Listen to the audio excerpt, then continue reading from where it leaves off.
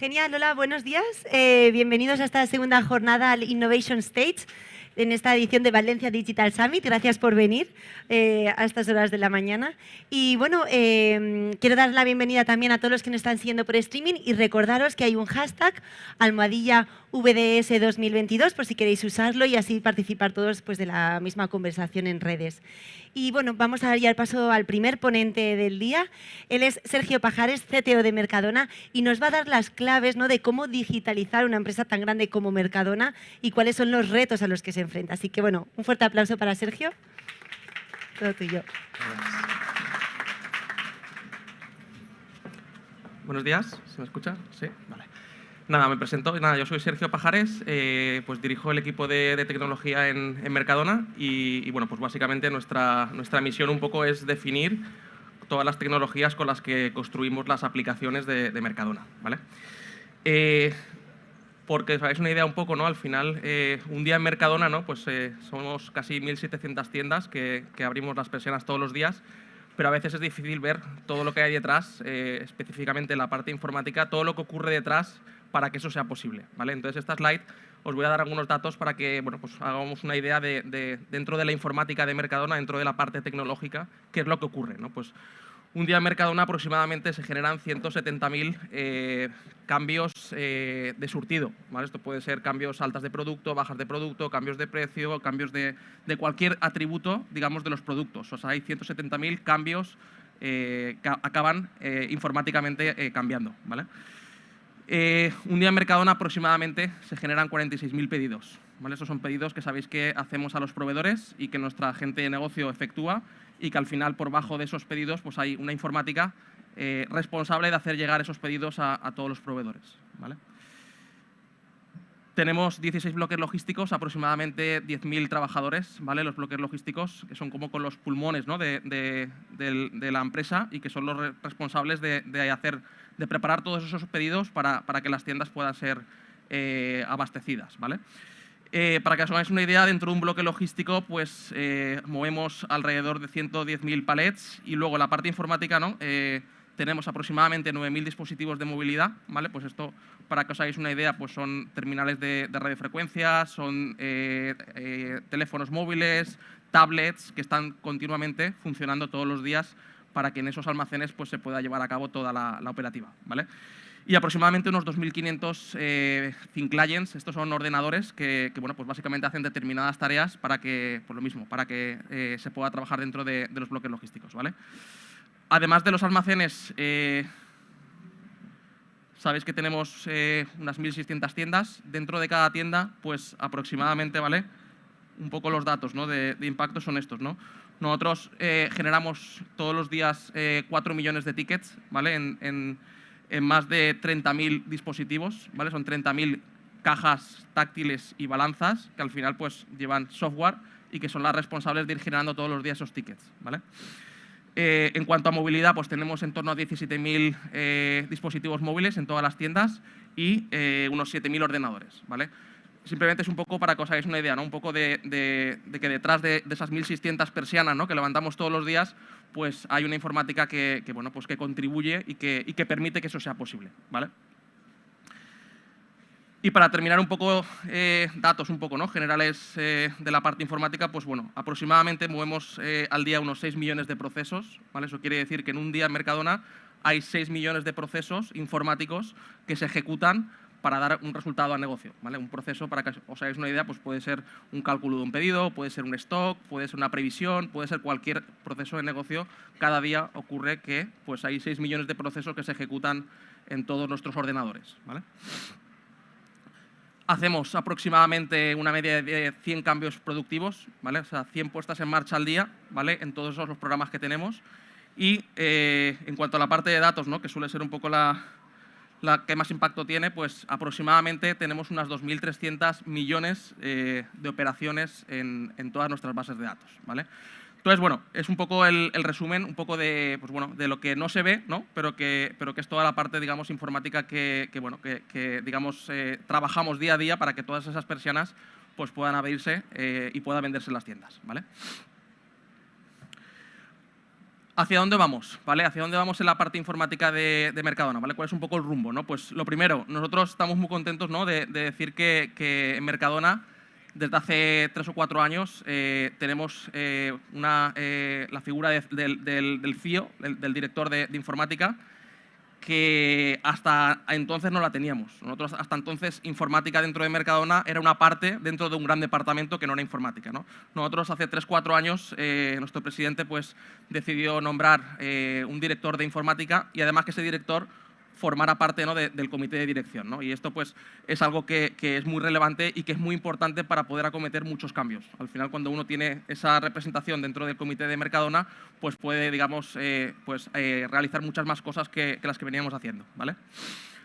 Lo segundo, estamos apostando mucho por el talento. Nosotros venimos de ser 300 personas aquí en Valencia y en estos últimos 2 o 3 años hemos triplicado el departamento de informática. Somos ahora mismo casi 1000 personas, ¿vale? Y buscamos más gente. Entonces, nos hemos hecho conscientes de que, claro, uno puede tener muchas ideas y tener muy claro el rumbo, la estrategia, pero al final todo esto depende de las personas y del talento. Entonces, en ese sentido, pues nosotros tenemos una apuesta muy fuerte por crecer el departamento de informática con mucho talento, ¿vale?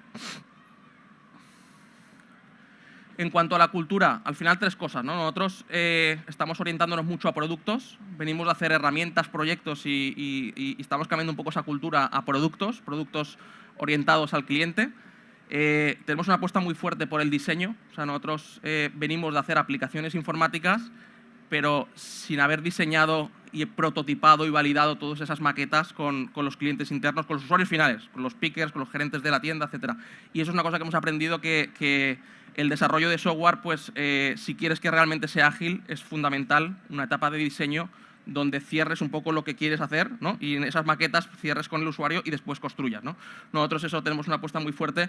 Y luego la tercera, que es una de las más importantes, nos hemos dado cuenta, ¿no?, que hace un año de que es muy importante el desarrollo dentro de la casa, ¿no? Nosotros contamos hoy con un equipo de ingeniería que al final los compañeros de ingeniería son los responsables de desarrollar software dentro de Mercadona, ¿no? Y es una cosa que nosotros tenemos muchas dudas, que si sí, que si no.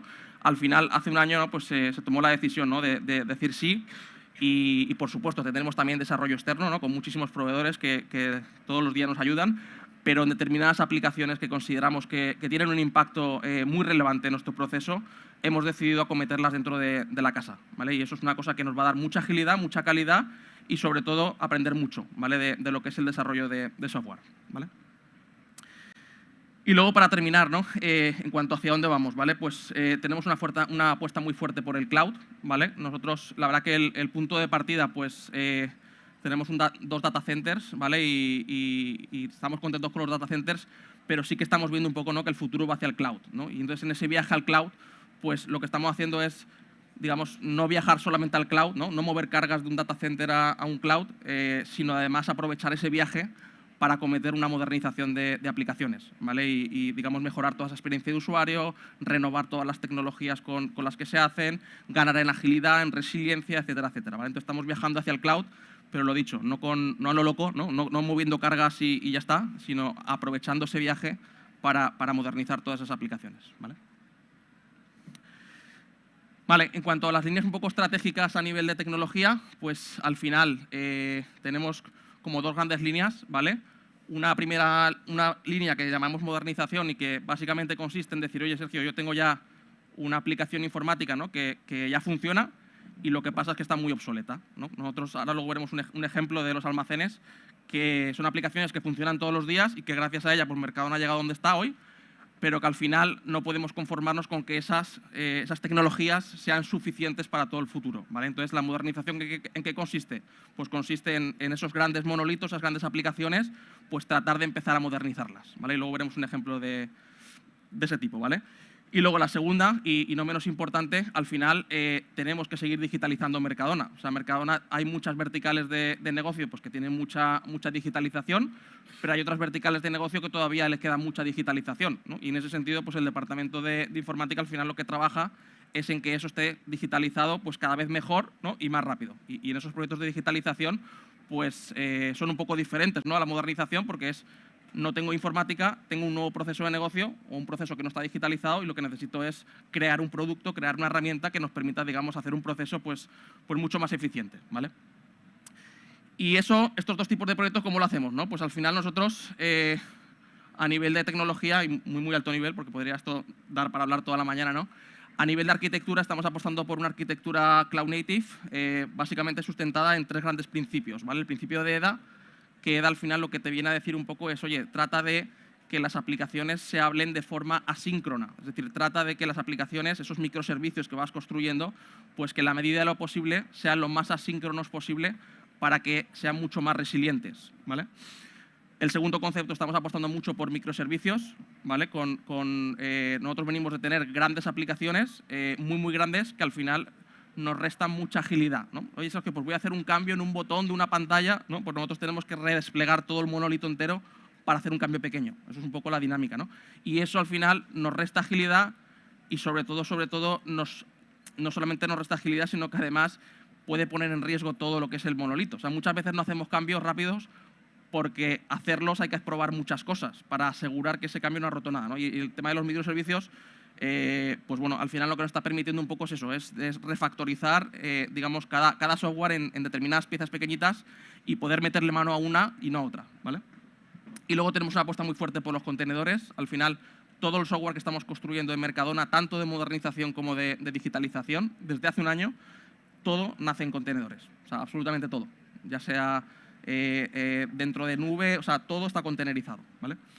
En cuanto a backend, que sabéis que al final son un poco las tecnologías que hacen cálculos, ¿no? Detrás de toda esa parte visual del frontend, nosotros estamos trabajando con Spring Boot, ¿vale? Que al final es una tecnología de Java moderna y en los procesos, digamos, de cálculo desatendidos, esos procesos que no tienen usuarios esperando, pues trabajamos con Spring Batch, ¿vale? Y a nivel de frontend, que al final es digamos, la cara visible, ¿no? De toda la informática, pues estamos dando un giro hacia tecnologías nativas de tipo Kotlin o Swift, que son para hacer apps móviles de forma nativa. Y luego en la parte, digamos, de la web tenemos una apuesta muy fuerte por Angular, ¿vale? Y lo dicho, las tecnologías al final las estamos acometiendo desde hace un año. Todas las aplicaciones que hacemos en Mercadona, ¿no? Pues hemos dejado, digamos, de seguir desarrollando software con tecnología obsoleta y las trabajamos con estas tecnologías. Y luego, todas estas tecnologías al final necesitan una infra, ¿no? Necesitan una infraestructura para poder, digamos, ejecutarse y funcionar correctamente, ¿vale? Entonces, nosotros en Mercadona hemos decidido trabajar con 3 grandes partners, ¿vale? El primero es Google. Nosotros trabajamos con la nube pública de Google y estamos llevando cargas de nuestro data center hacia Google, lo dicho, siempre modernizando todas esas aplicaciones. Trabajamos con OpenShift, ¿vale? Que al final es el orquestador de Kubernetes de Red Hat, y lo estamos utilizando para la nube privada. O sea, nosotros en Albalat tenemos un data center y estamos construyendo dentro de Albalat pues, una nube privada para aquellas aplicaciones que tienen una criticidad muy grande, ¿vale? Entonces, trabajamos con la solución de Red Hat. Y luego, finalmente, tenemos el orquestador de Kubernetes de Tanzu, ¿vale? Que esta es de VMware y lo estamos explorando en los bloques logísticos, ¿vale? Entonces, al final, las 3 soluciones responden a un mismo estándar, que es Kubernetes, pero dependiendo un poco del caso de uso y de las necesidades, pues tenemos un orquestador u otro, ¿vale? Y esto nos permite un poco también ver cómo de portables somos, ¿no? Decir, oye, yo he hecho una aplicación, Sergio, pero yo quisiera que funcionara en Google, que funcionaran en OpenShift y funcionara en VMware, ¿no? Y este tipo de, en vez de tener uno único, el tener 3, digamos, nos demuestra que realmente todo el software que estamos haciendo realmente es portable, ¿vale? Que es una de las estrategias que también tenemos. Trabajamos mucho con integraciones modernas. Aquí, pues nosotros venimos, ¿no? De unas integraciones pues, bastante legacy, pues, por ficheros, por DB links, etcétera, etcétera. Estamos virando hacia unas integraciones modernas pues, más orientadas hacia API y hacia el mundo de eventos de Kafka. Bueno, nosotros, pues lo dicho, todas las integraciones asíncronas estamos priorizando por la solución de Kafka y todas las integraciones síncronas estamos apostando por la comunicación API. ¿Vale? Tenemos un equipo bastante fuerte, ¿no? de seguridad que básicamente pues, son los responsables, ¿no? de asegurar que todo esto que estamos construyendo pues, es seguro y sobre todo que estamos protegidos ante todo lo que está pasando. Y luego finalmente tenemos también un equipo, ¿vale? Que le llamamos el equipo de CI/CD, que son los responsables de automatizar todo lo que es el despliegue de software, ¿no? Esto está muy bien, todo lo que he contado, pero luego al final hay que automatizar para que yo haga un commit contra un proyecto y eso acabe en un deploy en un clúster de Kubernetes, ¿no? Y todo ese proceso, todas esas pipelines, desde que yo hago el commit hasta que finalmente se despliega, pues tenemos un equipo que básicamente con la solución, ¿no?, de Git, de Jenkins y de Spinnaker son un poco los responsables de automatizar todas esas miles de pipelines que ocurren todos los días, ¿vale? Está muy alto nivel, pero es un poco digamos, el rumbo tecnológico hacia donde vamos a llevar todas las aplicaciones de Mercadona. Y luego, para terminar, os voy a contar un ejemplo, ¿no?, porque todo esto al final puede parecer un poco teórico y al final, bueno, pues he elegido un ejemplo que la verdad, todo el departamento de informática estamos muy contentos, ¿no?, de abordar este ejemplo, porque es un ejemplo que yo creo que impacta, ¿no? Nosotros tenemos, como os decía, tenemos una aplicación de todas esas que tenemos que modernizar que se llama la aplicación de MGA, ¿vale? Esta aplicación, pues, es la aplicación que utilizan todos nuestros pickers, todos nuestros personal, digamos, de almacenes, ¿vale? Para recepcionar la mercancía, para ubicar la mercancía, para expedir la mercancía, etcétera. Digamos, es el centro neurálgico de todos los bloques logísticos de Mercadona, ¿vale? Pues lo primero, gracias a este gran monolito, ¿no?, pues Mercadona puede seguir abriendo bloques logísticos, ¿no?, porque ahora podemos hablar que tiene mucho margen de mejora en cuanto a la tecnología, pero gracias a él, pues la verdad que hoy funcionan todos los almacenes de Mercadona, ¿vale? ¿Cuál es el problema que tiene? Pues esta es la pinta que tiene, ¿no? Tú llegas a Mercadona, pues vas a trabajar en un bloque logístico y hoy te forman en esto, ¿vale? Esto, al final, detrás de esto, lo que hay es un monolito, pues prácticamente gigante, de 4 millones de líneas de código, con miles y miles de casuísticas codificadas y tiene una estabilidad brutal. O sea, esto, otra cosa no, pero estable, robusto, o sea, está muchísimo, ¿vale? De hecho, bueno, lo creamos en 1994, ¿vale? Y hasta hoy, de hecho hoy, si fueras a cualquier almacén, lo podríamos ver funcionando, ¿vale? Entonces, lo dicho, gracias a él funciona Mercadona. Lo que pasa es que nosotros no podemos conformarnos con esto, ¿no? Al final, todo lo que nos viene en cuanto a la digitalización, aquí es muy difícil acometer muchas cosas, ¿vale? Y, por supuesto, la formación, ¿no?, de todo esto, pues imaginaros, ¿no? Llegas allí y dices, ostras, a ver hay combinaciones de teclas y cosas que tienes que saber para poder operar, ¿vale? ¿Qué es lo que estamos haciendo nosotros? Al final, ¿de dónde venimos? Así tenemos 6 bloques logísticos. Dentro de cada bloque logístico tenemos N almacenes, ¿vale? Almacén de frío, almacén de secos. Y estamos empezando, ¿vale? Digamos, estamos empezando en un bloque logístico que es en Guadix, ¿vale? Estamos empezando a empezar a aterrizar todo eso que os contaba, ¿no?, de las tecnologías modernas de forma práctica en un bloque logístico. Estamos empezando a desplegar, fijaros que aquí aparece Kubernetes, aparecen contenedores y aparece la solución de Kotlin, ¿vale?, que son las aplicaciones nativas que estamos desarrollando para los bloques logísticos, ¿no? ¿Dónde se complica? Se complica la convivencia, ¿no? Yo siempre digo, ostras, sería un sueño, ¿no? De decir, voy a parar un almacén, desarrollar todo el software de nuevo y enseguida arrancar el almacén, ¿no? Pues eso prácticamente en nuestra empresa es imposible, porque pondríamos en riesgo la continuidad del negocio y tenemos que diseñar, ¿no?, que en eso estamos, un poco esas arquitecturas de convivencia que nos permitan entrar a un bloque logístico y pueda operar con un gran monolito y a la vez pueda operar con un software totalmente moderno, ¿no? Y esa convivencia y cómo esos dos mundos se hablan continuamente en la producción durante X años es un poco nuestros grandes retos, ¿vale? Lo dicho. Esto es donde estamos ahora mismo y aquí, además, ¿no?, pues poner mucho en valor que esta es una de las aplicaciones, ¿no?, que han desarrollado nuestros compañeros de ingeniería, son desarrollo interno y que está yendo muy bien, pues gracias a todo el trabajo de todo el departamento de informática, pero en especial a la gente, ¿no?, que desarrolla el software dentro de la casa que está yendo muy bien, vamos. Y ahora dices, vale, bueno, esto es la pinta que tiene, ¿no? Fijaros un poco el cambio, ¿no? Esto es una carretilla o cualquier proceso de recepción, expedición, ubicación dentro del almacén. Pues aquí directamente disparas y prácticamente tienes toda la información del producto, ¿vale? Esto es la cara visible, lo que no se ve de esto es lo que os he contado, ¿no? Todos los microservicios, los contenedores, los orquestadores, todo eso está por bajo, que es la parte no visible, pero que visualmente ya cuando uno entra, pues ya ve que aquí algo ha cambiado, ¿no?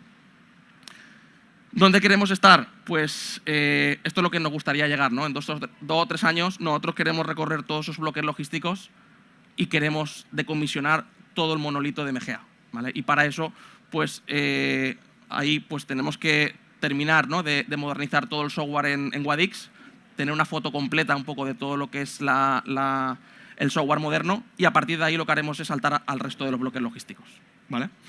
Entonces, esto es un poco una de las aplicaciones. Nosotros tenemos 299 aplicaciones que modernizar más, ¿no? Entonces, un poco es el reto, ¿no? de cómo convivimos en esa modernización y cómo hacemos que un mismo software pueda estar trabajando de forma monolítica y de forma moderna y que el negocio siga funcionando, ¿no? Y en eso, pues, buscamos personas, buscamos talento, ¿no? Al final, todo esto son ideas, son estrategias y nosotros creo que tenemos claro dónde queremos llegar, pero sí que es verdad que estamos buscando mucho talento, o sea, mucha gente, al final, informáticos, ¿no? que nos ayuden a llevar este camino y hacer posible todo esto. Yo creo que todo esto, al final, no es posible sin un gran equipo. Nosotros hemos triplicado el departamento de informática, somos casi 1000 personas, pero estamos buscando mucha gente, muchos informáticos, muchos desarrolladores, muchos arquitectos de aplicaciones, mucha gente que se dedica a la ciberseguridad, muchos SREs, muchos DevOps. Estamos buscando mucha gente, no solo en Valencia, en toda España. Así que nada, os animo a si a alguno le atrae el proyecto, pues estaremos encantados, ¿no? de contar con él. Y muchas gracias a todos. Genial, muchas gracias, Sergio. Y bueno, ya sabéis, no sé si la gente ha podido coger el QR, pero si no, pues que se acerquen a ti y espero que consigas aquí. Talento aquí tienes, o sea que… Gracias, Sergio. Bueno, y ahora vamos a dar paso a la siguiente mesa. Le vamos a dar unos segundos. Si quieres, coger botellita de agua.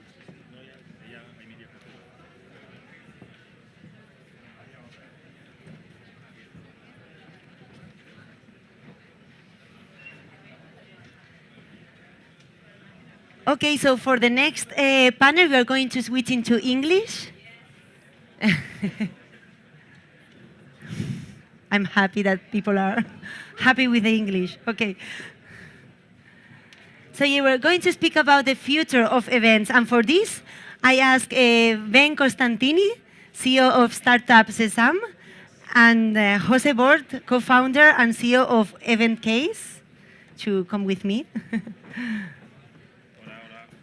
Yeah? Okay. So, yeah, we're going to talk about the future of events, because with the pandemic, the events have changed a lot, no? So, first of all, I will ask you to introduce yourself and your company very quickly, so they know what they do. Jose? So, I'm Jose Bort. I'm the CEO of Events Case. We are one of the main all-in-one platforms for events. So, we power websites, registration, on-site management, event apps, accreditations. Just to give you an idea, we have raised around 8 million euros as a startup. We are more than 40 staff. We power the events of Telefonica, BBVA. Now next month the COP. We work with the United Nations, with the Sustainability Agency and the Refugees Agency. So we have managed events up to 130,000 people, just to give you an idea. Perfect. And Ben? So Startup Sesame is a kind of different type of agencies. We work with all sort of tech events. We specialize in this type of events. And here at the Digital Summit, we are helping bringing together speakers, like international speakers, the one in particular from the Summit Pro stage. So helping an event reach more international audiences. And that's what we do. We have this sort of preferred view on the market, and we give feedback to event organizers, for example, about the software, the tools that are out there, such as Event Case. So I hope that with both of us, we can bring some value to the audience today. And well, let's look back, no? With the pandemic, everything stopped, all the presence, in-person events stopped. How did you live that moment? Maybe yours was better because it was more technological. How did you live those years? So for us, from one side, we cannot complain because we raised, like, for the last round, like 4 million euros, and it helped us to grow. But actually, it stopped the whole thing. We were growing like 100% a year, and suddenly we started growing like 20, 30%, because we were built for in-person events. So website for a virtual event is not really necessary. Registration, people were using just like Zoom and similar. Apps were not necessary, and patches were not necessary. So basically, our core products were not necessary. And what we built is an MVP. product for virtual events, and the goal was to retain the main clients. And we succeeded on that. So basically, we didn't lose any revenue. And but it was very, it was a challenge because suddenly we saw a big increase in competition, lots of new startups only for virtual events, and people that they just started from scratch and were doing really well for virtual events. So for us, it has been like up and down. Every 3 months, the market has changed. Basically, because with the new waves, suddenly everyone was saying, okay, the COVID is over, no more pandemic, let's go for in-person events, and then suddenly, okay, a new wave, and again, okay, go back. So it has been more than a challenge than an opportunity. Yeah. So for us, it's a bit different because we're not directly impacted like an event organizer, for example, had to cancel everything and suddenly move online. You lose all the revenues from your sponsors, exhibitors. You have to sort of reinvent yourself. For software companies that were specialized in in-person, that was also very challenging, as just explained. The newcomers, like the new entrants that were 100% virtual, were skyrocketed and taking away your customers, right? And for us, the biggest challenge was basically that we were all in with in-person. We always believed that, for example, entrepreneurs can change the world if they go to the right event at the right time to meet the right person, what you're doing here, right? And that is something that online right now, at least with the current state of technology, cannot be done. We were thinking that online events were actually a threat for entrepreneurship and not the opposite. We lose in 2020 roughly 30% of revenue, and we continue to have an impact in 2021. Now we're back to the level of revenue that we had in 2019 for this year, and the future looks bright, Zach. But one very important thing that we learned, and I know we're going to talk a bit more about that, is to make sure that we are more resilient towards this type of disruptions. A lot of our revenue pre-pandemic was growing outside of Europe. We were betting heavily in the Asian market, so we were really thinking, okay, we have a play between Europe and Asia that we can have as a company. Even being so small, we were doing a lot of business already in Korea, in Vietnam, in even China, and all of that with COVID is it's over. You cannot do anything anymore with events in Asia, and actually the Asian market is one that is the slower to recover from the pandemic. And are we now getting out of that? Because I remember last Valencia Digital Summit, we had the mask, and now we are normal, no? Here, are we there in that? I can tell you one thing: we had roughly 12 speakers canceling because of COVID. Okay, so it's still there. It's still around. Yeah. Now the fear is about that. It's a new wave. For the last 2 or 3 weeks, some people are saying a new wave is coming, and then again the fear of what we are going to do with the event, if it's going to be virtual, in person, or hybrid. So it's still in the events industry. It's still there because it affects as well traveling, and there are people that they are afraid of. Yeah. So one thing that I feel is interesting, and it's also an opportunity potentially for those of you who are here, is that the expectation and the interest around in-person events has changed a lot. So now people who are actually going to in-person, they tend to have a higher motivation and reason to go. Pre-2020, there was kind of a rhythm of I'm going always to the same thing, right? To the same event, to the same market, same territory. And now this change, the cards have been, shifted in a sense. So it's an opportunity actually. So there are, new players, actually new events that are popping up, taking, the space that others have left behind. There's been a lot of consolidation in the market in terms of big event organizers have acquired, smaller ones. There's a consolidation going on. So I would say that these 2 years gave at least to the industry a huge opportunity to learn how to be more flexible and more resilient, and that's what you've done at your company as well. And really, the forecast for 2023 is that there's going to be more events, more attendees. Everything is booked. Everything is booked. Everything is overbooked already. Yeah. You cannot do anything in Vegas next year. It's all booked. Also more budgets, but it's because it's going to be everything much more expensive as well because inflation. So from one side, is more budget because organizers are going to organize more events or better events. But if we compare with 2021, that's the thing. 2021 probably was one of the worst years. So 2022 was great, but we are comparing it with 2021. Actually, 2022 has been like 2018, and what we are expecting is 2023 to be like 2019, like, you know, pre-COVID level. And let's talk about the challenges that the events have now. I don't know if creating a community for the events is one of the challenges or the trends in the event sector. What do you see from your point of view? We see like the two biggest challenges for event organizers are, one is attendee engagement, and that's related with community. And the second one is the ROI, the return of investment. The thing with engagement, and we have seen it with virtual events. In 2020, virtual events, you know, were rising, but then organizers realized, okay, people are not really engaging, are attending, but also they leave very quickly when they join the event, and there is no engagement. And then all the platforms, you know, we were developing, you know, engagement tools, but didn't quite work well. And that's the reason why now we're getting back very rapidly to in-person events, because that serendipity of meeting someone that you don't know here just because you are sitting together is, you know, you don't have it in a virtual. The solution, we think, one is more planning. Right now, everything is being last minute, and for businesses, new projects, and then so the organizers sometimes remains like 30 years ago. Okay, this is a bit of controversy, because you know, at the end, one of the main decisions for an event organizer is first the venue, then the catering, and probably later the speakers sometimes, and the end is the technology.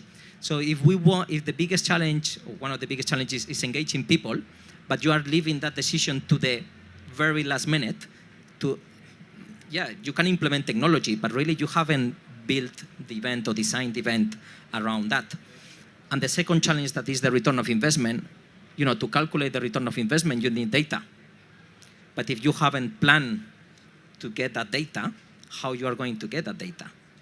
So really, it's not something that we cannot achieve. It's more on the mindset of, as well, the organizers, but the world, you know, brings you there as well. You know, everything is very fast. So I wanted to react to, you said it's controversial. It's not at all. The event industry is the oldest business. Like, you know, trades, fairs, markets is what humans have done at the, you know, from the very beginning, and it's still the same concept, right? Like what we're doing inside here, having, you know, a booth, a present to show products and attract buyers, it's like basics. This is, you know, in our DNA. This is one of the reasons why it's so hard to ship that online. That behavioral thing is embedded in who we are as a species, you know. It's very, very strong. I'm not saying that there's not an opportunity to replace that booth with virtual, but as I was telling you earlier, the technology is not yet there, and the expectations from a cultural point of view are not there yet. I would say that the youngest of you here, like the younger crowd here, is maybe the first generation that has some type of interest into going into a fully virtual experience. When I say fully virtual, I'm talking about 100% immersive with haptic technologies that allows you to touch the product remotely and feel it, that thing, right? The people who are spending the money here, they're not this, you know, they are not a client for that technology, okay? So we're talking about, even if technology-wise the product can be out there in the market in the next 5 years, the adoption, it's 20, 25 years ahead of us, because the buyer, the people who will pay for it, they are just graduating right now, you know? So it's like, it's not happening overnight. So that was the first reaction to this, not so controversial from my point of view perspective. An event organizer basically does everything on spreadsheet. That's it, you know? It's Excel, you know, BFF. That's your number one software. You're just on Excel, you do everything on Excel. And this year, for example, with some events, we managed to push them to use Airtable, which is like, you know, spreadsheet on steroids. And that was like, oh my God, they're discovering, you know, a new world, right, of opportunities. You will be amazed of big banks, big technology companies, you know, running hundreds of events. There are events that, just to give you an idea, they have like a 10 million budget for their event, like a product launch, like the new BMW or Mercedes or whatever. They have crazy budgets.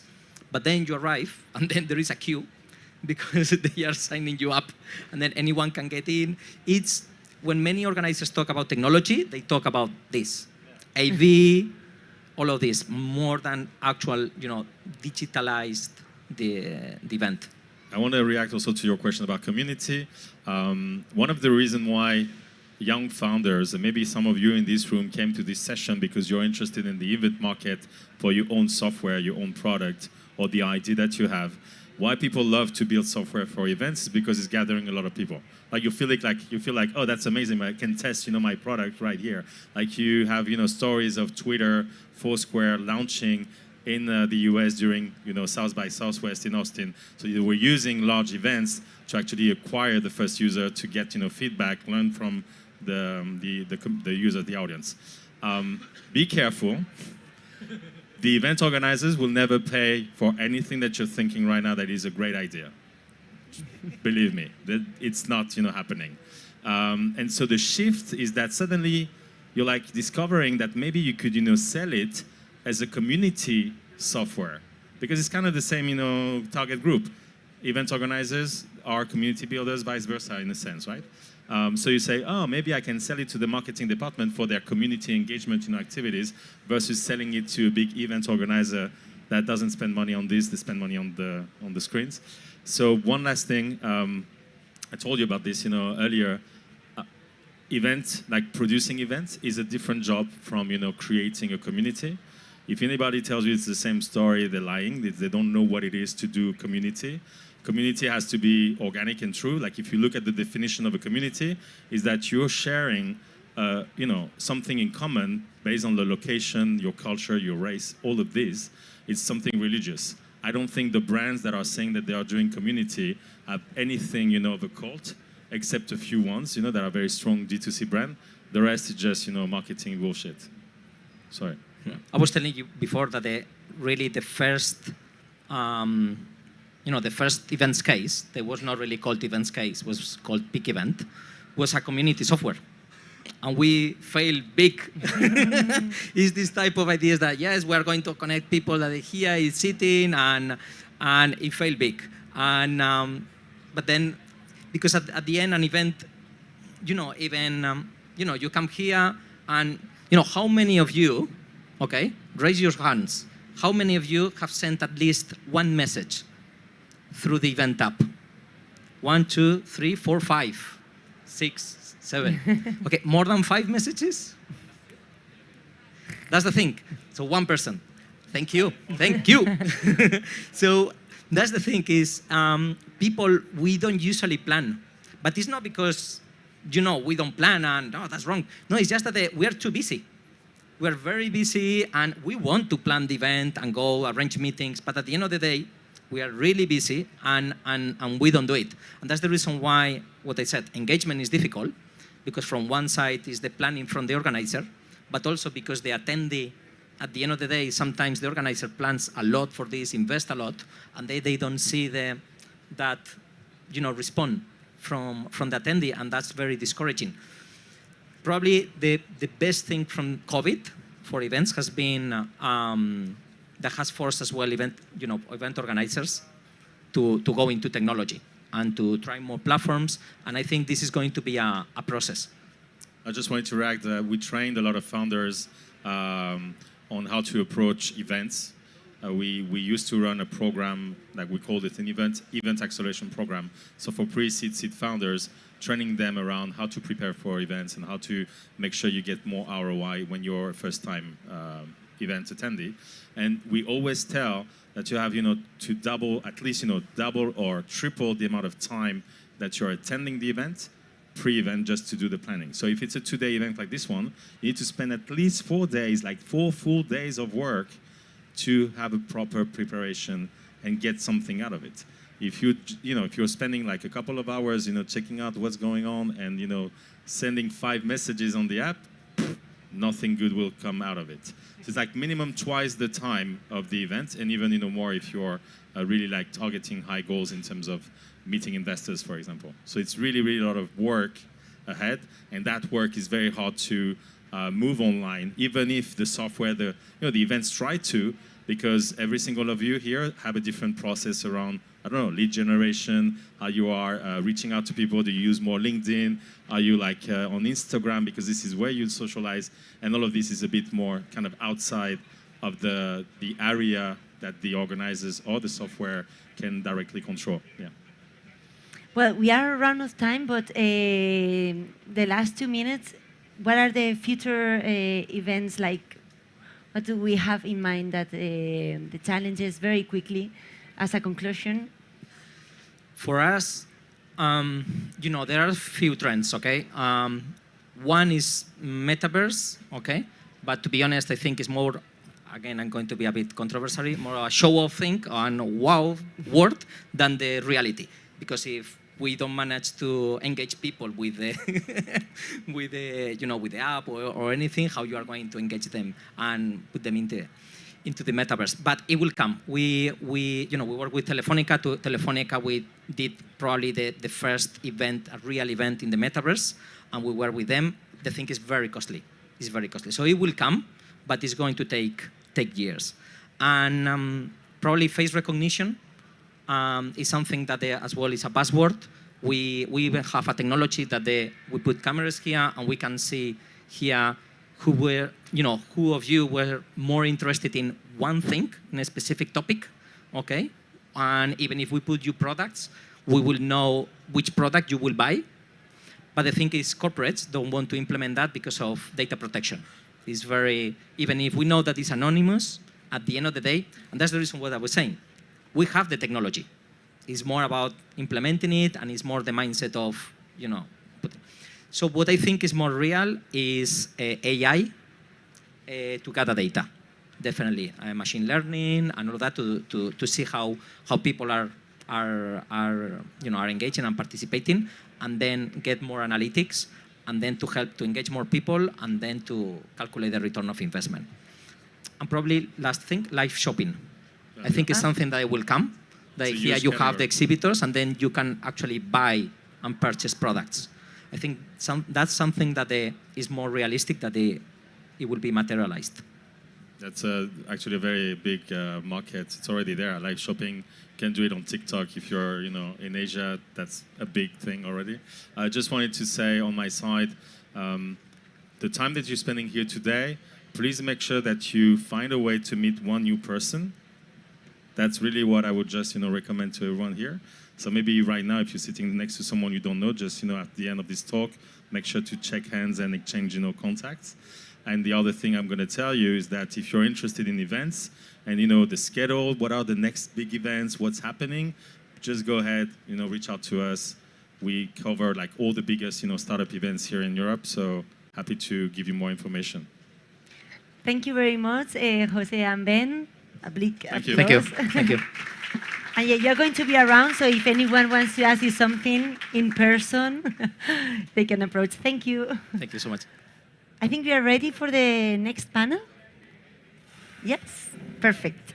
So we are going to talk now about how startups work with media, with the press. And for this, we have Alberto Iglesias, Deputy Director of D+I El Español, Joanna Kirk, founder of JKPR, Diego Gorder, Head of Projects of I+I Channel, and Mike Butcher, Editor of TechCrunch.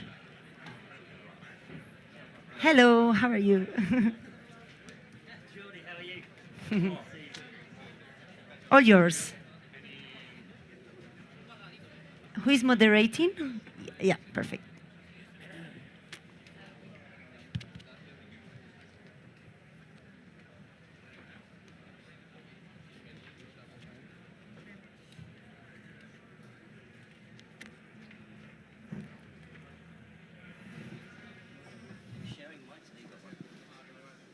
Oh, we'll have one for each one, don't worry.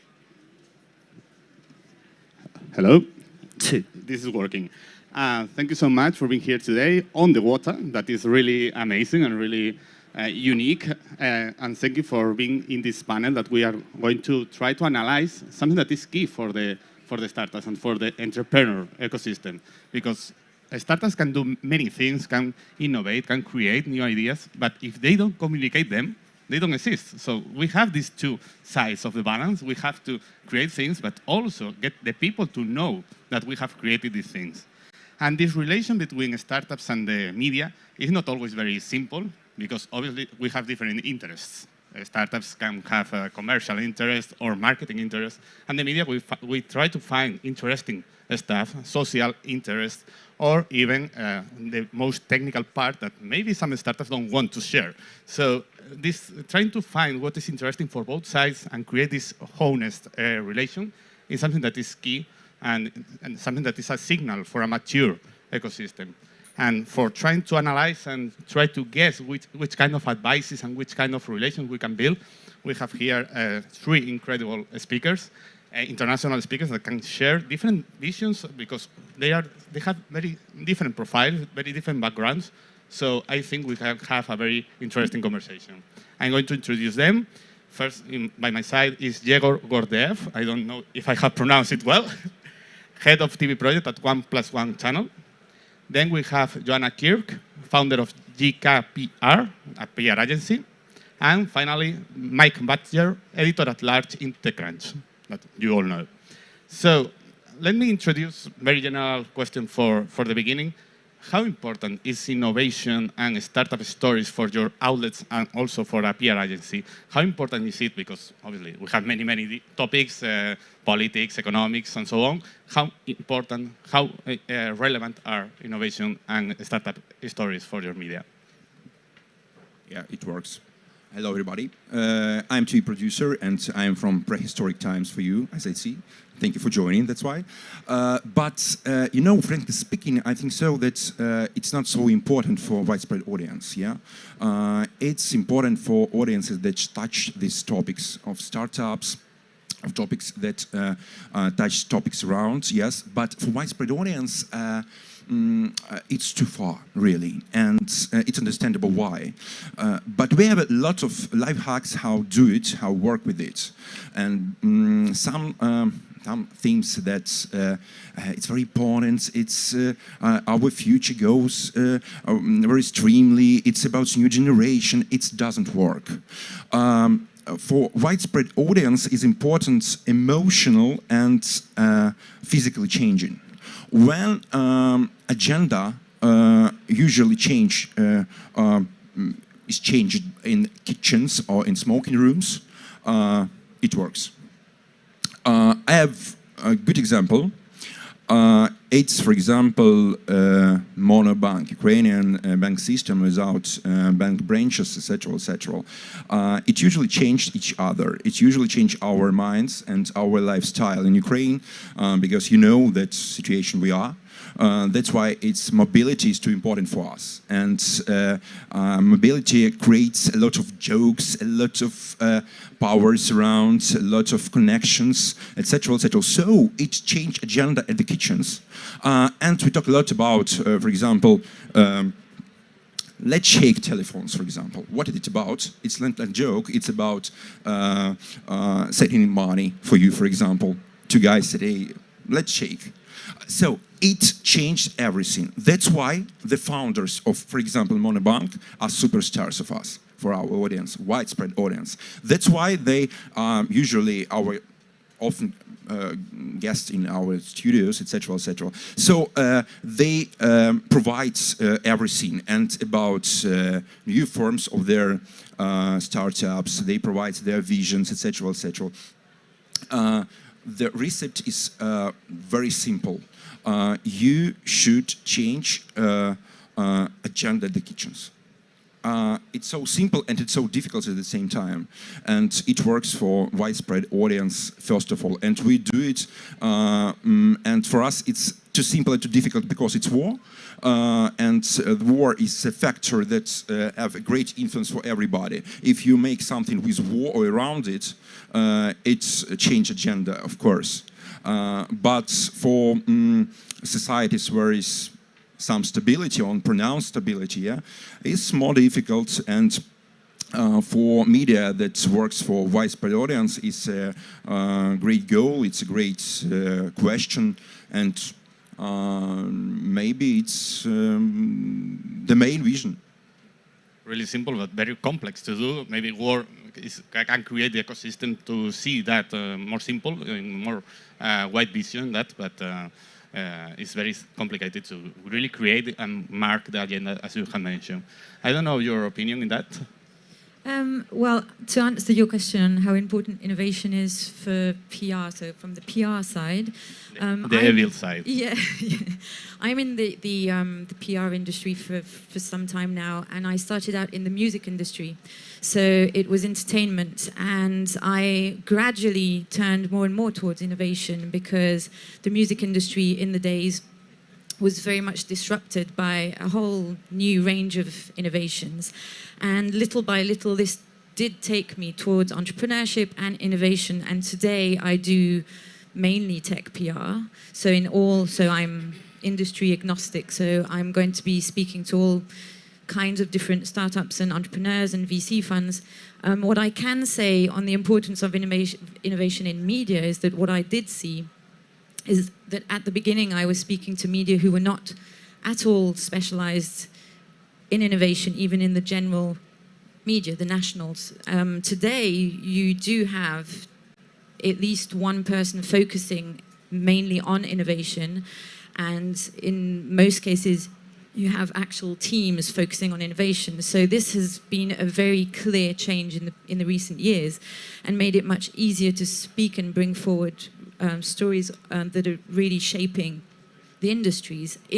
Back in the days, it was more difficult to do this because you had,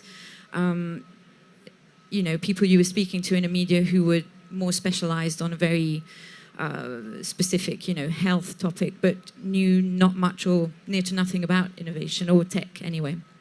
So this is, from the PR perspective, a very strong evolution that I've seen in the past years. So yeah.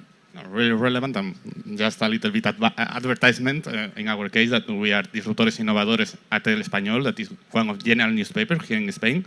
Obviously, it's a general newspaper covering politics, economics, and whatever, and we have a specific vertical talking about digital economy with a specialized team with very profound background on this. So that's the way, that's the journey you are talking about. And talking about specialized media covering innovation, obviously, Mike, we have to talk about TechCrunch. In your case, obviously, all innovation stories are relevant, but how do you decide which are the ones that you are going to publish? Yes, because this was going to be a very short answer, because you were going to say, how relevant is innovation to us? Well, that's basically all we do. So, short answer. Second answer to your question, how do we pick what we'd write about?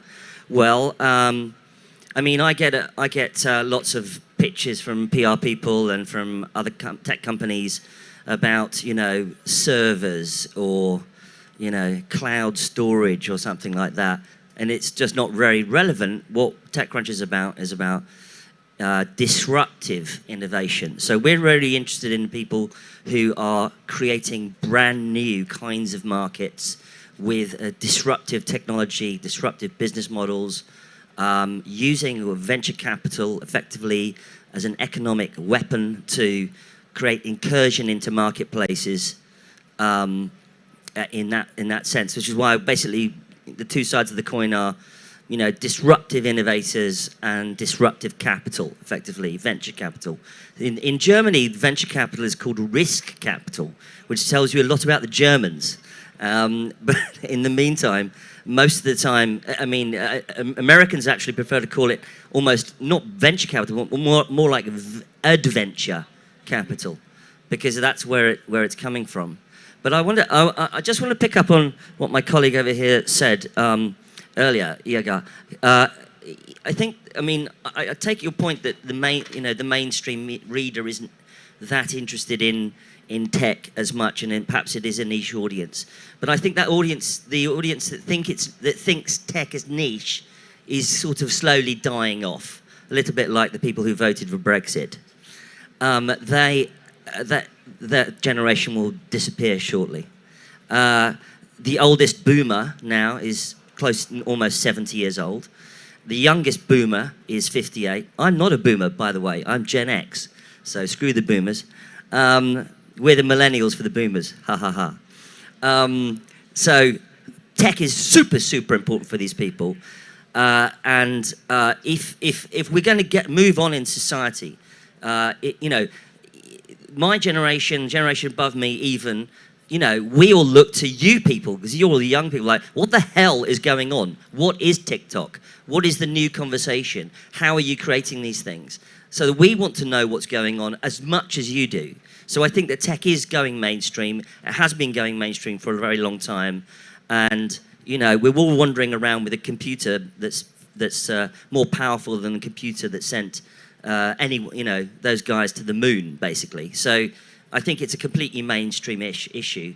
The question is how you communicate it as a journalist. And I'll stop there. No, you have made the question, so please answer that. And then, Yegor, also, I want to know your opinion. But you have made the question. You are now in the position to answer that. Mike? Okay, well, don't give me any more stage time, because I'll take it all up. But I mean, the short answer is, I mean, our audience is pretty niche. We're kind of like The Economist or the Financial Times for startups.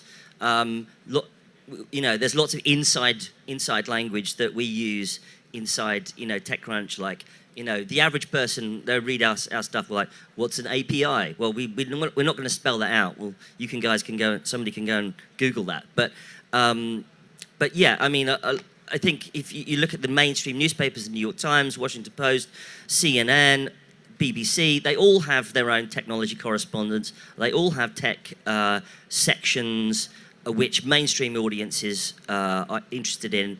We're just a little bit more deep dive than that, and we're very much about the cutting edge. Yegor?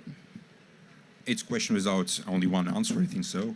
And of course, a lot of differences between widespread audience in, for example, England and Ukraine and United States and Belgium, but everywhere and any times, I think that widespread audience like one phenomena perceive things in the same way.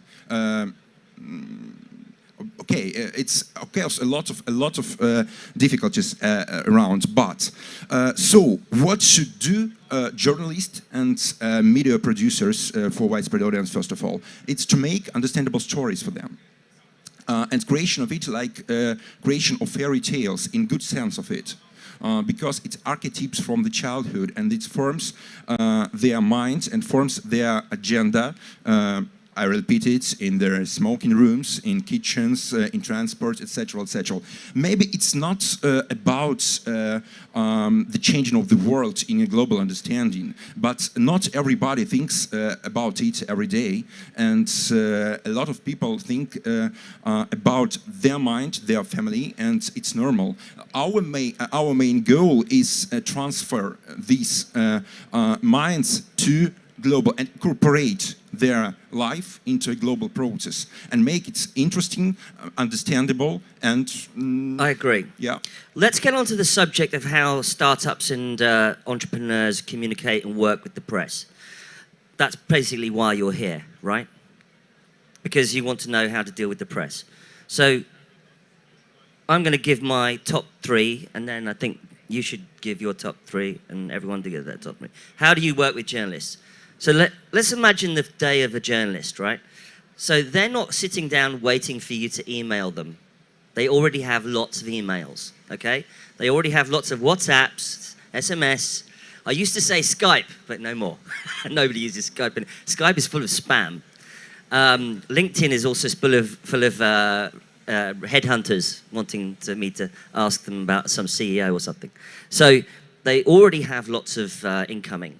How do you get above the you know, all of that chatter and all that noise and get that journalist to open that email and work out and go, sit down and go, oh, I'm going to write about your company?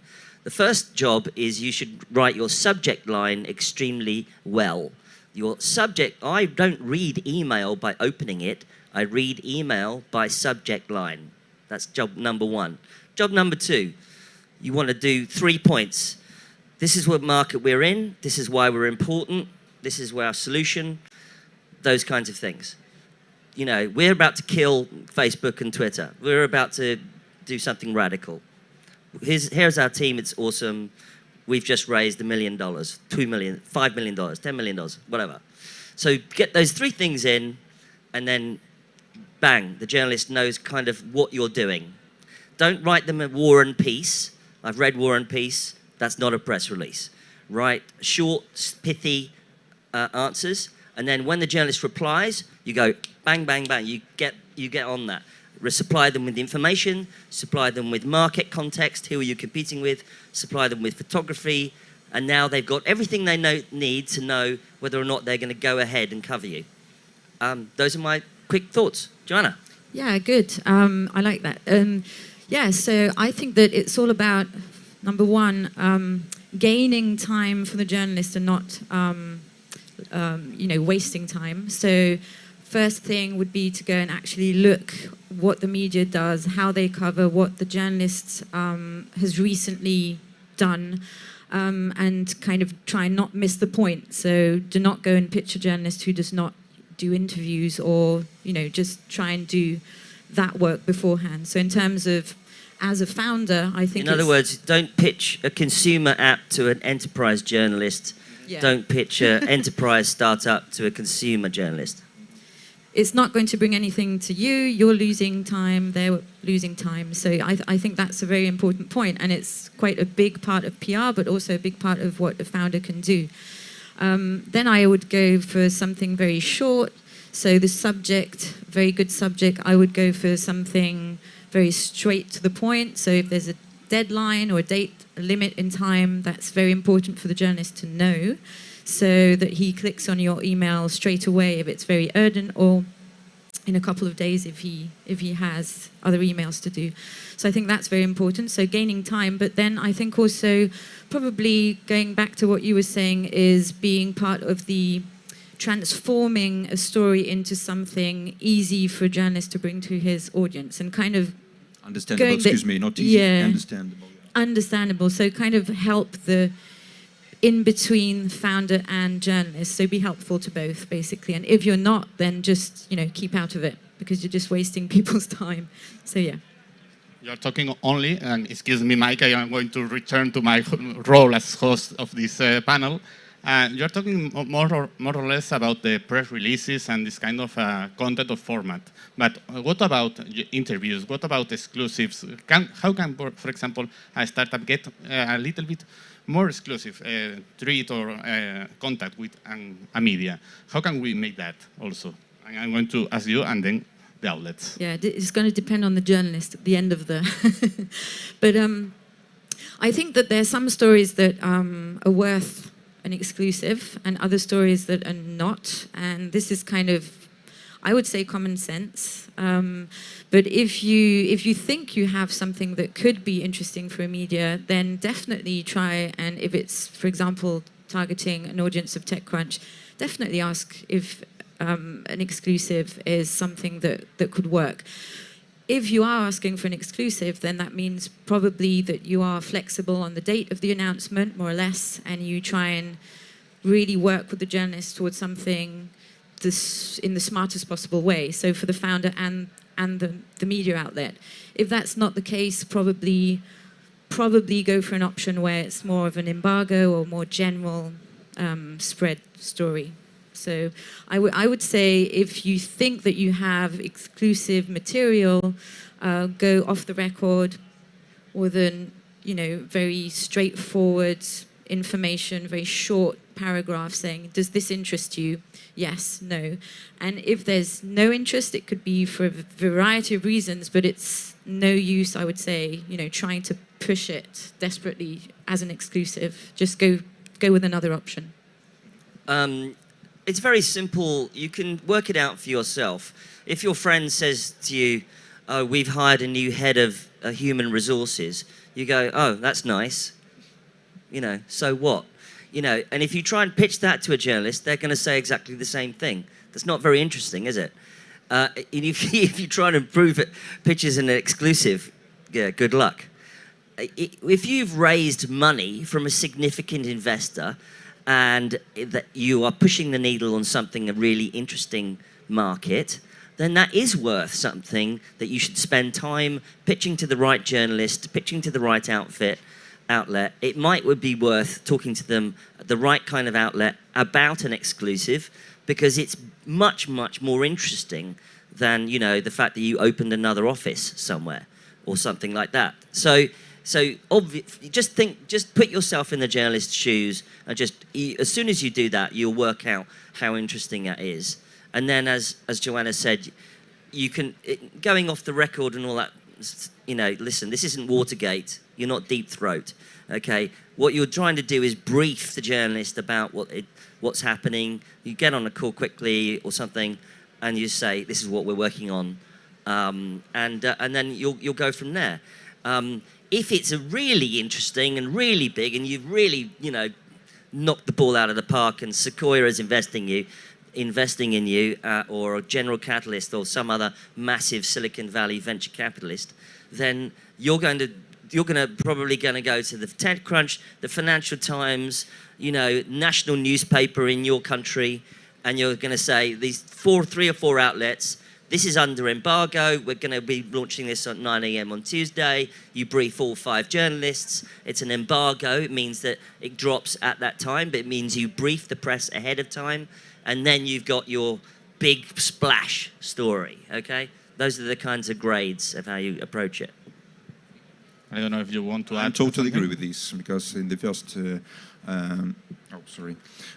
the first mark that it should be interesting, exclusive is not important. So as we understand it before, yeah, and really the hero, the role model for audience is first of all the personality or model that can touch to the life of the audience, not it's a founder of something great. As usual, it's really important, and I try to remember all cases, a lot of cases of IT in Ukraine that are so popular. We have a lot of cool IT cases, and really Ukraine is a huge power in this case. And as I understood, as I remember, really, a lot of persons and role models from that world are not founders. They are speakers, first of all. They are role models. Maybe they can't give their deeply insights from their how it exists, but they explain for what it should be created. Yeah, and it's the main reason if they are in the informational field now, and they are so useful. And I think that a lot of IT companies and founders here should distinguish persons in their teams who can present and explain and understand all audiences around. They understand not the bubble in where they are. And this person should be their visionaries, and visionaries in media, in newspapers, in international or local, it's no matter. And I think it works in this case. Really interesting. And we are just out of time, but I want to finalize this with a final round.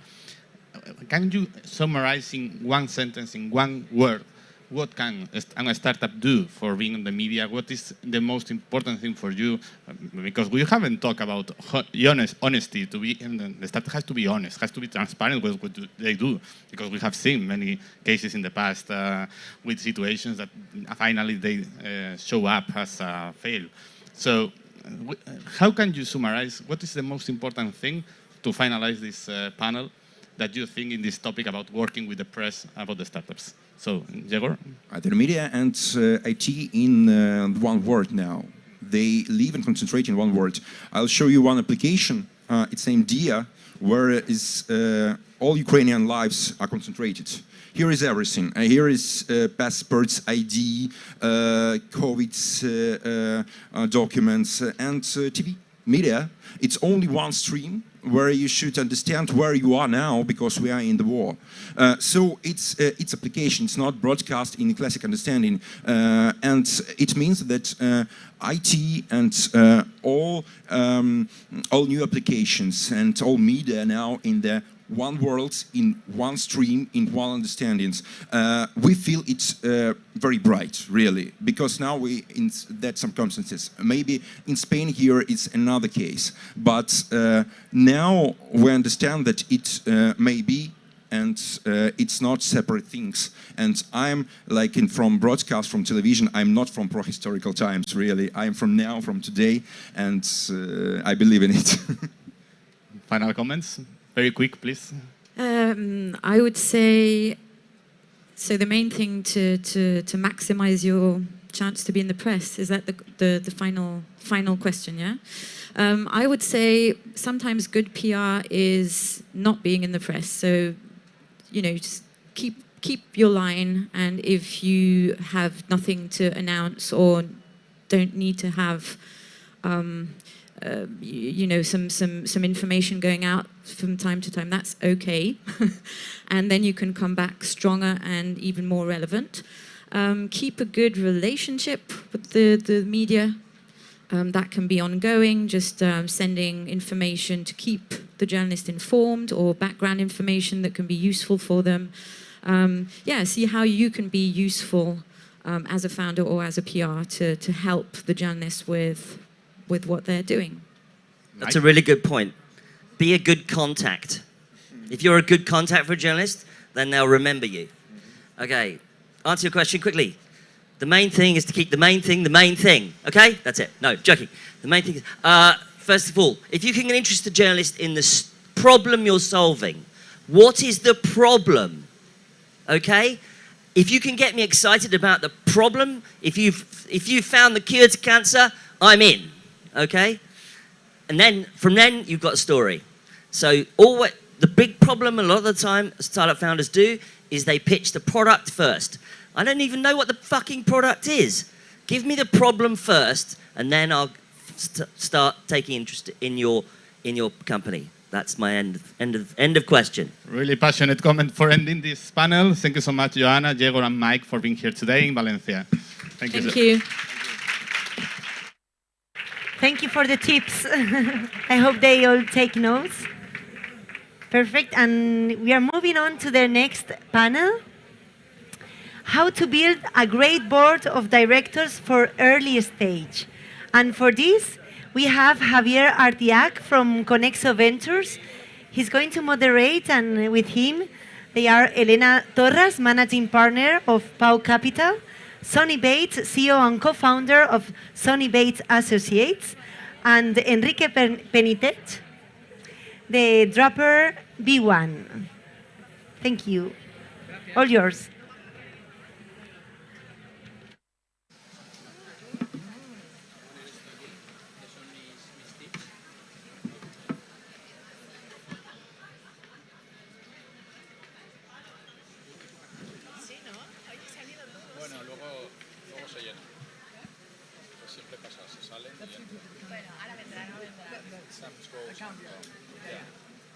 Hola, good morning. How are you today?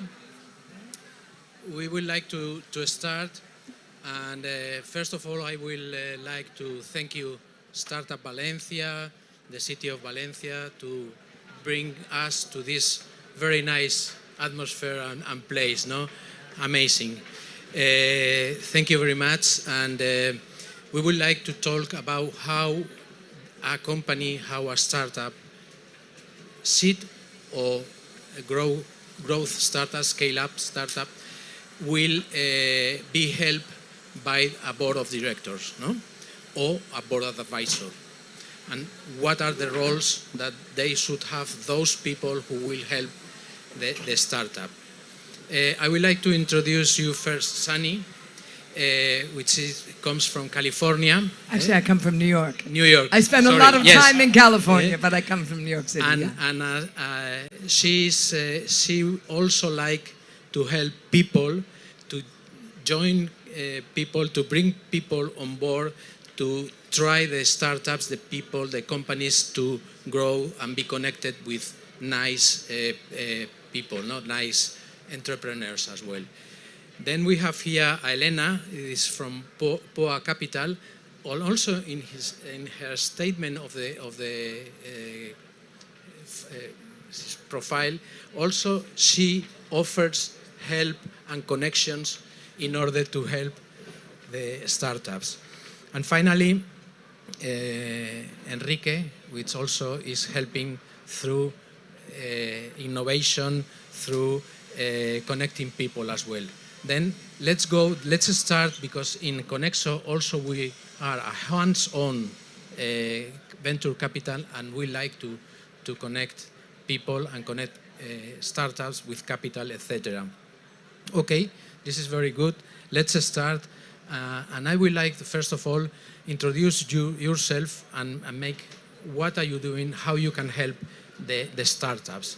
Elena, please. So very, very fast. I've been entrepreneur, I've been business angel, and now I'm investing international money here in early stage startups. I'm also been board director of a fund of funds. So having been in all the places, I can understand really the ecosystem. So I've been there. That's how I can help the startups. You know, if I've been in your shoes, I can really empathize and be there. And also with money. My name is Sunny Bates, and I have been a headhunter, basically a recruiter for 30 plus years in the world of digital businesses. I've been a board of directors, member of a board of directors, probably 6 different boards of directors over the last 20 years. I'm also, if you want to talk about boards of advisors, I'm on about 20 boards of advisors, which are somewhat different because you don't have fiduciary responsibilities. So, and I also do recruiting for boards of directors. Thank you. Enrique? Yeah, I'm Enrique, founding partner from Draper V1. We are a venture capital, really early stage. We usually are the first venture capital entering in a startup that we invest and we lead the investment. We are part of the Draper funds all around the globe. So we have some global services in San Francisco, and the alma mater is Team Draper. And yeah, we have right now alive in the portfolio like 70 companies, because early stage is about diversification. And I've been part of, I don't know how many board of directors, most of the time as an observer, because we prefer to be as an observer. And yeah, we can talk about this structure later. So. Okay, and then I would like to introduce myself. I am founding partner of Conexo Ventures. Conexo is VC that is helping the companies to scale up in USA. And we have 2 partners, one in San Francisco, one in Boston. And we have scaled up 3-4 companies in there, and 2 of them, they are only a 1 billion value company. In my personal career, I am board of director of several companies in Spain, and I was the CEO of an international company based in London, and I was responsible of, probably I will say irresponsible, of Latin America, north of Africa, and Spain. Okay, let's start with the first question, which is very, very funny. Depending on the state of the company, board advisor or board of directors, what are the difference and what are the roles that those type of advisor will provide and handle with the startup altogether? Enrique, you first. Well, as I said before, we are really early stage investors, so you have a really engagement with our entrepreneurs. So we call ourselves like human venture capital, because we like to have this relation like it's really human. It's not a relation between a venture capital and a startup, or between 2 companies. It's people with people. So what we like is that we like the entrepreneurs to feel really comfortable. And so in that stage, it's kind of like we become what in Spanish we said, investor de cabecera, no? That they call us whenever they want, even Fridays at night or whatever, so the CEO and the founders can ask you for and share their problems. And we don't feel that at that stage is needed to have this regular board of directors. And later on, I mean, when there is some other investors, some other like people around and of the company and so on, we recommend more the advisory kind. It can be called a steering committee, advisory board, or whatever. Actually, it's usually really informal. It's not like in the US. So it's really informal. We would like the people to be really comfortable, like talking to friends about their problems and how can we help to them. And so we recommend in that stage to find people that you actually can learn from and can really add value. And yeah, and when we have some companies that are in the later stage, of course, there is board of directors. So. Sunny, what do you think about? Well, I think that that a board of advisors is a great way to add credibility and to have access to the kind of talent that you wouldn't be able to hire because you couldn't afford it initially. So I think for an early stage company, and depending on the governance structure of what you have, a board of advisors is a great way to start. As you get into a more formalized structure or a C Corp, I don't know the equivalent in Spain, but as you get into a more formalized structure, as more people bring in formal money, they typically will want a seat on the board. I think at that point, same thing, you're looking for someone who's really going to be a working board member. I think you really want someone you can press into service in the middle of the night when you're in a panic, when you most need them. But I think that the board of directors has fiduciary responsibilities. So essentially, the executive team, the CEO, reports to the board, which is different from a board of advisors that you can lean on in all kinds of ways that I think can be hugely useful in an early stage company. So they already said it. I agree completely with what they say. So to bring another thing over the table, I've seen how a board can destroy a company or can save a company. So really, really early stage, don't put a board on the table. Just have an advisory board, people that are really ready to be hands-on, to really help, because there are a lot of startups that says, this is my advisory board, but they maybe talk 5 minutes in a year with them, but they just use their name. Okay, if this is helpful, okay, but what is really, really helpful is that these people that are really worth it dedicate time and that you can call them anytime. So that will be on the early stage. Later stage, as Sunny was saying, they can request a board. I mean, investors request a seat on the board. My recommendation at that point will be include independent board members. So not only the fiduciary board members, include independent board members, so there is really good discussion over the table. And the second thing for this kind of boards would be dedicate a teeny moment for the past and dedicate almost all the time for the future. Because boards are about the long term, not about the short term. Obviously, if there are important crisis situations, you can talk about that, but don't talk about the past. Reports are to look at home, not to discuss over the board session. Thank you. Just to add one final thing, so regarding this, it's kind of like, look a lot what people you are choosing as an investor, as an advisor, because you actually want a really good vibe in those meetings. You have to feel like, you have to be in liking to be with them and talk to them, like expecting to have that meeting and not be so nervous and so afraid of having the board. So you need to be in a good vibe.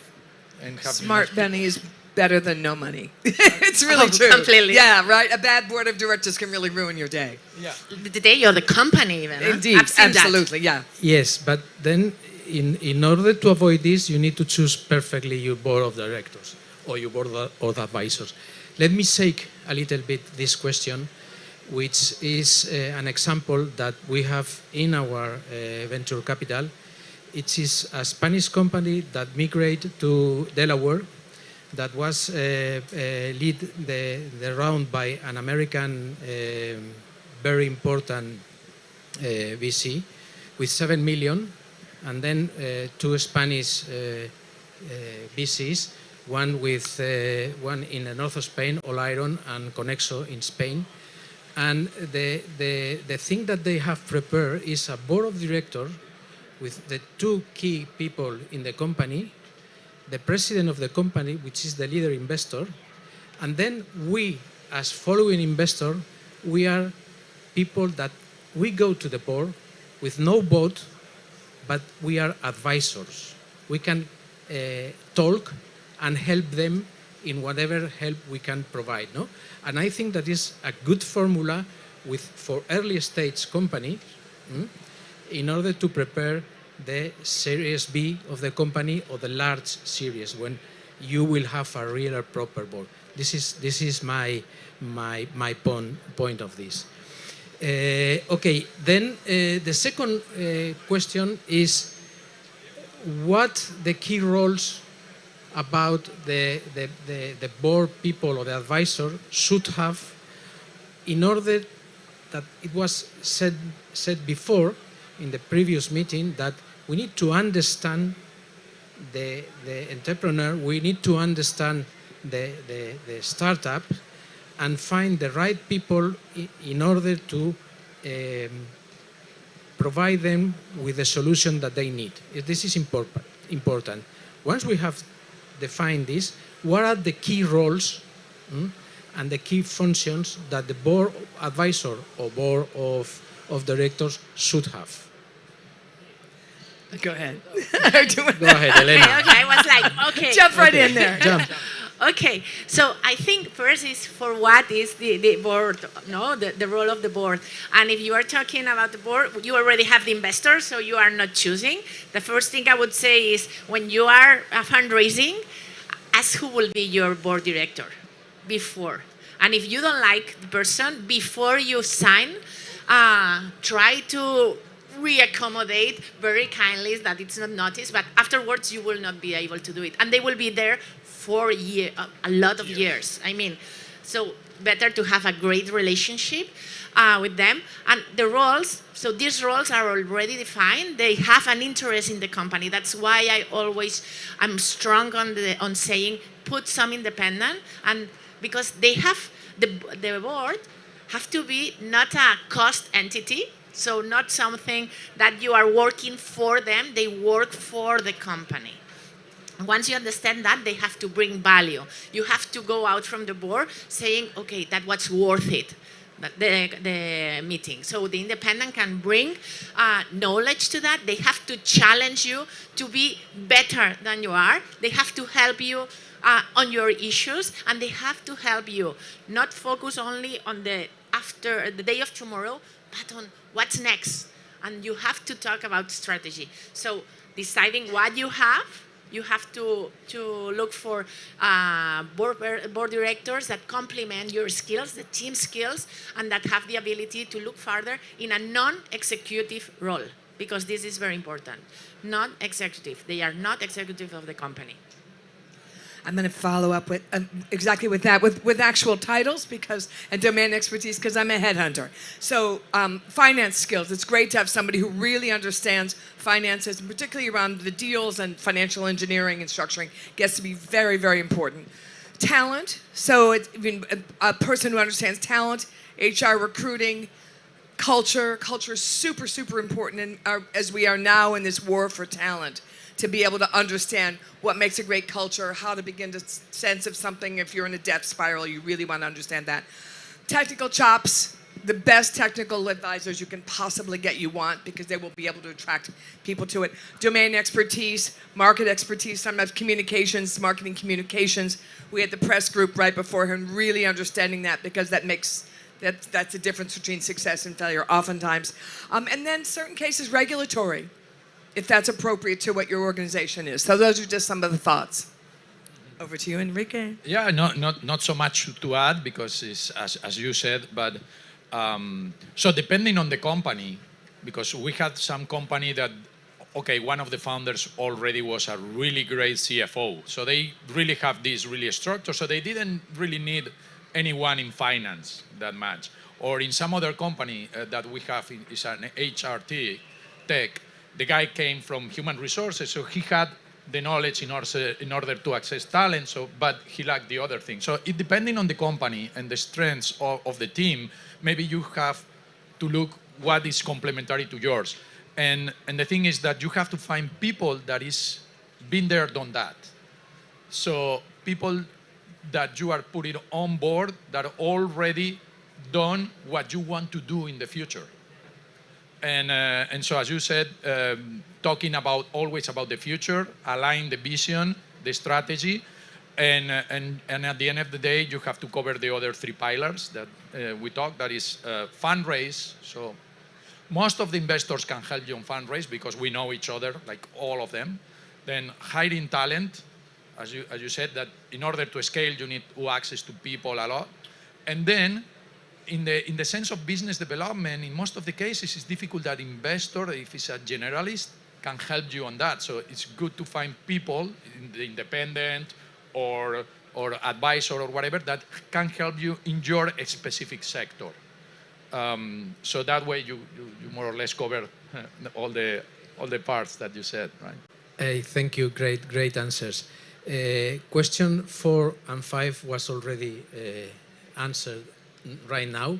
Then let's move to the 6th question. But before this, I would like to put a statement which we need to think about this, and you will need to understand this and apply this strictly. The difference between governance and managing, okay? Governance is to set up the strategy, the future of the company, the control of the company, and the responsibility of the company. And managing is to lie down or put on the field what the board of directors said, no? Or want to follow the objective. Then here are 2 questions. Should we introduce into the board the directors of the company?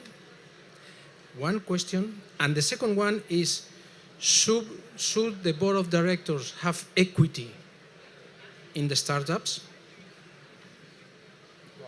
I was going to say, I've got a real strong opinion about the second one, but give me the first question again. The first question is the key directors of the company should be part of the board as advisor, as people who knows how the company goes, or not. So the executive team, you're saying. Team, right, yes. okay, yeah. And then the second one is equity for the board of directors, yes or not? Okay, so I think that typically you want the CEO on the board and you want them to have a voting position. Anything beyond that, I think it's up to discretion of the board and depends on the type of the organization.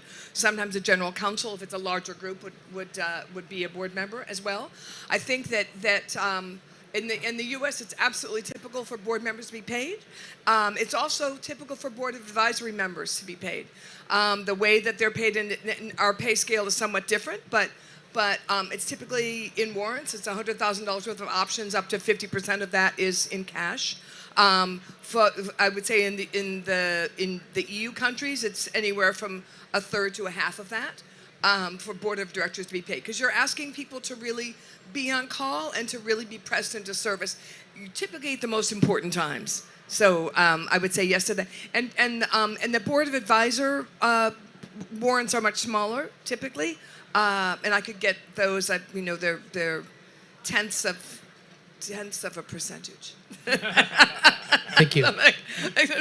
It depends, and they vary. They're not necessarily typical across. Elena, time is more or less off. Okay, Let's so go. executive team, no, they can be invited to some sessions, but not as voting member. And then I think compensation, it depends so much in the early, in the later. It's not, the investors should not be compensated for that. It's their job. But independents, yes, they should have compensation. And it depends on each case. You can give a small part of share of BSOP, which is not official shares, or cash compensation. Thank you. I mean, every time that we have a startup and there is someone that is called advisor and wants to be advisor, what we recommend here in Spain is kind of like, okay, if he's actually so much in love, make him at least to invest a small amount, so he's engaged. He's actually not just coming here to be paid or to have a stick here like, okay, I'm part of this advisory board, right? Because if not, there is a lot of people around and going and try to get equity for free or whatever. So it's good that if you are a really, really good founder, to really involve that people that you want, that, okay, I like this guy, I want him to be my coach, my mentor. So just get him a small ticket in the company so becomes actually engaged and be part of the board if needed. So skin in the game. Yeah. Okay. Skin in the game is essential, and this is how they will be part. The advisors or the board of directors be part of the team, no, of the project. Thank you so much for being with us today. And let me finish that I strongly recommend to have around you key people doesn't matter if it's board of director or advisor, key people that help you to grow, to find talent, to drive you finance. Nice. We are going to do ¿cómo se dice? A selfie. Thank you so much.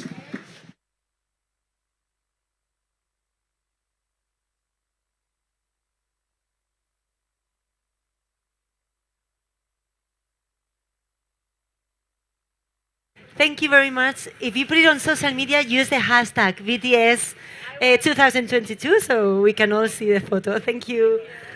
Thank you very much. So now we are going to move on to our next speech, which is why privacy matters, why privacy is becoming mission critical. For this, we have Podret Oleri, co-founder and CEO of Choir Layer, and Niam Muldon, CISO of Fenergon. She comes from Ireland, so you can come.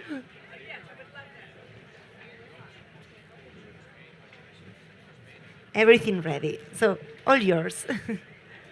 Thank you.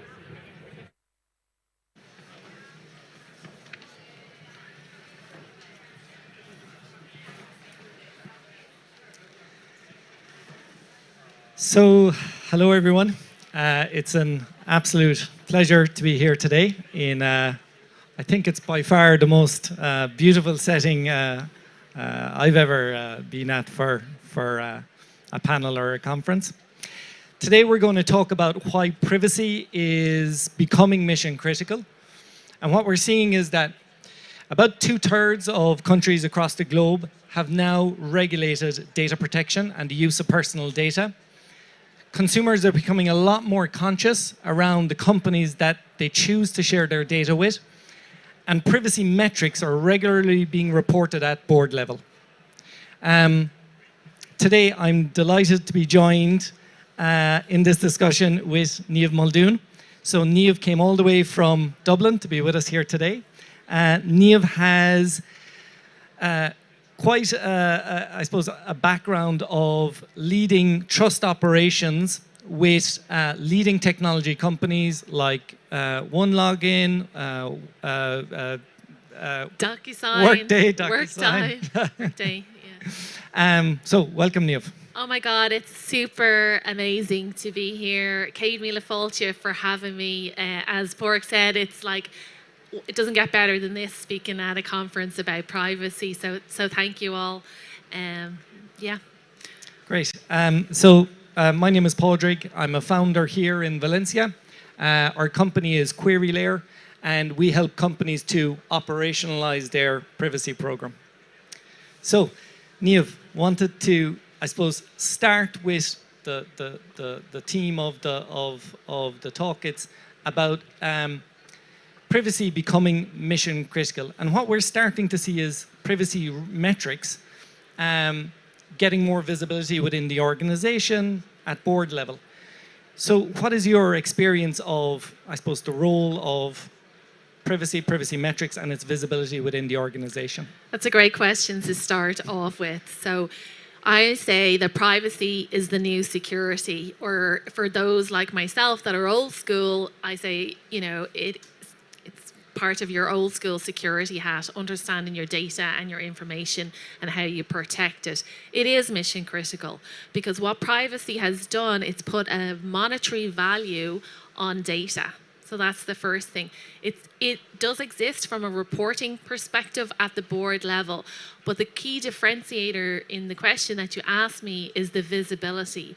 And where I see Query Layer really supporting organizations is their ability to bring KPIs, to automate those KPIs that you can really bring the visibility. The visibility around showing that privacy is a business enabler, how you move your business forward by showing that trust and transparency, but also helping them validate and protect their data. So being able to demonstrate that you deliver to DSAR requests within the regulatory requirements, and also protect the data from those accidental disclosures by demonstrating that you have the technical and organizational controls in place.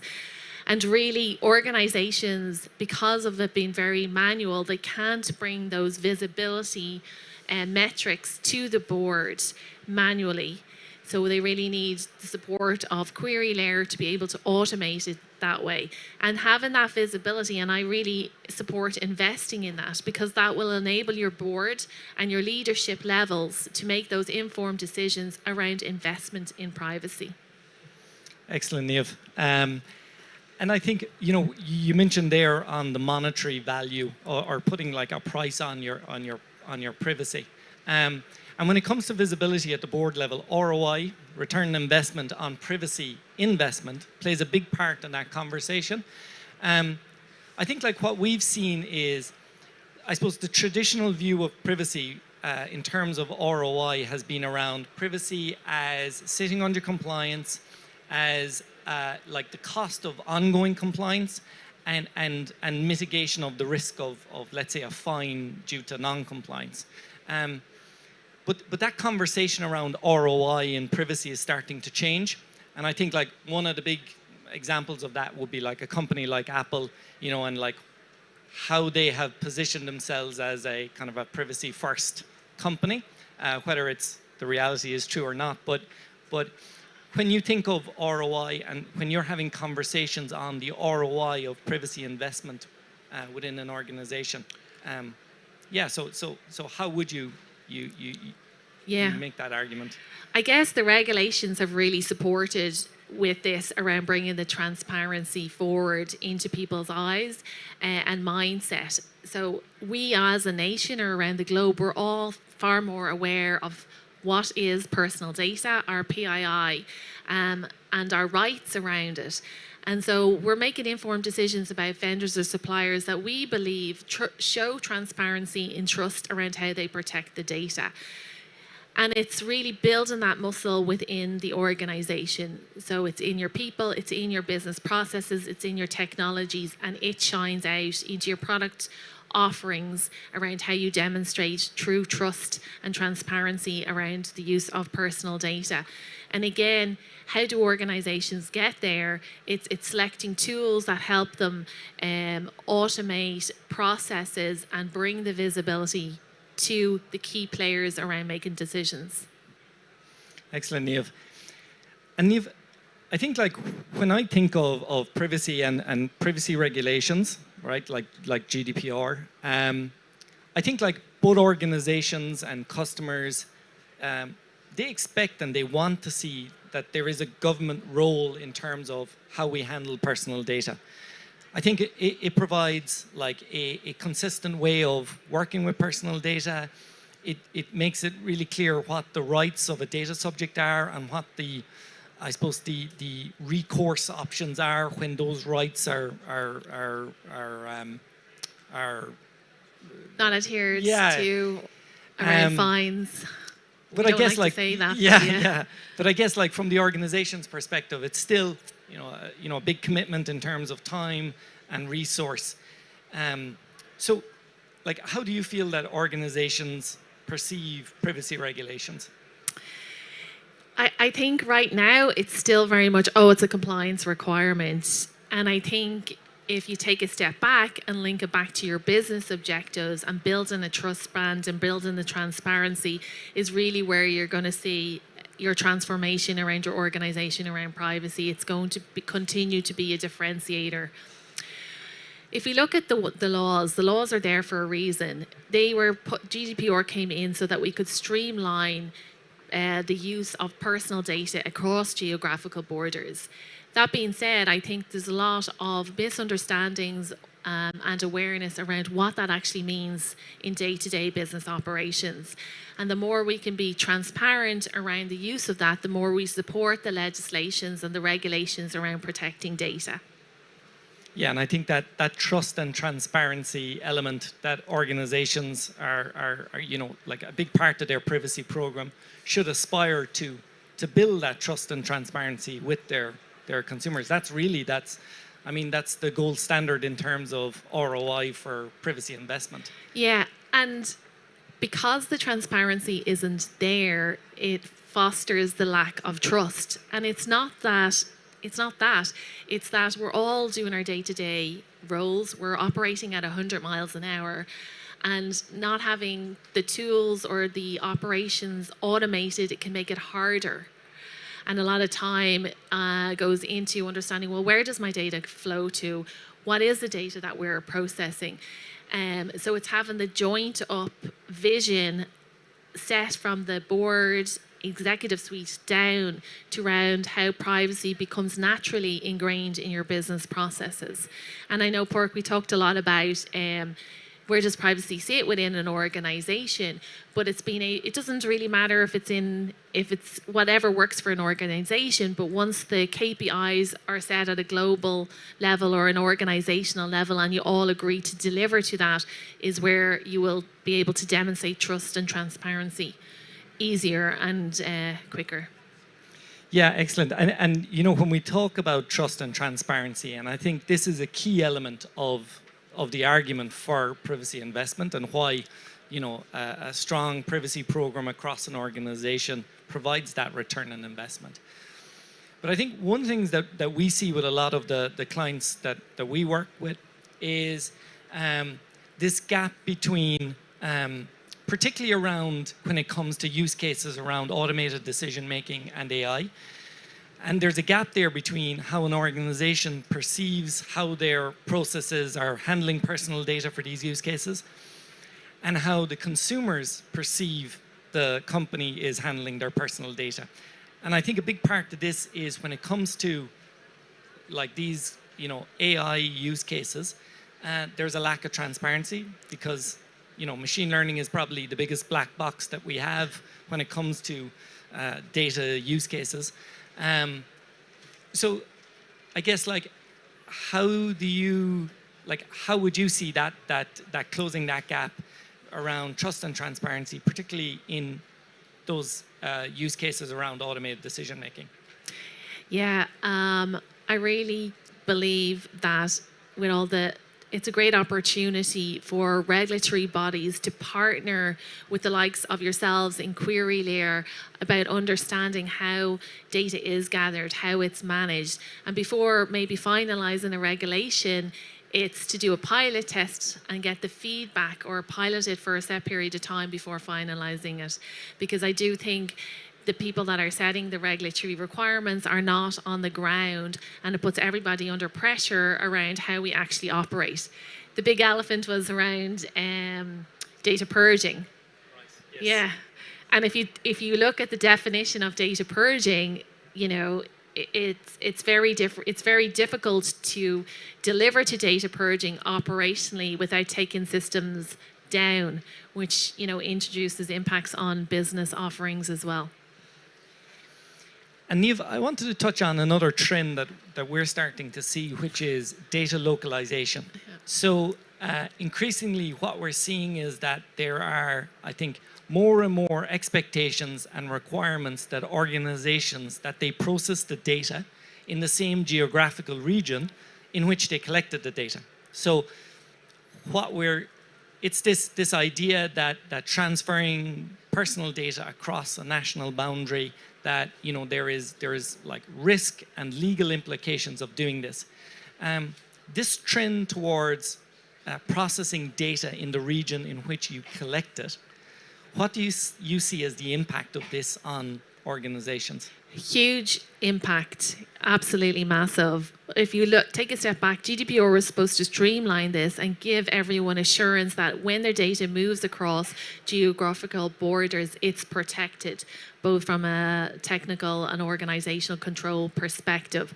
And now this localization, the expectation on localization is actually taking a step back, and it will impact businesses. And it will impact revenue and how organizations make informed decisions about product offerings going forward.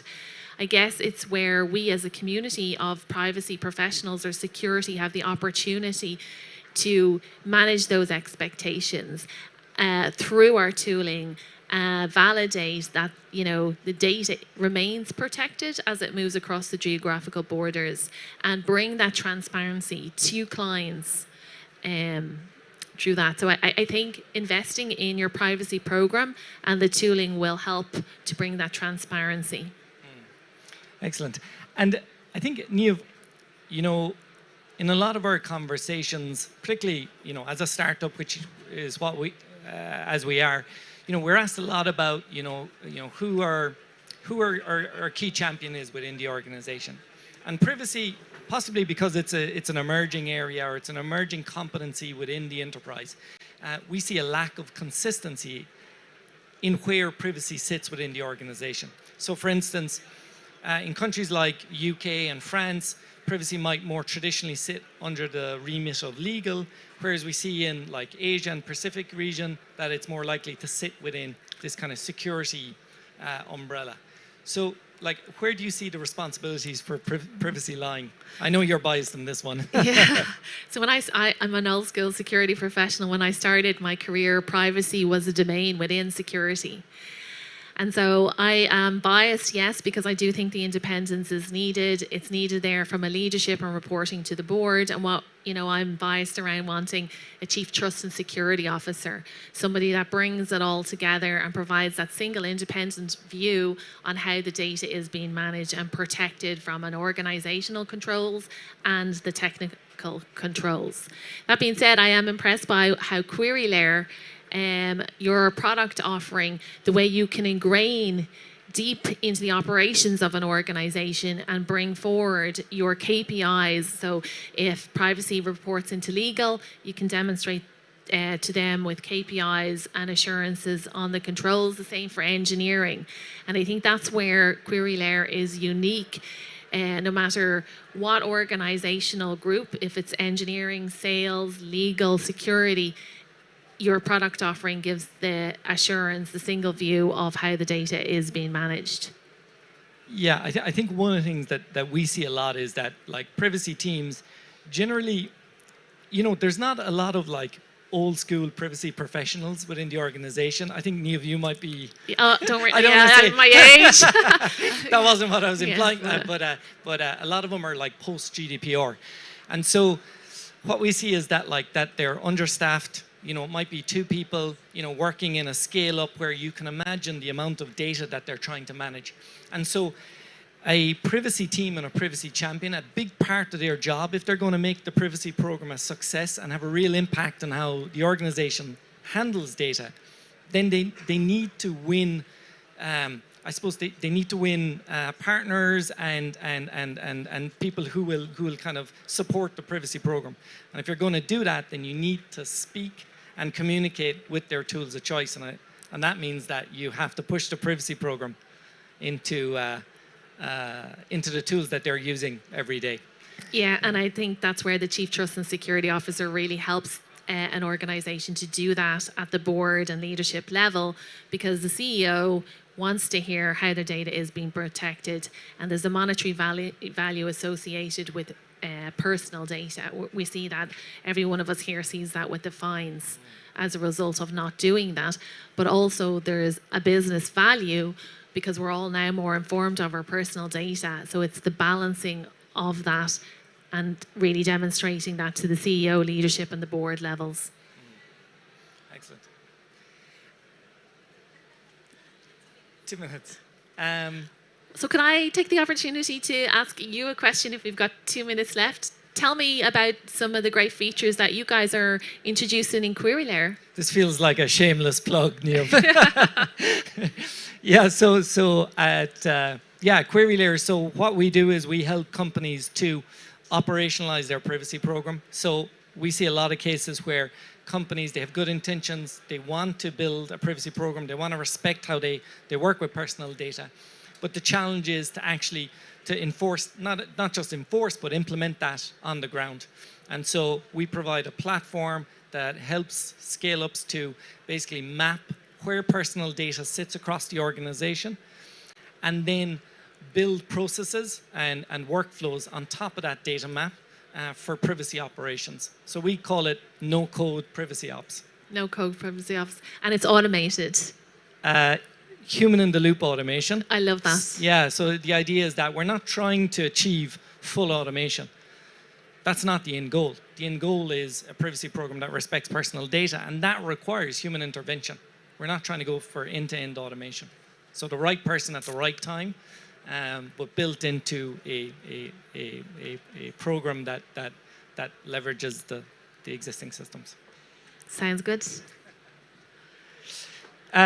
So thank you very much, Niamh. Absolute pleasure to speak with you today. And thank you very much for coming all the way from Dublin to be with us today.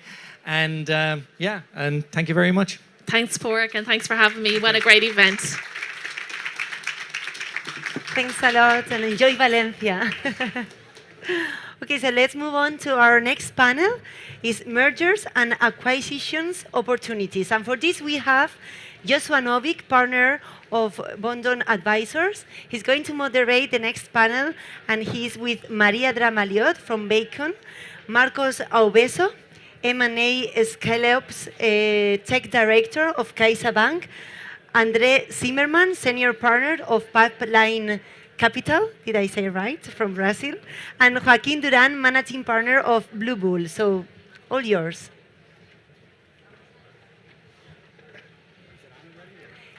Do I have to turn it on? No, I think it's on. I think it's on. They will check.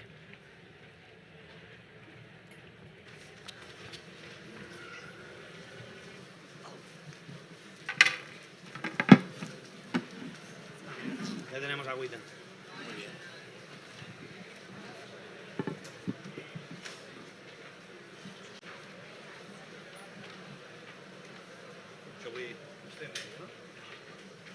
Shall we start? Or?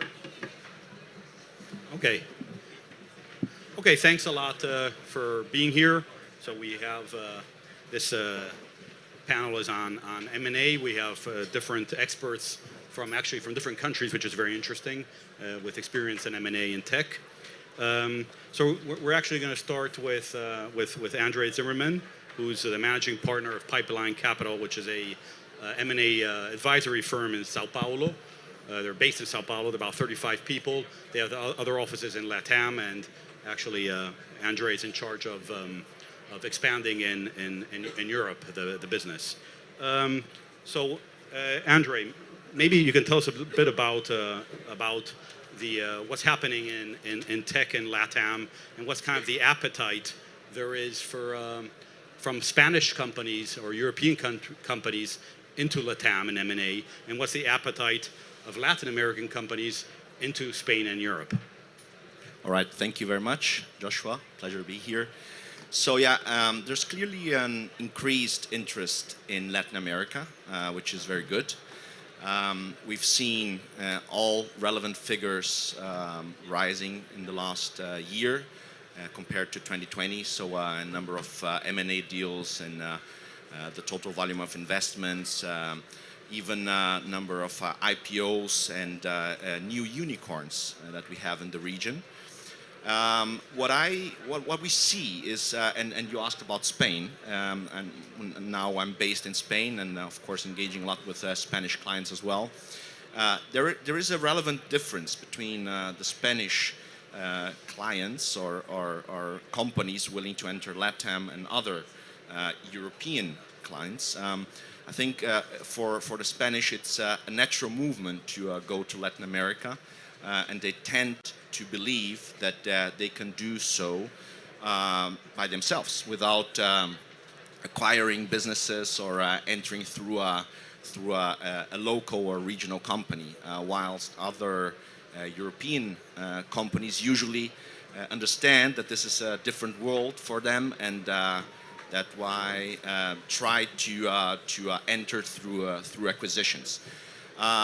But this has been changing, and it's also the case that some of the entrepreneurs, the Spanish entrepreneurs, already lived other adventures in the past, and sometimes didn't have the success that they expected, and that's why now decide to try another route. And I think that's also a positive sign of the better understanding of the market opportunities and what the Latin American market is able to offer.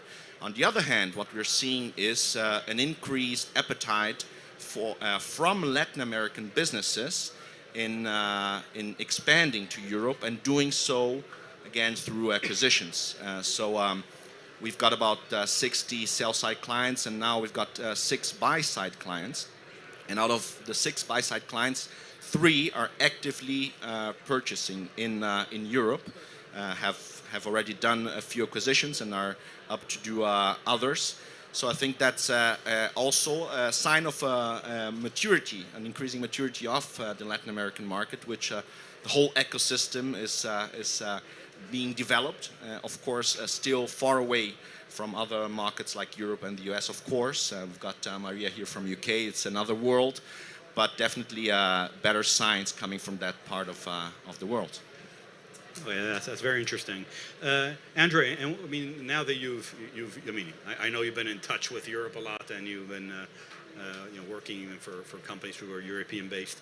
But from now that you moved here, what are the differences you're seeing in the ecosystem from Brazil and other countries in Latin America and the ecosystem in Spain?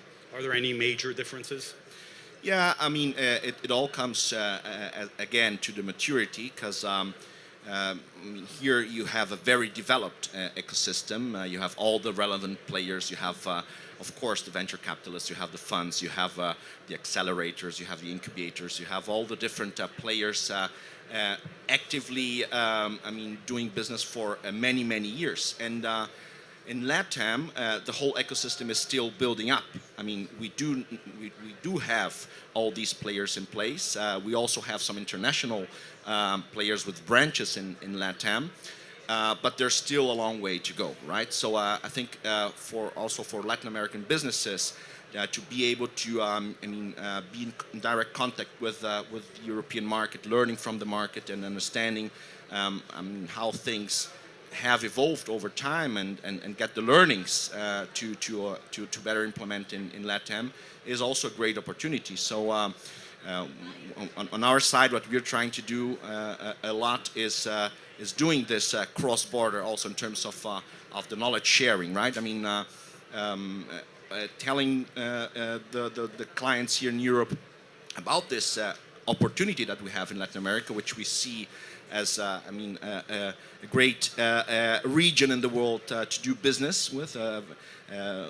Huge markets. We've got 220 million people in Brazil, only in Brazil, right? So if you look at specific tech markets like SaaS or e-learning, for instance, they are seeing annual growth of 30%, and a lot due to the whole, the same ecosystem of startups, of scale-ups using these services, right? I mean, making use of these tech services as well. So I think it's a holistic,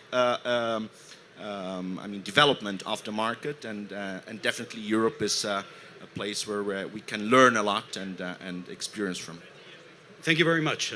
Thank you very much, Joaquin. Joaquin is a managing partner of Blue Bull. Blue Bull is one of the main players in the market of M&A tech in Spain, and they now have 26 employees in the company, and they have an office in Valencia, one in Madrid, and I don't know if anywhere else. So I have more question about what you're looking at the Spanish market in general, and what are you seeing? What is the environment now for M&A in tech, specifically in Spain and maybe more generically in Europe in this moment? Okay, thank you for the introduction, Joshua. So I'm partnering in Blue Bull. Blue Bull is a firm that we only do tech M&A. So our world it's high growth and technology companies. We come from COVID and post-COVID world. It was a world where technology was a clear winner. Everyone wanted to invest in technology.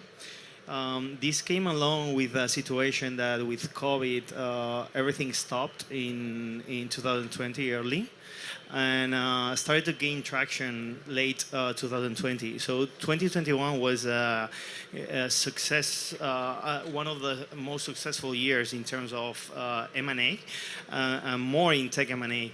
We, in terms of global figures, in the M&A industry, tech was like a small part of the industry. It was like the fourth or fifth segment.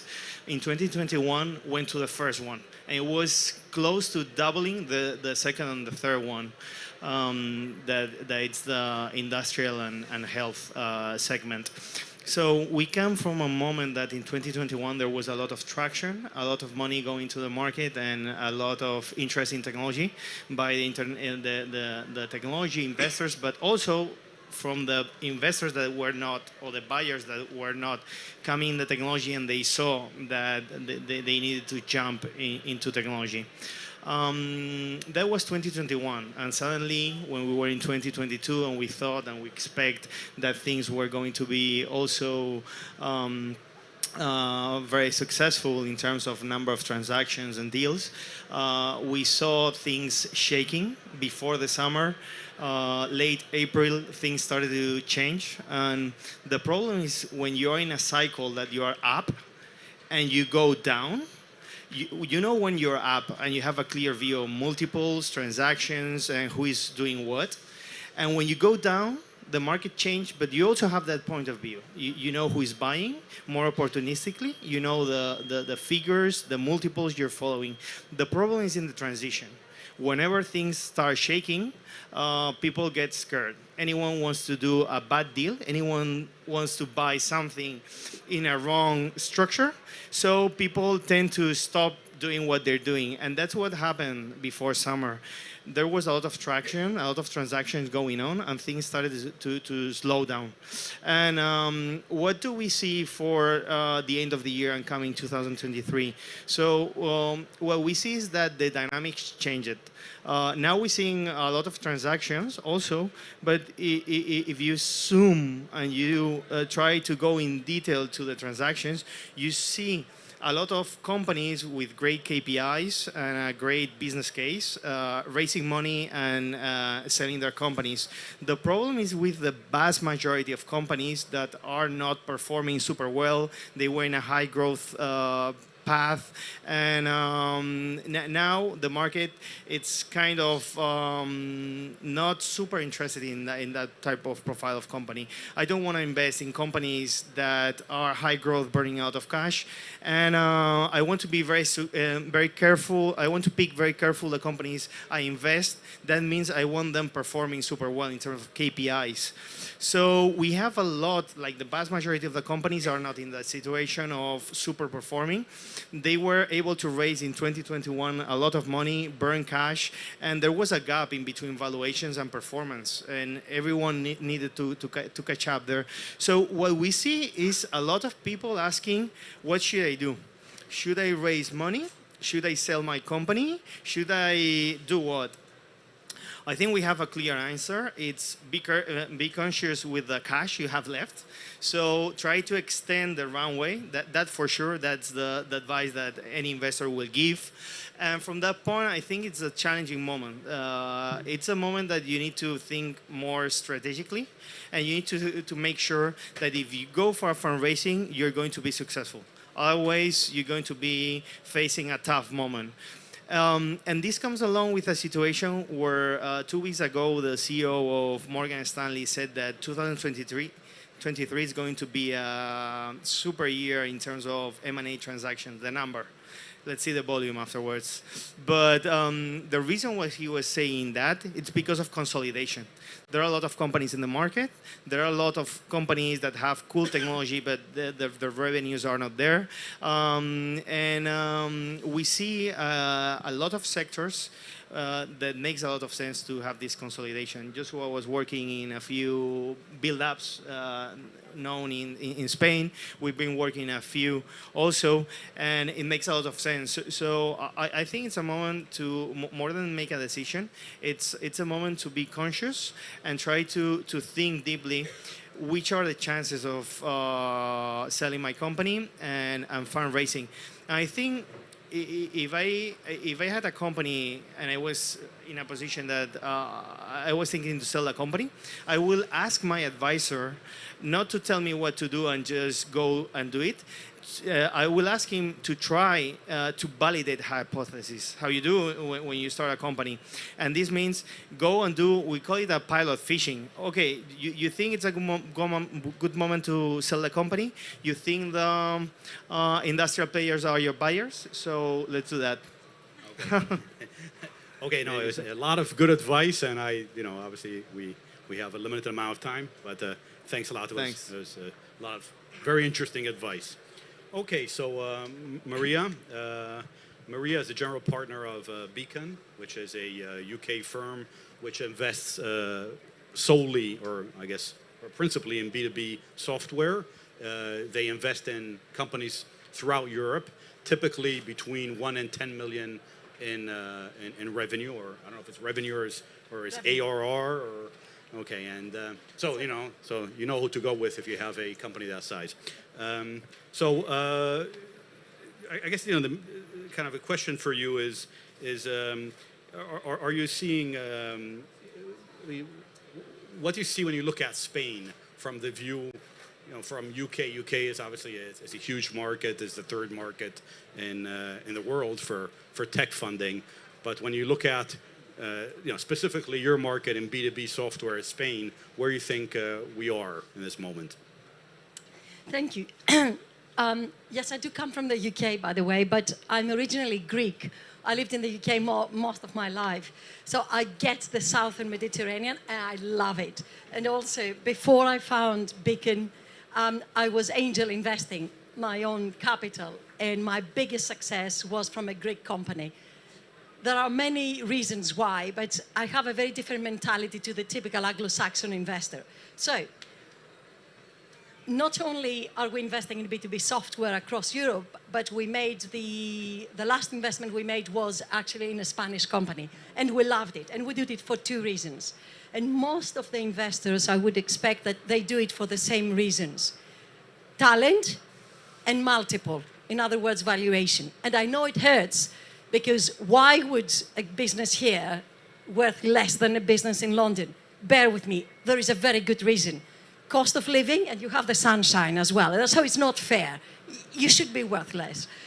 The point is, when investors are going outside their domestic markets, is because they are trying to find value, and value typically will be either in the talent, and ideally or it will be because the multiple will be lower, and then they will be looking for a multiple expansion. What it means is that we are buying at 5x your revenue, your annualized revenue, and we want in the next round not just to go 10x, we want to go 15x. So 3, 4x multiple expansion. That's where the real money is being made. Now, I know it sounds money grabbing, I know it sounds all sorts of things, but let's be clear, let's all know how the game is, and then we can game the game. Okay, just for curiosity, I don't know if you can tell us, what's the Spanish company you guys invested in? I can say I'm very proud of Sinclair. It's a customer insight company. Actually, we're co-investors with Caixa. Very happy co-investors. These guys get what it is to be an entrepreneur. Ah, okay, that's great. Okay. Sinclair. Okay, I mean, on the company side, if you have to decide, often you have to decide between working with a financial sponsor or with a industrial sponsor when you're raising money, and also when you're selling the company. Maybe you can kind of tell us kind of your view. I guess you're a financial sponsor. From your perspective, what's the best choice, or what's the differences? I'll focus on what's the difference when you sell a business to either a financial sponsor, that is a private equity firm, or a strategic sponsor, in other words, another organization, which will be an M&A, essentially, you will be advising. Financial sponsors are looking for the KPIs. And in the current environment, they look for 2 things. Either bottom fisher, what they can hoover up very, very cheaply, or for the best companies out there. We're talking about top 5% of the companies. Otherwise, Joachim, you're right, they will not easily transact. So they want to see either very cheap or I'm buying the best company in the sector. A strategic sponsor, a trade acquirer, an industrial sponsor will look for the strategic fit. And then, if there is strategic fit, they are likely to pay better money than the financial sponsor. That is in normal times. Currently, we are in a bit of a high volatility environment, and it's difficult to read the signals. Most of these holds true, but also it's true that Joaquim, what you were saying, that the process will take a lot longer. I would say one thing, especially if you are targeting an industrial, a trade buyer for your business, it's the best way to do it is not the day you need to do it or the year you need to do it. You start partnering with these guys early on. If you can partner at the beginning of your journey, even better. And by partnering, I don't, by any stretch of imagination, talking about giving them any right of first refusal. No, just partner. Try co-sell, try cross-sell, upsell, anything to get to know the other partner and vice versa. And an offer will be with you within 3 years, I reckon. Oh, yeah, that's a very good advice. Finding the right partner and then selling to them, that makes a lot of sense.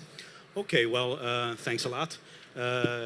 Now we have some questions for Marcos Albeso, who's the director of M&A Scale-Ups and Caixa Bank, which I guess I don't have to present who they are. I guess kind of first question is, you kind of think of Caixa as this really big bank making these huge transactions. Do you actually work with smaller companies, scale-ups, startups? What do you do there? Sure. Well, thank you very much for the question, Joshua, and letting us to be involved in this panel with all of you guys. And thank you, all of you, to being here, listening to our pitch. So talking about Caixa, it's true that we are the major retail bank in Spain. All of you guys maybe know us for activities as a retail bank, but it's true that we have a venture capital fund, as you said before, Caixa Capital Risk, and we have all those offices that try to get a footprint in Spain in order to allow you entrepreneurs to give everything that you need as a bank. It's called Day One, that I'm absolutely sure that all of you guys know. So from my department, I work in corporate investment bank, and we have a strong story during the last 20 years as an M&A advisor. And it's true that we are in the top 5 M&A advisors. Last year, we have a team of more than 90 people working in M&A. It's true that the last years we were involved in the biggest transaction in Spain. So this is basically, or maybe why all of you never heard about us.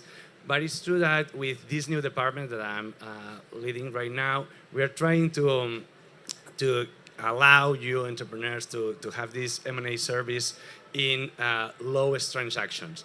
So if last year we had a volume of deals of more than 1,000 million euros, and this is the reason why I said, because we are involved in IPOs, in super huge transactions.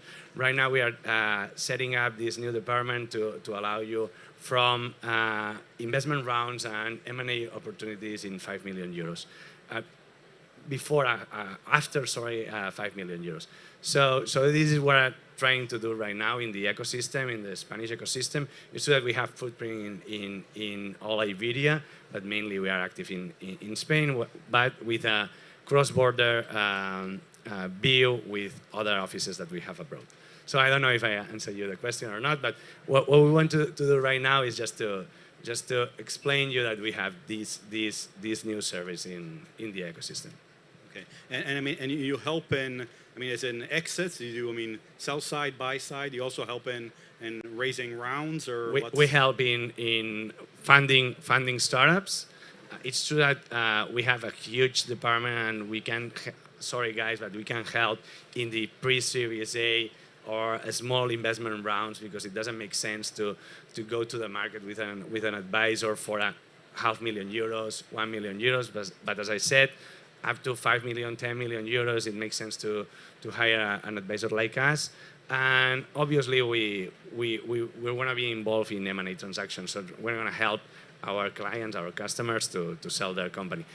Otherwise, we have an impact as well with venture capital firms, and we want to help them selling their portfolios, selling companies in their portfolios as well, and helping them to fundraise as well. That, as you know, all of you guys, they have the same problem. They have big pockets, but they have the same problem raising their own funds, so we try to help them as well.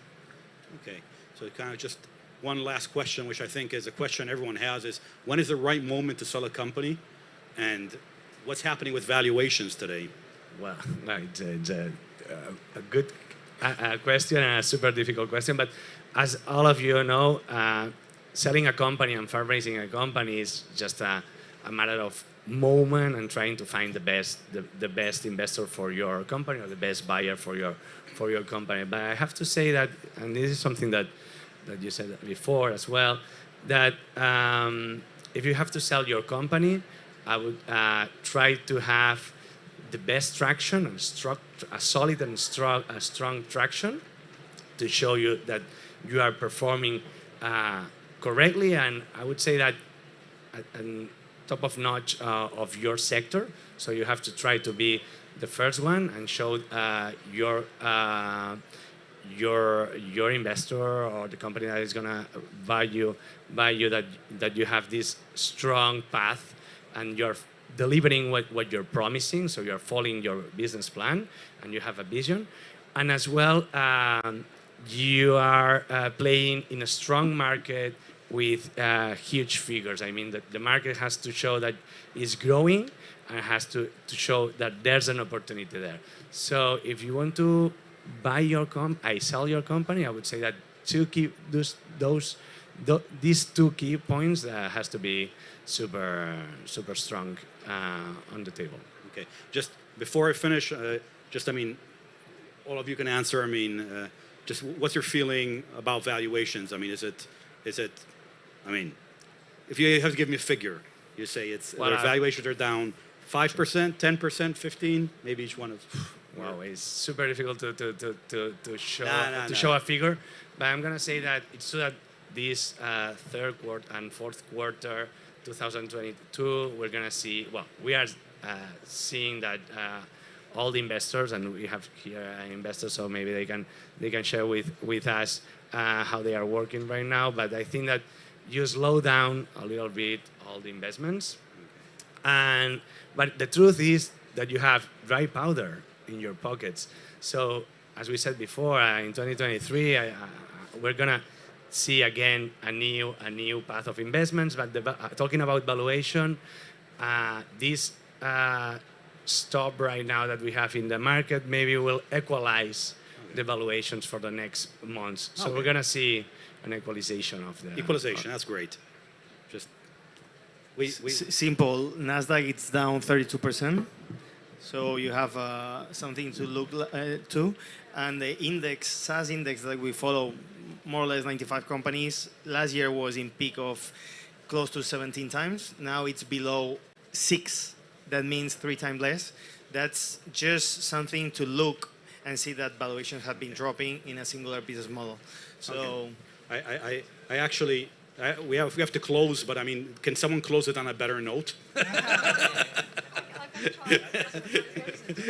can he try. said dry powder. Dry powder. Okay. Guys, we are going back to the long-term averages. Let's not focus on the last 2 years. Transactions are being done, investors want to make money, and the valuations, yes, they are down, I absolutely agree. But if you look for 3 years ago, we're just on the long-term average.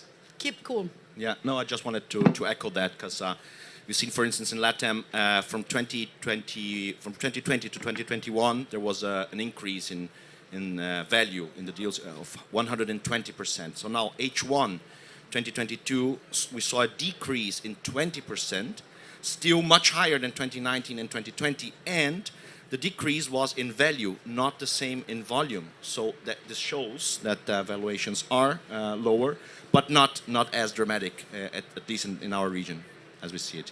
Okay, I like that note. Thank you very much. So I mean, there is a decrease from the highs we saw last year, but in general, if you look at average valuations, they're still there, and there's still a lot of money in the market. So let's go look for it. Thank you very much.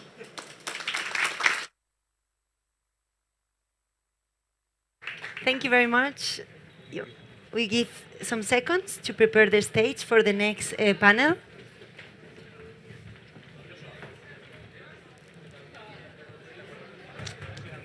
Perfect. We are going to switch into Spanish for the next panel.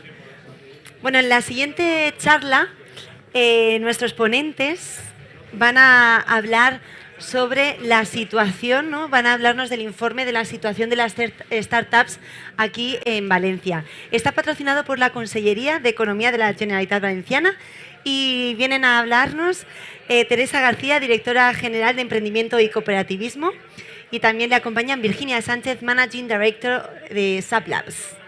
Todo vuestro.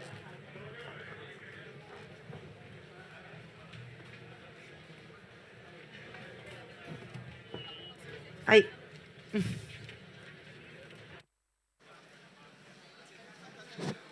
Hola. Ahora. Bueno, gracias a todos por venir. Para mí es un placer estar aquí con Teresa para contaros un poco lo bien que va el ecosistema emprendedor valenciano. Teresa, bienvenida. Muchísimas gracias. Gracias también a la organización por hacernos un huequito dentro de todo el Digital Summit para que hablemos un poco de lo que es el ecosistema emprendedor startupero valenciano.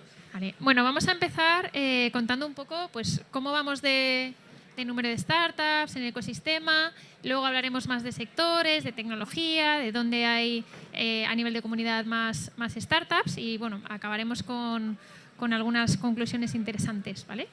Teresa, ¿cómo está el ecosistema? Bueno, lo importante, yo creo que la cifra más importante que hay que destacar del ecosistema valenciano es que está en constante crecimiento.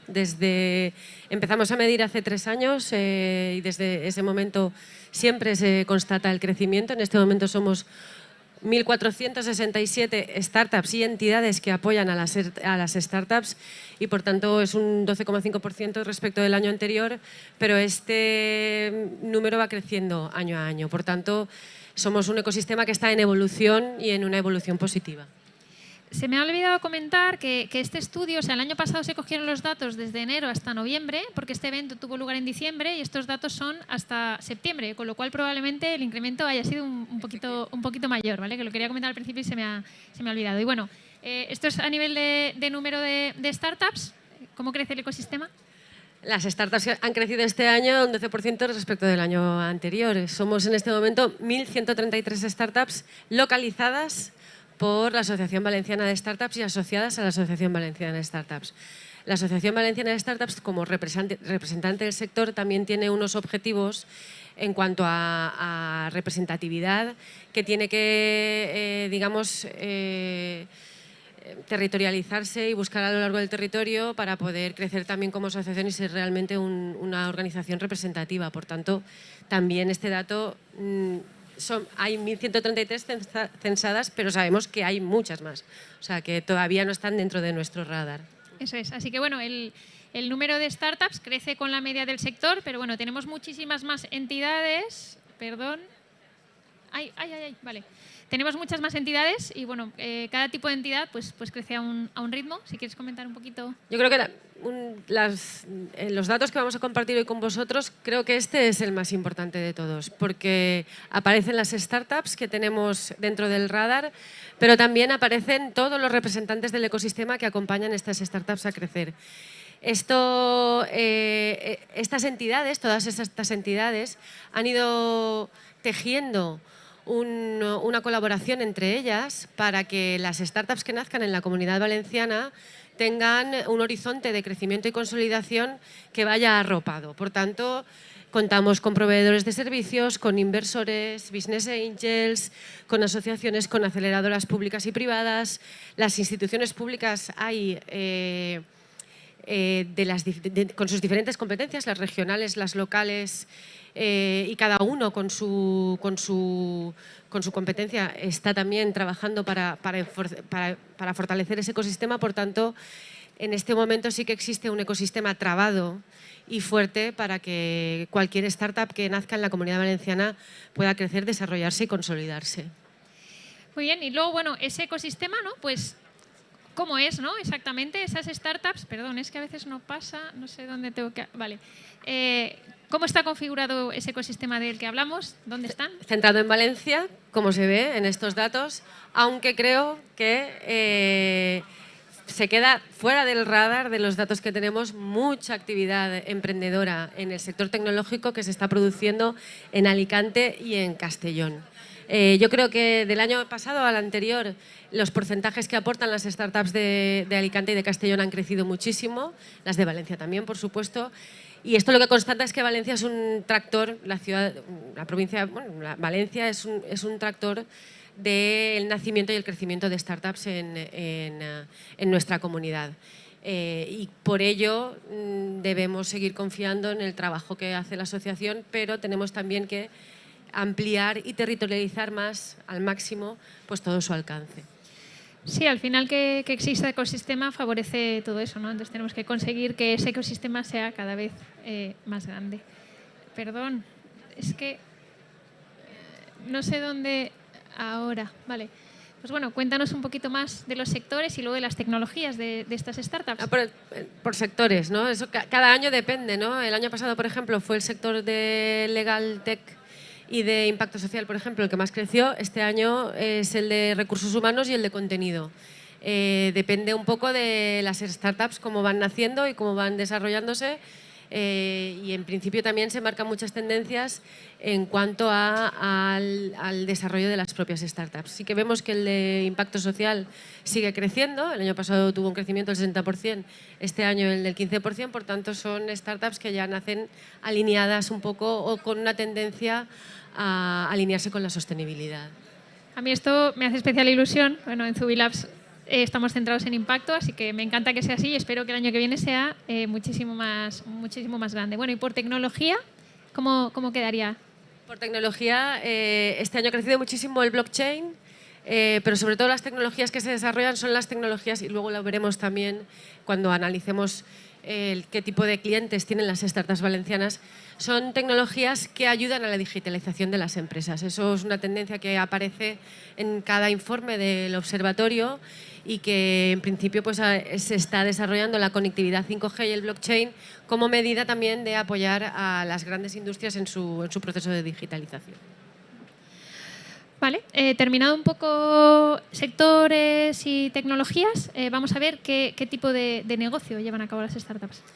Enlazamos con la transparencia anterior y vemos que el 50% es B2B, o sea, siguen siendo startups que hacen servicios para la empresa.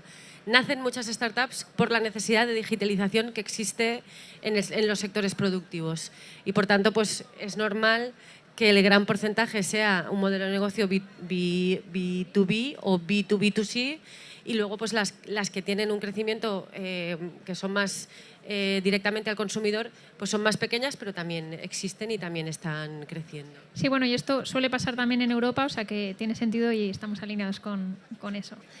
Vale, bueno, vamos a hablar un poco de cómo se conforman las startups en cuanto a antigüedad, cómo nacen, cómo crecen, cómo es la foto actual.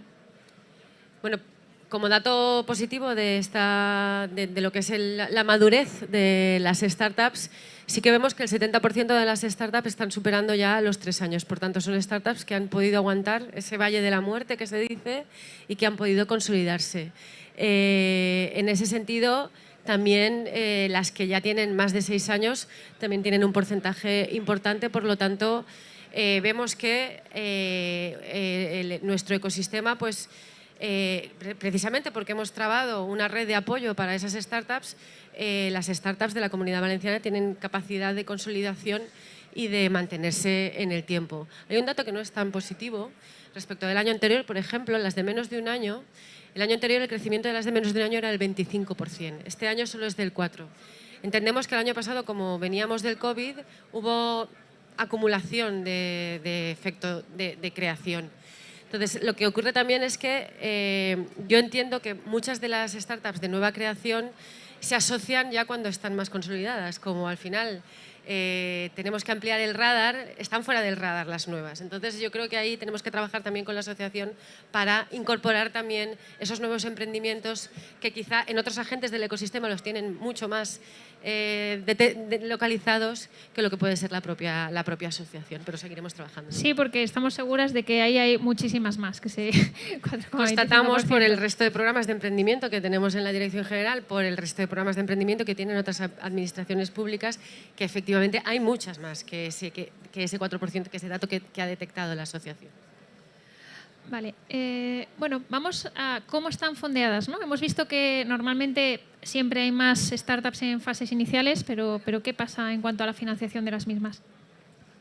Pues aquí vemos un poco la foto de la realidad del ecosistema de las startups en la Comunidad Valenciana. Somos un ecosistema joven, de muchísimas startups, de muchísimas pequeñas startups. Entonces, somos startups que estamos en un proceso de crecimiento. Al estar en ese proceso de crecimiento, cuando llegamos a las series B o a las series C de financiación, que es cuando ya la escalabilidad ya está demostrada y cuando ya se pasa a una potencia tractora importante, pues nos falta un poco llegar allí. Pero es el desarrollo normal de un ecosistema como el nuestro, que prácticamente empezamos a trabajar hace 5 años, es cuando se creó la Asociación Valenciana de Startups, cuando se empezó a trabajar para focalizarse en el sector tecnológico. Por tanto, estamos en este momento que ya tenemos un ecosistema fuerte y trabado en disponibilidad de todas estas que están en las etapas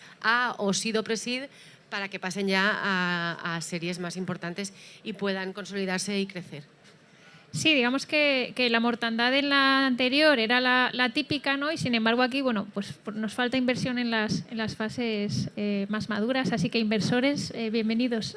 Tenemos que consolidar todo el tejido de startups que existe en la Comunidad Valenciana. Es un tejido que podemos consolidar, por tanto animamos a que las startups crezcan también, que se atrevan a crecer porque están capacitadas para ello, y a los inversores que crean en todas las startups que han nacido en nuestra comunidad.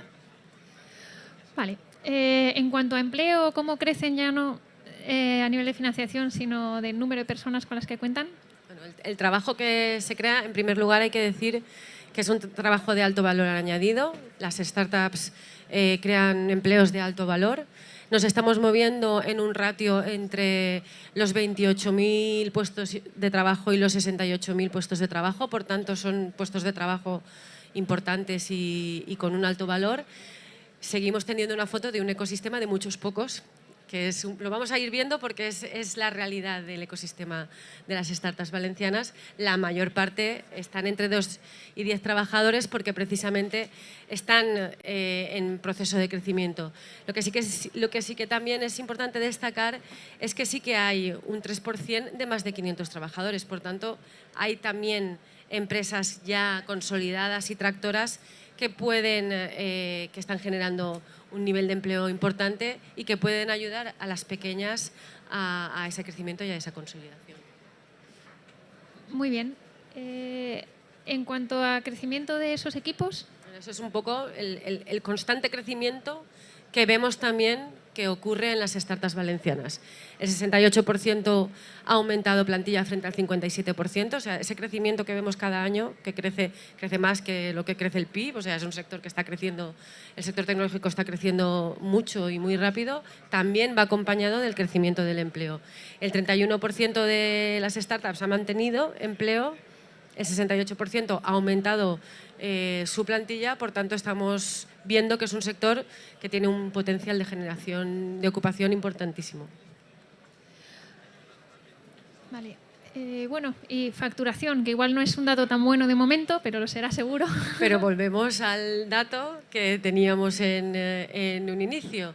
Tenemos estos datos de facturación por startups porque somos un ecosistema de muchos pocos. O sea, hay muchísimas startups que están en fase de crecimiento, Por eso de la importancia de acompañar a estas startups en su proceso de consolidación. Están en fase de escalado, hay muchísimas y por tanto deberíamos pues, hacer que vayan subiendo en los estándares de facturación si crecen como consideramos que deben crecer y pueden crecer. Y bueno, por hacer aquí un apunte, ¿no? Al ser un ecosistema que está madurando, ¿no? Pues ha habido startups de los últimos años que igual estaban invirtiendo mucho en tecnología y ahora es cuando de verdad se prevé que empiecen a facturar y a que crezca esa facturación. Vale.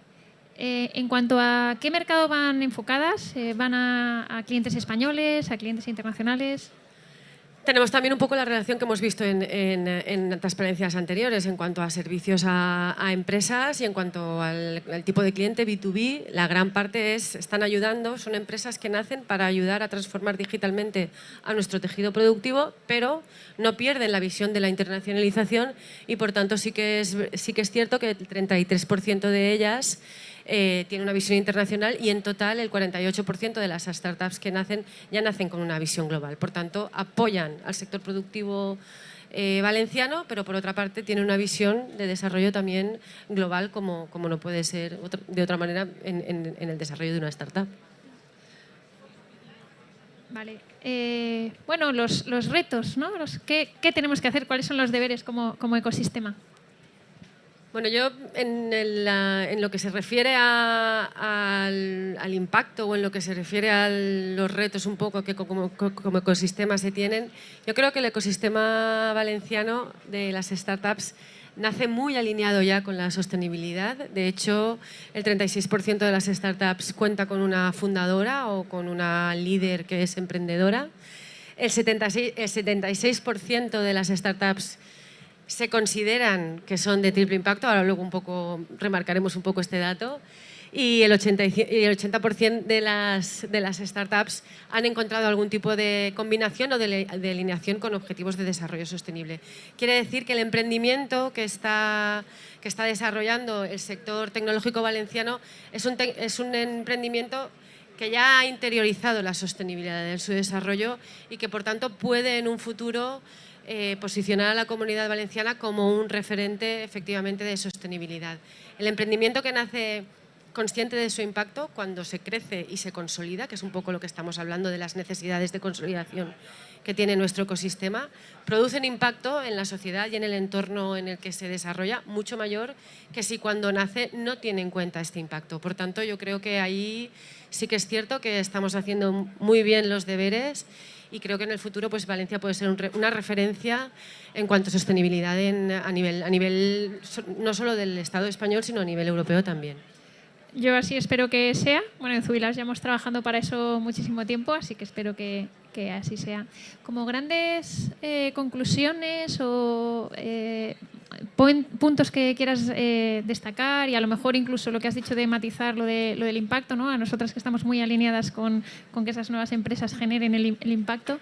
En conclusión, es un resumen de todo lo que hemos ido compartiendo en las slides que hemos ido viendo a lo largo de la presentación. Ese impacto, por ejemplo, que pensamos que tenemos, lo tenemos que demostrar. O sea, yo creo que si somos capaces de ese 76% de startups valencianas que se consideran que son de triple impacto, consiguen unas métricas, demuestran a través de métricas y en ese sentido Zubilabs puede ayudar muchísimo a todo el ecosistema a demostrarlo, son cifras que no aparecen en otros ecosistemas europeos. Por tanto, habría que profundizar un poco todo eso que pensamos que nosotros estamos haciendo en cuanto a la sostenibilidad, hacer una reflexión de si realmente lo podemos demostrar, porque si lo podemos demostrar, estamos mostrando al mundo una manera de hacer startups distinta de la que se ha hecho hasta ahora. Una manera de hacer startups alineada con objetivos de desarrollo sostenible, enfocada a cuidar el planeta y a cuidar nuestra sociedad también y generando un valor añadido a futuro que puede ser referente de nuestro territorio en todo el mundo. Sí, eso es. O sea, yo invito a todas las startups que creáis que tenéis impacto a que hagáis una estrategia, gestión y medición de ese impacto, ¿no? Y que con rigurosidad podáis demostrar cuál es la adicionalidad y cómo estáis mejorando ese ese mundo que es importante, ¿no?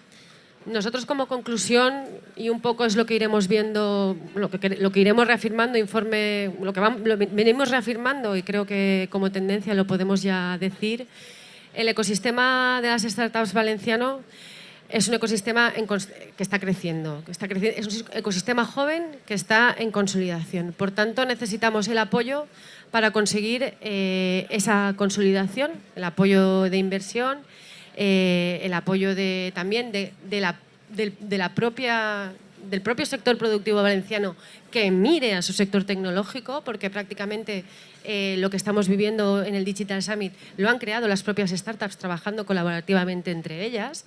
Es importante también destacar ese dato. Y por otra parte, aparte de consolidar ese crecimiento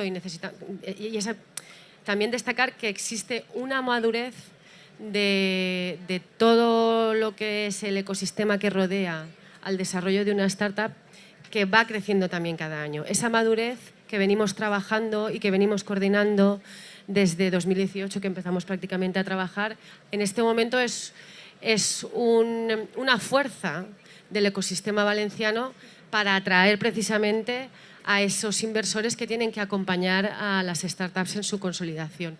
Creo que estamos en un momento muy bueno.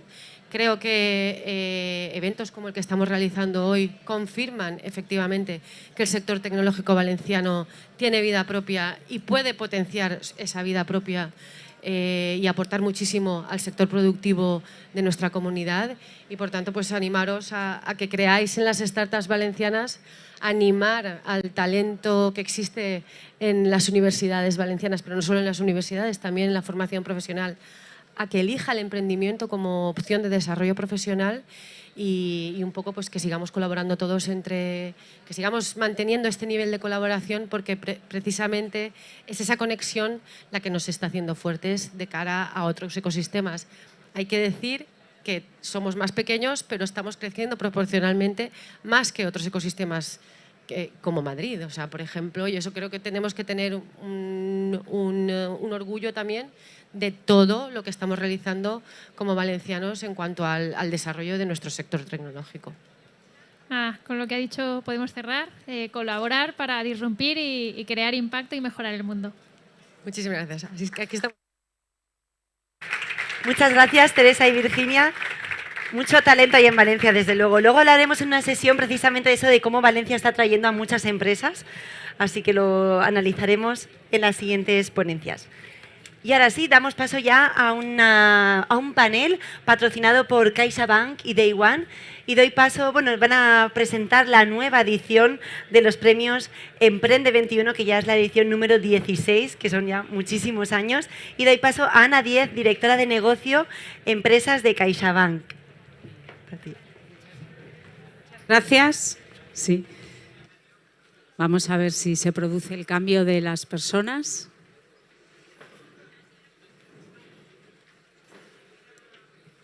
Muy bien. Yo tenía que estar aquí ahora acompañada con Enisa, con el CEO de Enisa, con José Bayón, que creo que está llegando y en cualquier momento pues también nos ayudará. Yo venía a presentar la edición número 16. Hoy aprovechamos del premio Emprende 21 y además hemos decidido lanzarla coincidiendo con este evento maravilloso de Valencia Digital Summit, que la verdad es que da gusto ver el nivel de actividad que desde Valencia hay en torno al mundo de las startups. Es un premio, como decía, 16 edición, ¿no? Hemos acabado 15. Son más de 9.600 empresas que han estado participando a lo largo de estos 15 años, casi 500 empresas premiadas, más de 7,5 millones de euros en premios dedicados a estos premios, además de acompañamiento, formación, networking. Para nosotros es un premio muy especial yo creo que por dos motivos. Uno, porque lo hacemos de la mano de los que creemos los mejores compañeros de viaje, que es Enisa. Enisa creo que conocéis todos quiénes son y además cotorgamos los premios con ellos desde casi los comienzos. Y dos, porque son unos premios que llegan a todo el territorio. Son unos premios que giramos y rotamos por las 17 comunidades autónomas, de manera que damos oportunidad a todas las startups de cada rincón del país, de España, para participar. Y desde hace 5 años también lo hacemos en Portugal, de la mano de nuestro banco en Portugal, de BPI, donde también realizamos 2 sesiones, 2 jornadas de premios, norte y sur, lo dividimos allí en 2 jornadas. Y por lo tanto, cuando miramos la vista atrás, pues y en el comienzo de una nueva edición, solo puedo dar gracias, ¿eh? Yo gracias por adelantado a todos los que os vais a presentar, os animo a todos a que os presentéis a esta 16 edición, a todas esas startups, fundadores, socios y participantes de la siguiente edición, pero por supuesto a los más de 300 personas que ayudan en todos los comités técnicos a lo largo de las 17 comunidades autónomas. Desde fundadores, a business angels, a venture capitals, a cámaras de comercio, a las organizaciones territoriales, a antiguos participantes de estos premios. Hay, como os decía, casi más de 300 personas que de una manera desinteresada participan en que estos premios sean lo que hoy son. Quiero dar las gracias, por supuesto, al equipo de Day One, que siempre está por aquí. Son el alma de estos premios, los que trabajan todos los días para que esto salga adelante. Y como os decía, pues animar a todas las startups que estén pensando en que pueden obtener algo de este premio, que sin lugar a dudas se los va a dar, porque no solamente son, como os decía, el premio en metálico, sino sobre todo la capacidad de networking, la capacidad de crear comunidad. Yo creo que es algo que los hace diferentes. Como José Bayón no ha venido, voy a leer sus palabras, porque además me parece que está bien. Están de enhorabuena porque NISA además cumple 40 años. Son 40 años donde además quería deciros que además han tenido un crecimiento de un 35% en su presupuesto, en ese instrumento de financiación que van a dar y que por lo tanto para ellos consideran que va a ser un año récord. Si para ellos es un año récord, es un año récord para todos, para todo el ecosistema del emprendimiento. Sin lugar a dudas, en la unión de NISA y CaixaBank y NISA se cumple lo de siempre. Luego, cuando unimos fuerzas público y privado, los resultados se multiplican y yo creo que este es un ejemplo de ellos. Y nada más, dar las gracias a la Comunidad Autónoma, a la Comunidad Autónoma de Valencia por permitirnos hacer el lanzamiento de esta edición aquí en su casa, en este entorno y con este clima veraniego. También os tengo que decir que a ver si llueve, que lo necesitamos. Voy a dar paso a una mesa redonda que es muy especial, que ahora Quique Valero de Day One de Valencia os la va a presentar, pero que contamos con 3 ganadores de otras ediciones que nos van a contar un poco qué hacen, por qué lo hacen, el impacto que generan y también seguramente su experiencia que les aportó Premio Emprende a ellos en su trayectoria. Y al final, Vanessa Palmer, también de Day One, nos va a contar en detalle todas las novedades de este nuevo premio. Así que yo, sin más, daros las gracias a todos. Insisto, que se apunten todas las startups de España, que para ellos son sus premios. Muchísimas gracias.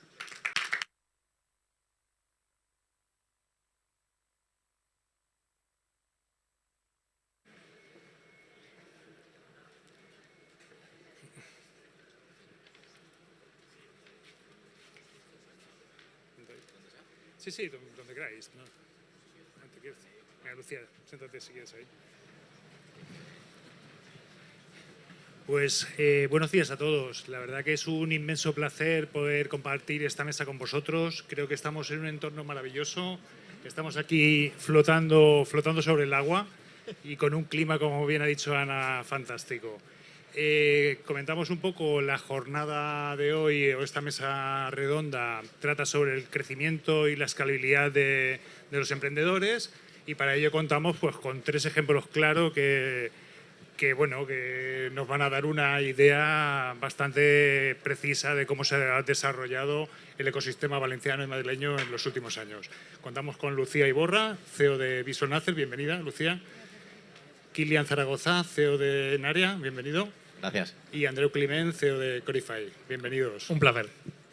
Y nada, un poco la primera pregunta va encaminada un poco para que nos contéis un poco, para que el público pueda escuchar de vuestra primera mano un poco cuál ha sido la evolución de vuestras compañías y también un poco cuál ha sido el influjo de haber ganado Premios Emprende 21, cómo ha influido un poco en esa evolución.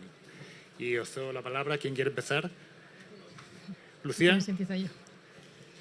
Bueno, en primer lugar, muchísimas gracias a Caixa por invitarnos. La verdad que ya llevamos un recorrido largo desde que nos dieron el premio en el 2018. Tuvimos la suerte de que nos eligieron y este camino, la verdad que para nosotras ha sido muy positivo el trabajar con vosotros y gracias por estar aquí y darnos la oportunidad un poco de explicarlo. Por otro lado, primero decir que nosotras, mi hermana y yo, que no está aquí, pero que somos las fundadoras de una compañía que se llama Visual Nacert, y nosotros nos dedicamos a transformar la agricultura a través de tecnología. Es una empresa de tecnología, lo que ahora se llama AgTech, que la empezamos en el 2014, pero empezamos a trabajar en ella como en el proyecto en el 2011. Y lo que queríamos desde siempre era transformar la agricultura, porque pensábamos, nosotras venimos de tercera generación de agricultores y pensábamos que había una necesidad muy grande de transformar la agricultura y la tecnología iba a permitir ello. De hecho, después de 10 años que llevamos trabajando en esto, es lo que está ocurriendo. Nuestro sueño era cambiar la agricultura y ahora ya decimos que lo estamos haciendo, ¿no? Gracias a todas las personas que trabajan con nosotros. Nosotros desarrollamos una plataforma en la que todos los agricultores tienen ahí toda su información y gracias a tecnologías como las imágenes satelitales, el IoT, los sensores y todos los desarrolladores que hay trabajando en el cuaderno de campo y en distintas áreas de la agricultura, estamos consiguiendo que nuestros clientes, en este caso agricultores, tengan ahorros de agua y fertilizantes relacionados con un 30% y temas así. Realmente para nosotros ahora se habla mucho del triple impacto y del impacto y la sostenibilidad. Nosotras desde el principio ya nacimos así. Para nosotras la idea de la sostenibilidad era desde el minuto 1. La idea de tener impacto, ahora se habla mucho del medio ambiente. Nosotros ya estábamos pensando en eso cuando estábamos desarrollando la tecnología hace 10 años porque para nosotras era súper importante el agua. El agricultor es el que más sabe la importancia que tiene el agua y para nosotras desde el minuto 1 desarrollamos herramientas que permitieran ese ahorro de agua. Y sobre todo también que nosotras tenemos campos y nos gusta llevarlo en este caso en ecológico, pero esto es un tema ya personal, pues el conseguir reducir al máximo los productos químicos, fertilizantes, todo esto, pues te ayuda la tecnología. Y así que desde el 2014 que fundamos la compañía, pues estamos ya gestionando más de 4 millones de hectáreas, que eso será como un 28% de todo lo que es España y ahí utilizándolo más de 200.000 agricultores. Así que estamos contentos con ese recorrido. Somos una empresa que tenemos unos crecimientos de un 15 o un 20% anual, o sea, no somos una empresa que tiene crecimientos exponenciales. Y la verdad que la clave para nosotras de nuestra empresa son las personas que han ido formándola porque se han creído en nuestro reto que era cambiar la agricultura. Así que cada una de las personas que trabaja en nuestra compañía está involucrada en ese reto y felices de esto. Gracias, Lucía. Kilian. Bueno, primero gracias Quique, gracias CaixaBank, gracias Enisa, porque al final esto es el espacio ideal, ¿no?, para daros las gracias como startup que llevamos 5 años creciendo. Nosotros somos Naria y es la evolución del proyecto Nadie sin su ración diaria, que es un proyecto que nació en el año 2016 a raíz de mi trabajo final de carrera. Yo soy ingeniero en diseño industrial. Y lo que nos dimos cuenta, o lo que me di cuenta en ese momento, es que había un problema en el tercer sector, ¿no?, en el sector de la ayuda social, y es que no estaba digitalizado y nadie se estaba preocupando por digitalizarlo, por optimizar los pocos recursos que hay. Hay mucha persona voluntaria, hay mucho trabajo y esfuerzo físico, y si vais a un banco de alimentos, a un Caritas, a un Cruz Roja, veréis que la edad de las personas que están allí dentro es de edad un poquito mayores que yo. Entonces nos focalizamos en ese problema y quisimos aportar una solución y conseguimos digitalizar todo el proceso de recolecta y distribución de ayuda alimentaria, consiguiendo digitalizar todo ese proceso que conocéis, como ir al supermercado y donar un paquete de arroz, un paquete de garbanzos y que eso llegue a las familias en la imagen de las colas del hambre, ¿no?, que veis en la tele y además ahora está todos los días en el telediario. Pues todo ese proceso, hacerlo digital, con tótems, con una aplicación, para que todas estas donaciones con trazabilidad blockchain llegaran a las familias en forma de tarjeta monedero, para que las familias, en lugar de exponerse a esta imagen de ir a coger su paquete de comida, vayan con la tarjeta monedero al supermercado. Entonces ahí es donde vimos que necesitábamos de ayuda. La idea estaba muy bien, el problema estaba, y ahí es donde CaixaBank, ENISA, desde el primer momento, nos apoyaron. O sea, nos costó 3 explicaciones de lo que queremos hacer. Somos los raritos de querer emprender en un sector donde nadie se atreve a meterse y encima tenemos que justificar que nuestra actividad obviamente es rentable, porque así lo es, y esa es la lanza que quiero aprovechar para romper a nuestro favor de los emprendedores de impacto, ¿no? Lo que comentaba antes Lucía. Nosotros nacemos con un foco en generar impacto social y medioambiental. Y eso tiene que quedar claro desde el principio. Somos una startup, somos una empresa, no somos una ONG. Entonces, eso es lo que teníamos que explicarle a agentes como vosotros, tanto a la financiación pública como a la financiación privada, para que lo entendieran. Y bueno, aquí está el resultado de que Nadie sin su ración diaria ha evolucionado. Somos Naria, estamos en España, estamos entrando en México, en Colombia, en Noruega. Estamos digitalizando de forma 360 todos los agentes involucrados en el tercer sector, ya no solo de donaciones, sino también en la gestión del excedente de alimentos, ayudando también al sector público, y eso no hubiera sido posible ni sin CaixaBank, ni sin ENISA, y sobre todo sin los premios Emprende, que luego hablaremos un poquito más. Así que muchísimas gracias. Gracias, Kilian. Te toca, Andreu.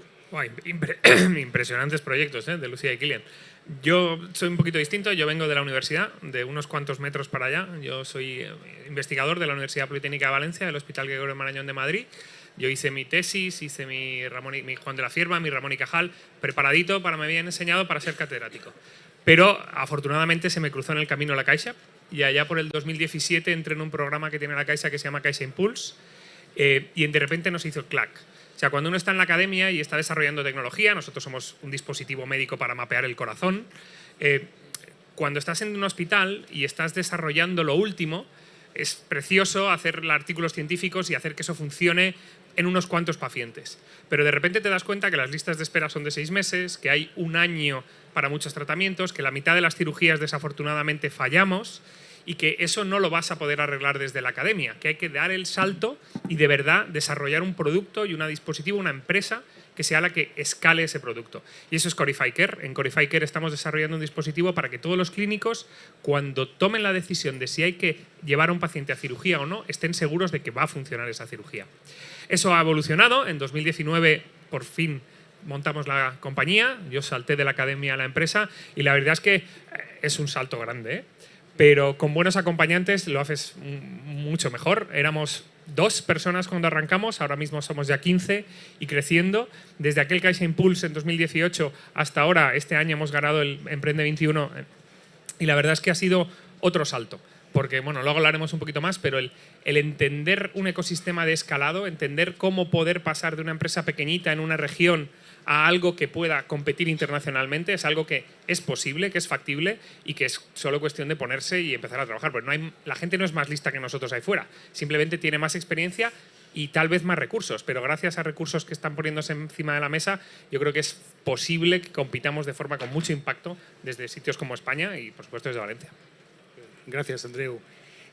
Como veis, sois 3 sectores muy diferenciados. En el caso de Lucía, Visual Nacer, dedicado a tecnología para el sector primario, Kilian con Naria en impacto social, tú dedicado también al tema de la salud con Corify. ¿Cómo os habéis financiado? O sea, ¿influye los sectores en cuanto al tema de financiación? ¿Hubierais cambiado algo en ese modelo de escalado que tenéis los 3? Bueno, en nuestro caso, que pienso que no somos una startup al uso, porque nosotras que nacimos en el 2014, desde el principio, entre mi hermana y yo, las fundadoras, que creíamos mucho en este cambio, la verdad que invertimos 500.000 euros y luego lo que hicimos fue apoyarnos primero en un inversor en el 2015 para hacer la tecnología más robusta y con esa inversión ya pudimos ir creciendo paulatinamente y trabajando bien. Nos apoyamos también con ENISA, lo tenemos aquí, y nos hemos apoyado con ENISA y con el Instituto Valenciano de Finanzas. Y realmente nosotros ya es que desde hace 4 años ya llegamos al break-even y hemos ido un poco como creciendo y gastando con lo que íbamos creciendo y dando ese salto. En nuestro sector, por concretar, es un sector que nosotros hemos sido de las primeras que hemos llegado al sector, entonces realmente había que mentorizarlo, había que explicarles al mundo agrícola lo que podía cambiar la tecnología para ellos. Entonces lo digo porque no es un sector en el que de repente por muchos millones que te pusieran ibas a poder dar un salto exponencial, y por eso al darnos cuenta decidimos crecer así. Realmente nosotras no lo hubiéramos cambiado. No significa que lo desestimemos el que de repente entre otro inversor y que podamos escalar fuertemente, pero ya es pasado ya, en este caso ya llevamos 8 años, pues pasados 8 o 9 años, que veamos que de verdad ese dinero se puede utilizar para hacer un mundo agrícola mejor, no utilizarlo porque sí. Entonces nuestro proceso ha sido ese. No, como digo, no es una startup al uso, pero no cambiaríamos el proceso porque hemos visto que ha salido bien. Vale, a ver, en mi caso, estaba escuchando, son vidas un poco paralelas, aunque sean sectores diferentes, ¿no? Pero nosotros empezamos, pues bueno, como cualquier emprendedor, con una mano delante y una atrás, y con una idea muy buena y con pocos dineros. Entonces, al final, lo que haces es una apuesta de vida, ¿no? Que es lo que hicimos José y yo en este caso. Hace 5 años decidimos cambiar el paradigma en el tercer sector, vimos que era posible y teníamos, pues eso, la ilusión de 2 locos de 22 años que sabíamos que si le poníamos esfuerzo podríamos conseguir un dinero que nos ayudaría a cumplir este objetivo. Y al final, pues partimos con fondos propios. Luego vino la primera situación casuística. Esto no lo voy a contar aquí, pero si alguien quiere saberlo, os puedo contar cómo fue el primer inversor que entró a invertirme a mí. Es una historia muy, muy chula. Pero bueno, conseguimos hace 3 años cerrar la primera ronda y éramos el primer proyecto 100% de impacto social. Es más, nos definimos como empresa de economía social y cerramos una ronda en pleno COVID de valoración 1,8. Cerramos cerca de 400.000 euros con inversores, vamos, que no puedo estar más agradecido. Al final son personas que han comprado la visión y que han comprado el poder cambiar el mundo. Entonces, al final, eso es algo que también se tiene que agradecer. Y ahí también entraron palos como el de CaixaBank y el de NISA. En NISA, al final, ¿cuántos proyectos veis al cabo del año? No hace falta que os los diga. Entonces, que nos eligierais, para nosotros fue un orgullo. Al final, se nos estaba reconociendo la labor. Y mi abuelo siempre me lo ha dicho, tú si tienes una idea buena no te preocupes que el dinero llegará, pero tú trabaja la idea buena, ¿no? Pues eso es lo que nos autoconvenció a querer tirar adelante. Luego, premios a los que nos hemos presentado siempre también nos han servido para financiarnos. Subvenciones públicas, que ha habido pocas, pero las que hay nos intentamos presentar. Y luego premios como el de Emprende, que al final el dinero ha estado muy bien, no os lo voy a negar. Ha servido incluso para premiar y reconocer al equipo, que esto también es importante. Al final es un premio que, oye, el equipo que está involucrado en las startups, la gente no gana millones de euros, ni menos los trabajadores. Entonces, premiarles con este tipo de reconocimientos que acompañan es fantástico. Pero si algo tienen los premios Emprende, y para mí es también inversión, es lo que acompaña ese premio. No el dinero, no los 20.000 euros, no los 15.000 euros, no los 10.000. Es lo que viene después y lo que viene antes. Ese networking, ese ponerte en consenso con gente como Andreu, con gente como Pablo, con gente como Álvaro, que hemos convivido 8 días en Múnich y al final somos empresas de diferentes edades, diferentes estadios, diferentes problemas, pero compartimos un mismo afán, que es sacar el proyecto adelante. Entonces, eso es lo que nos ha hecho a nosotros que sea una inversión de éxito el habernos presentado a los premios. O sea, realmente eso es para mí lo más importante de la mesa y que quiero resaltar porque estamos en el espacio ideal para resaltar estos premios. Gracias, Kilian. No puedo estar más de acuerdo. Al final, la financiación de una empresa es algo necesario. Tú tienes que llegar. Nosotros sí somos una startup un poco más al uso, ahora hablaré un poquito al respecto. Pero al final el dinero está lejos de ser lo que de verdad marca la diferencia. Nosotros, lo vuelvo a repetir, nacimos con un Caixa Impulse que te daba 100.000 euros y por el 1% de la compañía. Pero te obligaba a irte 6 meses, una semanita a Barcelona, que te hiciesen un mini MBA para científicos. Aquello fue el clic. Aquello fue el que de repente nos enseñó cómo se hace. Porque claro, yo vengo del mundo de la academia y cuando te sientas delante de inversores, tú te crees que o no van a entender la ciencia o que les va a dar igual la ciencia o tú no entiendes de números, por lo menos al principio no tenía ni idea. Entonces, claro, es muy complicado explicarles, no, es que yo tengo una tecnología que permite mapear a todos los corazones del mundo, vamos a salvar la humanidad. Muy bien. ¿Y cómo vas a hacer dinero? Ah, no, pero es que todo el mundo me lo va a comprar. Muy bien. Ya hablaremos. Es decir, al principio fue difícil. O sea, por mucho que tú veas que tu tecnología va a funcionar, tú de verdad necesitas entender todo el proceso. Y más en un área como la salud, que la hiperregulación del sistema, muy lógico, nadie quiere entrar en un quirófano y que usen un equipo que no está súper chequeado, pero eso hace que sea carísimo. O sea, nosotros llevamos 3 años con la compañía, todavía no tenemos la aceptación regulatoria, la vamos a tener si todo va bien en los próximos meses, lo cual implica mucho tiempo de que el producto esté no solo validado científicamente, sino desarrollado de acuerdo a una regulatoria muy estricta. No hay más estrictas, obviamente. Entonces eso implica muchos fondos. En nuestro caso, arrancamos con aquel dinerito del CaixaImpulse, conseguimos una family que nos ayudó con 300.000 euros sobre una valoración de 3 millones y con eso arrancamos. Ahí Cedeti, Enisa fueron fundamentales. La ayuda pública, esa colaboración público-privada fue fundamental. Y cuando ya pero hay valles de la muerte. Es decir, eso nos venía bien, pero llegaba el 20, se nos acababa el dinero, llegó la pandemia, no conseguíamos cerrar una ronda más grande que nos hacía falta y estuvimos a punto de morir, muy cerca. De hecho, ganamos el Premio Europeo de Innovación y esos 50.000 euritos nos permitieron llegar a cerrar la ronda, que ya fueron de 2,5 millones, y esa ronda ya nos ha permitido levantar un proyecto europeo de 2,5 millones más, y ahora estamos durmiendo tranquilos por la noche, por lo menos un tiempo, y desarrollándonos. Ahora llegamos a mercado, ya estamos empezando a facturar por Research Use Only, ya estamos demostrando tracción, ahora nos llaman los inversores, eso es algo que no pasaba antes. Entonces, ¿qué cambiaría? La verdad es que hemos aprendido mucho. Este sufrimiento te hace aprender mucho. Probablemente si hubiésemos tenido más recursos desde el principio no hubiese sido capaz de hacerlo tan optimizado. Entonces esto nos está dando tiempo a encontrar el talento bueno, a crecerlo y a partir de ahí adelante. Y las grandes dudas vienen por ahora. A nosotros nos sigue haciendo falta mucho dinero para poder escalar, porque llegar a todos los hospitales del mundo pues, requiere una inversión que todavía estamos por conseguir. O sea que a los inversores que nos llaman, en breve os devolvemos la llamada con gusto. Muy bien, gracias, Andreu. Una última pregunta muy concisa, porque me indican que nos queda ya poquito tiempo. ¿Qué pensáis un poco de la elección del compañero de viaje? Bien sea en tema de inversión o inversión pública, a lo mejor como es el caso de Andreu, o el tema de las corporate. ¿Pensáis que tiene que ser evidentemente un compañero alineado con vuestros valores y con vuestros propios criterios para evitar un poco esa confrontación a lo mejor a largo plazo con el inversor? En nuestro caso, como he dicho, que como no hemos ido por la línea del inversor, sí que hemos ido desde el principio por la línea de corporates, con grandes empresas.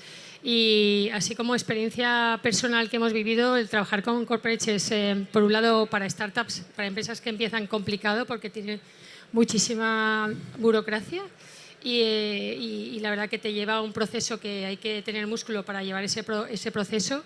Pero sí que es una realidad que en nuestra empresa que hemos trabajado con 3 diferentes, que lo más importante en las corporates, como en mi empresa, yo siempre lo digo, son las personas. Es decir, yo he habido en sitios que por mucho que he querido avanzar, como me he cruzado con personas que no estaban receptivas y tal, pues la verdad que ha sido muy complicado avanzar y ha sido muy complicada la relación.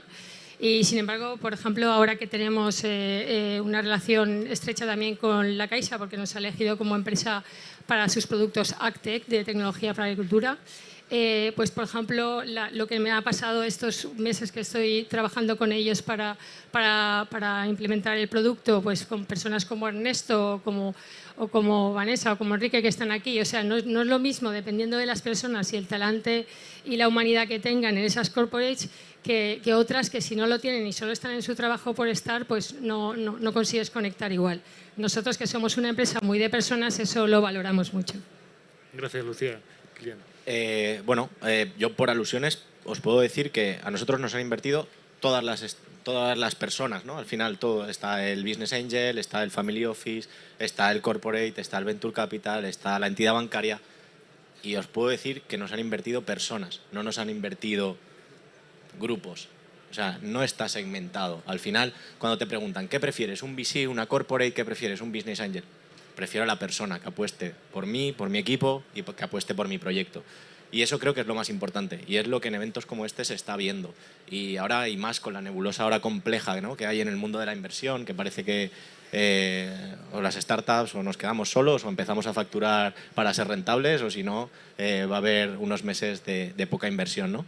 pues no nos olvidemos que al final al otro lado hay personas que quieren apostar por proyectos nuevos, por proyectos que hagan el bien para la sociedad, y da igual que sea un corporate, que sea un business angel, que sea un family o que sea una entidad bancaria. Al final es encontrar ese casamiento, ¿no? No nos olvidemos que se está casando una persona o un agente contigo y con tu proyecto y con tus compañeros de viaje. Entonces, al final es alguien que está entrando en el equipo y tiene que haber esa unión de valores. Al final nosotros fichamos a personas por valores y fichamos a inversionistas, lo llamaremos así, por valores.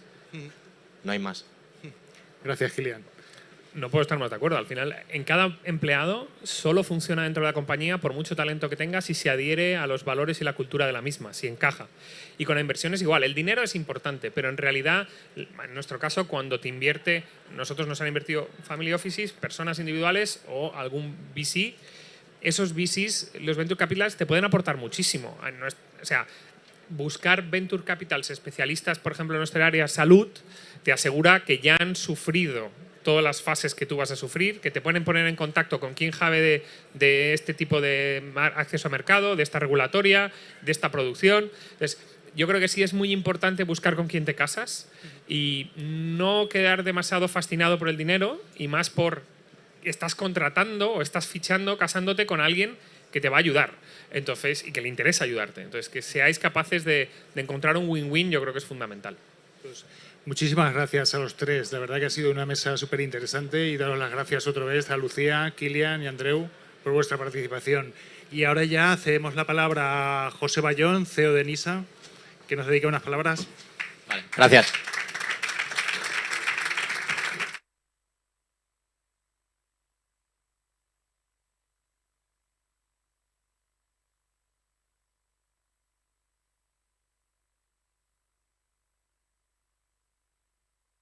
Muy buenos días a todos y a todas. Tenía que haber hablado un poco antes con mi amiga Ana, pero he llegado tarde, así que me disculpo. Es un placer estar aquí, querida Ana, Díaz Fontana, Gemma, todo el equipo de Caixa. Empezamos a entrenar ya esto de llegar corriendo en el último momento, como hacemos luego después en cada edición territorial. Es la 16ª edición. Para mí yo creo que es la 5ª ya, lo cual es todo un récord, ¿no?, en estos tiempos que corren en general. Y bueno, pues es una muestra más y sobre todo es un privilegio ver a los emprendedores y emprendedoras, ¿no?, veros a todos, a Lucía, Kilian, Andreu, que sois un ejemplo de los muchos que tenemos. Es un privilegio veros, que nos recarga, ¿no?, de energía, ver cómo este premio funciona. Funciona por varios motivos. Primero, es verdad, es siempre la organización estupenda y la dedicación, el cariño de la Caixa. También, por supuesto, el de todo mi equipo, el de todo NISA, que está por aquí, siempre pendiente. Y luego tiene factores importantes que creo que merece la pena destacar, ¿no? Uno de ellos es la territorialidad. En un país tan diverso como el nuestro, donde a veces no se quiere aprovechar las diferencias, sino más bien hacerlas crecer, este premio pone de manifiesto que el talento está en todos los sitios y que no nos sobra talento en ninguna parte. Este territorio, esta comunidad de Valencia, venía viendo los datos con 600 proyectos financiados por ENISA, más de 7 millones. Es uno de los tantos ejemplos que tenemos en nuestro país. Esa diversidad territorial que la Caixa la entendéis perfectamente desde el sector privado, la entendemos también así en ENISA y en ENISA como parte de lo que somos, ¿no?, del Gobierno de España y del Ministerio de Industria. Y nos parece importantísimo aprovechar el talento. Talento en todos los sectores, también sector agro. Lucía es una de las líneas que hemos puesto en marcha y una de las líneas que, si no lo ha contado Ana, os lo va a contar seguro en algún momento y que estamos muy orgullosos, que es la de mujeres, la de emprendedoras digitales, tan importantes, ¿no?, en puestos de liderazgo, y este premio además lo lideran mujeres, lo cual pues además me parece importante, ¿no?, que se visualice. Estos elementos han hecho que este premio crezca, pero el sector más allá de este premio ha crecido, por supuesto, por el talento, ¿no?, el talento que mostráis los emprendedores y emprendedoras cada día, por las startups que crecen, que van evolucionando, por el capital privado, que por fin ha entendido que había que invertir más allá del corto plazo y había que invertir en valor, en emprendimiento, en ciencia, en innovación, había que apostar En fin, factores que han hecho además que nuestro país cambie y que nuestro país vaya cambiando y pese a la incertidumbre, pues se encuentre en un momento en el que podemos decir que tenemos mejores condiciones, ¿no? que nuestro entorno. Hemos salido antes que otros países, hemos recuperado el índice de emprendimiento según el Global Entrepreneurship Monitor, el Observatorio Mundial de Emprendimiento. Estamos en la 6ª posición de mejores países para emprender y no voy a hacer anuncios oficiales, pero casi vamos a aprobar muy pronto, los próximos días, la ley de startups. Algo que, además de ser el primer país de toda Europa que tiene una ley específica, pone de manifiesto el absoluto compromiso y también en breve y en las próximas semanas presentaremos al máximo nivel la marca España, Acción Emprendedora, ¿no? En fin, toda una serie de reformas, de actividades, de inversiones, de dinero público, de dinero de todos y de todas las que estáis aquí, puesto en esto, en emprendimiento, en innovación, en cambiar y en transformar la economía y en transformar la sociedad. Al final, Kilian, somos todos proyectos sociales, tenemos subvenciones, nosotros no somos subvención, pero también es dinero público y desde luego nuestro Ministerio de Industria del Gobierno de España ahora mismo lo tiene claro. Para trasladaros sobre todo un mensaje que me parece importantísimo. Es un momento de incertidumbre, lo hay mucha incertidumbre por muchos motivos, pero afrontamos esta incertidumbre, creemos en las mejores condiciones y yo quiero deciros que vais a tener todo el respaldo del NISA. NISA no solo no va a tener menos dinero, tiene más dinero, tenemos un 40% más, vamos a tener el año con más, seguramente, con más aprobaciones de toda nuestra historia reciente. Seguiremos creciendo y seguiremos haciéndolo para que el emprendimiento, como digo, de la mano de la administración pública en este caso y del gobierno tenga todo el respaldo. Así que ahí nos vais a tener, nos vais a encontrar deseando de recibir vuestros proyectos y lo más importante es que vosotros y vosotras sigáis poniendo todo el talento y todo el entusiasmo que ponéis y que nos demostráis cada año. Muchas gracias.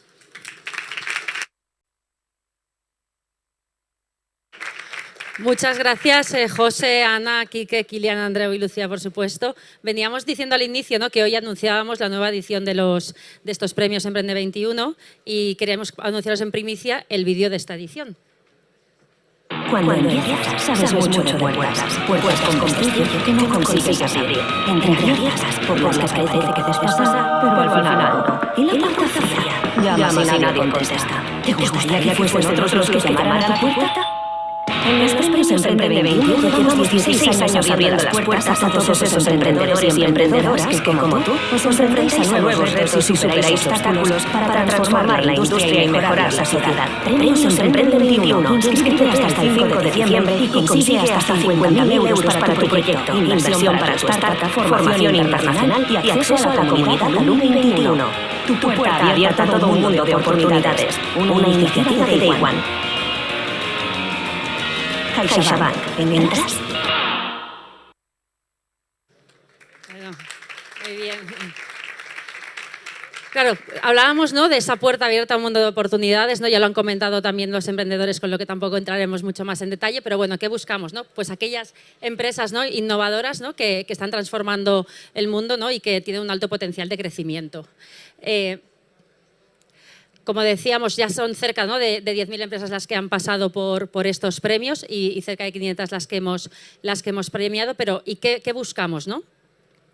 Tenemos además del premio regional, ¿no?, que damos un premio en cada comunidad autónoma en España y las 2 regiones en Portugal, tenemos 6 retos también en esta edición a las que las empresas se pueden presentar.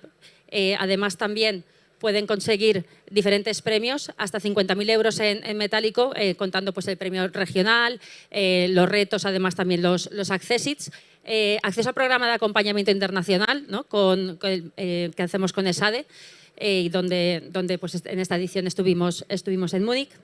También además les damos acceso, ¿no?, a conectar con el ecosistema inversor a través del Investors Day y las diferentes ediciones que hacemos y también, ¿no?, el acceso a la comunidad alumni para crear esa conexión entre todas las ganadoras de las diferentes ediciones. Además, también queremos acercar el ecosistema, ¿no?, emprendedor a CaixaBank, y para ello también lanzamos cada año el programa Day One Open Innovation Program, con el que pueden hacer un piloto con CaixaBank y, como decía, ¿no?, ese acceso a la comunidad. ¿Pero cómo? ¿Cómo podemos aplicar? Pues web www.emprendedor21.es. Podéis rellenar y acceder al formulario, que estará abierto hasta el 5 de diciembre.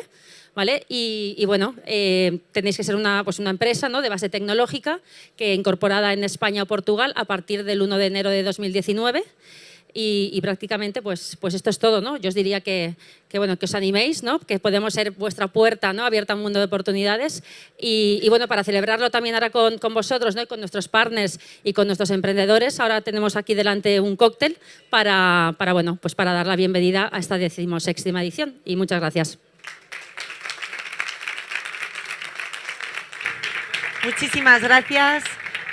Ahora vamos a pasar a una charla patrocinada por Valencia Activa, que depende del Ayuntamiento de Valencia. Y para ello cuento con Nacho Mas, CEO de Startup Valencia, que hace posible este evento, y también con Lucía Calabria, subdirectora de emprendimiento de Valencia Activa. Y nos van a hablar un poco de Valencia como ciudad de oportunidades para la startup y analizar un poco el sector. Se me ha quedado Nacho por el camino. Nacho se ha quedado por el camino, claro, como es el CEO, todo el mundo lo quiere saludar. Sí, siéntate.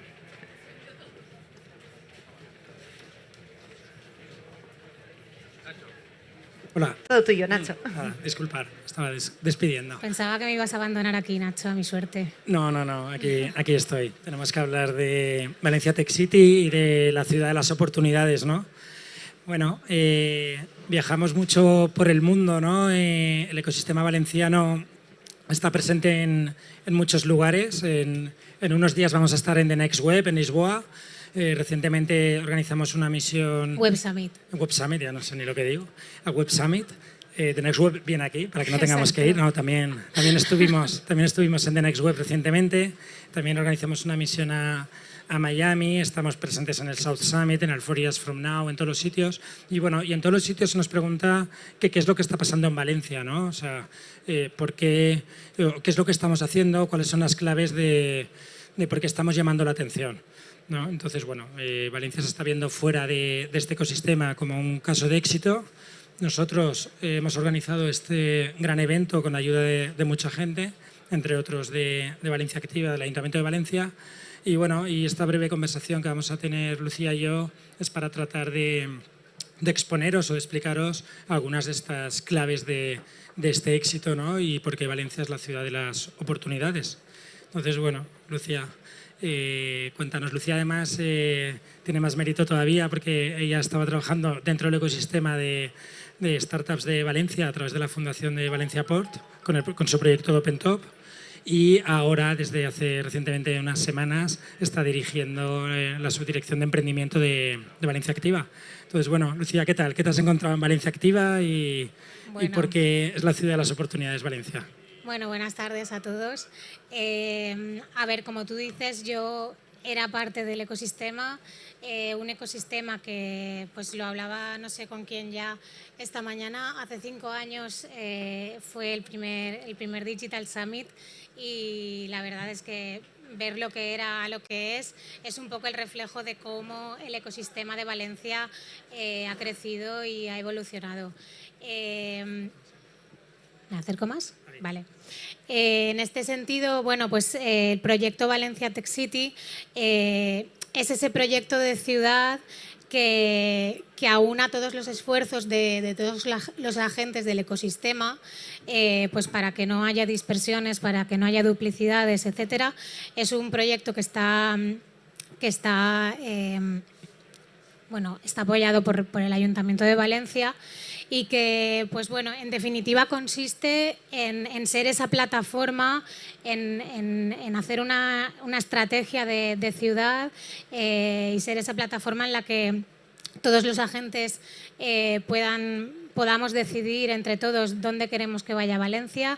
Nuestro objetivo común y por el que luchamos es convertir a Valencia en el hub de innovación referente pues en el mundo, ¿no? De Valencia al mundo. Y bueno, pues en ello estamos. Para ello, desde Valencia Tech City, pues tenemos varias iniciativas. Una de nuestros pilares es pues crear esos espacios de diálogo entre los agentes, pues para de alguna manera pues organizarnos, pues yo qué sé, las universidades, que es de donde viene el talento, luego están los inversores, las aceleradoras, está la Asociación Valenciana de Startups, y bueno, pues para trabajar en conjunto. Nuestra misión es, con ese objetivo y con esa visión de ser, de convertirnos, y creo que lo estamos consiguiendo, en un hub de referencia, pues hacerlo todos juntos y que nadie se quede detrás, y de manera de que o sea, la manera de colaborar que tenemos público-privada pues define mucho el éxito que estamos teniendo. Sí, doy fe y es verdad, y aquí hay otros agentes del ecosistema también presentes, que bueno, que en la elaboración del plan estratégico de Valencia Tech City hemos participado pues infinidad de agentes que teníamos algo que decir aquí, pues como acaba de decir Lucía, pues universidades, otras asociaciones, institutos tecnológicos, y bueno, al final esto no es una cosa solo de una entidad, no es solo de una organización, sino es de muchas entidades, de muchos emprendedores empujando detrás, mucho apoyo del sector público, mucho apoyo del sector privado y muchas ganas de hacer las cosas distintas, ¿no? Que es un poco, creo que es el punto en común de todo esto, y quizás es la palabra que más hemos escuchado, ¿no? Y es que esto es distinto a todo lo que había visto, ¿no? O las cosas que están pasando aquí, o el tipo de emprendedores, o el tipo de conexiones que están haciendo aquí son distintas. Y bueno, y también son distintas algunas de las iniciativas que hacéis bajo Valencia Tech City. Y me gustaría que nos hablaras, por ejemplo, recientemente se celebró en la ciudad una nueva edición del Startup Market, ¿no? Valencia Startup Market, que fue una vez más un éxito. Tuvimos la suerte que tampoco llovió, como hoy y ayer aquí no ha llovido. Nos cayó un sol de justicia. Sí, pero justo, ya, pero no, llovió cuando acabó el sí, primer día. Llovió después de Barribrava, Exacto, que era lo exacto, importante. Exacto, pero bueno, dejando aparte el tema meteorológico, y efectivamente hizo mucho sol, como nos está pasando aquí hoy ya, los de ahí estarán ya un poco socarrados. Pero bueno, cuéntanos, o cuenta a la gente que es Valencia Startup Market y... Bueno, pues Valencia Startup Market es nuestro evento de referencia. Es un evento que también, como Digital Summit, va creciendo año a año. Lo hicimos el fin de semana del 15-16 de octubre y bueno, pues este año doblamos la presencia de tecnología en los espacios tech. Luego fuimos, digamos, la casa de más de 50 startups durante todo el fin de semana. Un poco el objetivo de nuestro evento bandera, que es el Market, es mostrar a la ciudadanía todo lo que se está haciendo desde Valencia. A mí, no sé si a ti te pasa, pero me cuesta mucho explicarle a mi familia lo que hago. Entonces, un poco el objetivo de Valencia Activa, mediante el Ayuntamiento de Valencia, es acercar todo esto que está pasando a la ciudadanía, que no sean solamente los agentes del ecosistema y la gente que trabaja en tecnología e innovación los que conozcan lo que hacemos y conseguir que sientan ese orgullo que sentimos nosotros al hablar de Valencia y de todo lo que está pasando. Nuestro objetivo principal es ese. Y entonces, pues durante estos últimos años, el evento, pues de manera como con una inercia, ¿no? Con nuestro esfuerzo, pero de manera muy, muy natural, ha ido creciendo. Cada vez más startups, las startups nos felicitan cada año, nos dan las gracias por darles ese espacio para mostrarse a la ciudadanía, para tener 2 días para estar hablando no solamente pues de normal, siempre buscan inversores, aceleración, etcétera, pero luego al final pues muchos de ellos tienen a su consumidor final en la calle y para ellos es muy importante esto. Más de 20.000 personas pasaron por la plaza del Ayuntamiento. Realmente el sábado por la mañana, durante todo el día, el sábado fue vamos, un hervidero, o sea, Pues nunca nada. mejor dicho por el Sí, calor que sí. hacía. Pero no, muchísima gente, la gente súper contenta. Luego encima, bueno, cerramos el día con el concierto de Barry Brava, que fue un exitazo. Y nada, luego ya la ducha nos mandó a casa Justo antes de después. la hora. Y nada, el objetivo es continuar creciendo todo lo que nos solicite el ecosistema, las startups y al fin y al cabo la ciudad de Valencia. El año que viene volveremos con ello. También lo tenemos enfocado también a las familias. Hemos hecho talleres infantiles, teatro de autómatas, muestra de tecnología para niños y niñas, zona gamer. O sea, es un evento que no es solamente para el ecosistema, sino que es para los ciudadanos y de alguna manera pues así es como vamos a continuar haciéndolo. Pues nada, enhorabuena porque la verdad es que fue un éxito, ¿no? Es un ejemplo de la colaboración público-privada, ¿no? Que nos dicen, ¿cómo colaboráis? Pues mira, esto lo organizan ellos, pero nosotros somos actores protagonistas.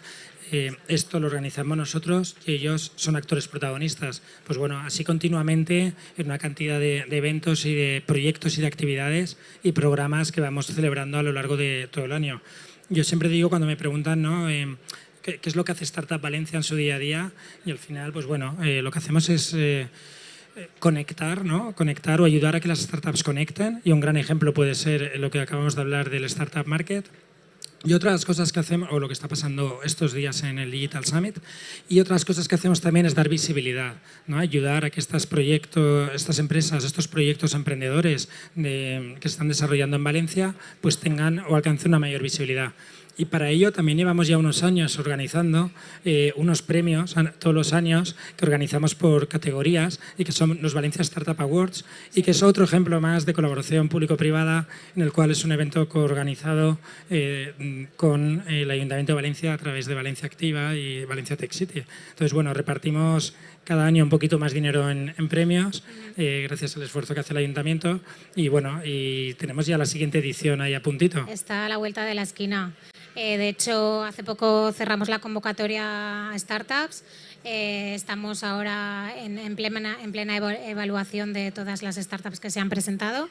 Y bueno, el 12 de diciembre haremos un evento que además es un evento que por el ecosistema es muy apreciado. Intentamos hacerlo pues divertido y bueno, de una manera más distendida.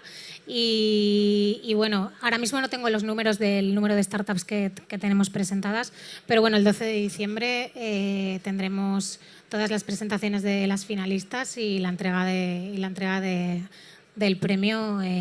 ¿Sabes tú el importe? Yo no lo tengo en la cabeza ahora mismo. Sí, hay 11 categorías y creo que repartimos 40.000 euros, 50.000 ya, 50.000 este año. Es que digo que esto va subiendo, ¿no? Que es como los asistentes.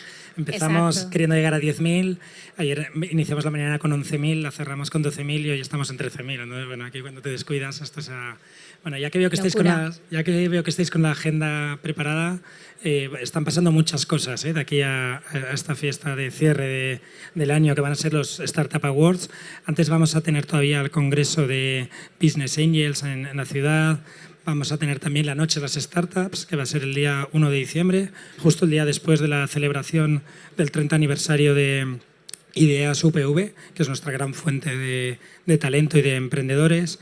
También tenemos por ahí la gala de AGEP, que no me sé decir el día exacto, pero los premios. El 10 de noviembre, esa está ya ahí.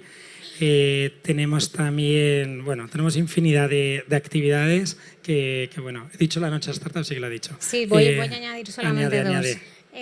Tenemos el 18 de noviembre el Día de la Mujer Emprendedora, Sí, que lo estamos efectivamente. organizando desde Valencia Activa, y el 15 de diciembre Foro de Liderazgo Femenino. Fijaros. Ya sabes que desde Valencia Activa pues, se fomenta mucho el tema del emprendimiento femenino, el papel de la mujer en la empresa y bueno, pues estos eventos son una manera de mostrar todo lo que se está haciendo. Y ya para cerrar, bueno, no podemos acabar, ¿no? esta sesión sin hablar también muy brevemente, por lo menos, de cómo hemos colaborado las diferentes administraciones públicas y privadas para la candidatura de Valencia como capital europea de la innovación. Esta mañana se ha presentado el proyecto, se ha presentado la candidatura y esperamos el viernes conocer si somos ciudad finalista o no. confiamos que sí. ¿Cómo veis este tema? Y cerramos con esto. Pues a ver, vamos a ganar, ¿no? Está Yo- claro. Espero que sí, Yo lo veo claro. Bueno, tenemos al concejal de camino para conocer el resultado. El viernes lo sabremos, pero bueno, yo creo que estamos en racha y que vamos a por ello y seguro que nos lo dan. Sí, mañana creo que es la capital verde y el viernes es cuando conocemos si es la Capital de la innovación. la finalista de la capital de la innovación. Exacto, todavía nos falta ser finalistas, pero vamos. Pero bueno, la conclusión es que se están haciendo muchas cosas bien, no son cosas que se han inventado ahora, son cosas que están pasando ya durante bastantes años, hay una trayectoria, hay gente del ecosistema que está empujando mucho desde allá donde se encuentra en cada momento. Y nada, y nosotros estamos encantados de que esto esté sucediendo en Valencia. Estáis todos invitados a participar en todas las actividades que acabamos de mencionar. Seguirnos en redes sociales, a Valencia Tech City y a Startup Valencia, y así podréis estar al tanto de todo lo que está pasando. Y los que sois de fuera, pues sois bienvenidos a volver cuando queráis, a emprender aquí vuestros negocios o colaborar con la gente que está emprendiendo aquí. Y poco más. Os despedimos. Muchísimas gracias, Muchas Nacho. gracias a vosotros. Muchas gracias. De hecho, la siguiente charla va precisamente de eso, de cómo Valencia está trayendo cada vez más empresas y por qué vienen a Valencia. And we are going to switch into English for our next panel. Why Valencia? Why companies should choose this city to base here? For this, I have with me Jack O'Gradley, Chief Operating from Colibit, Kevin Gajak, Sales Manager of Aexus, Eve Pattinson, CEO of Big Translation, and Jeremy Basdevant, CTO and co-founder of Datamaran. So come with me, please. Yeah, feel free to sit wherever you want.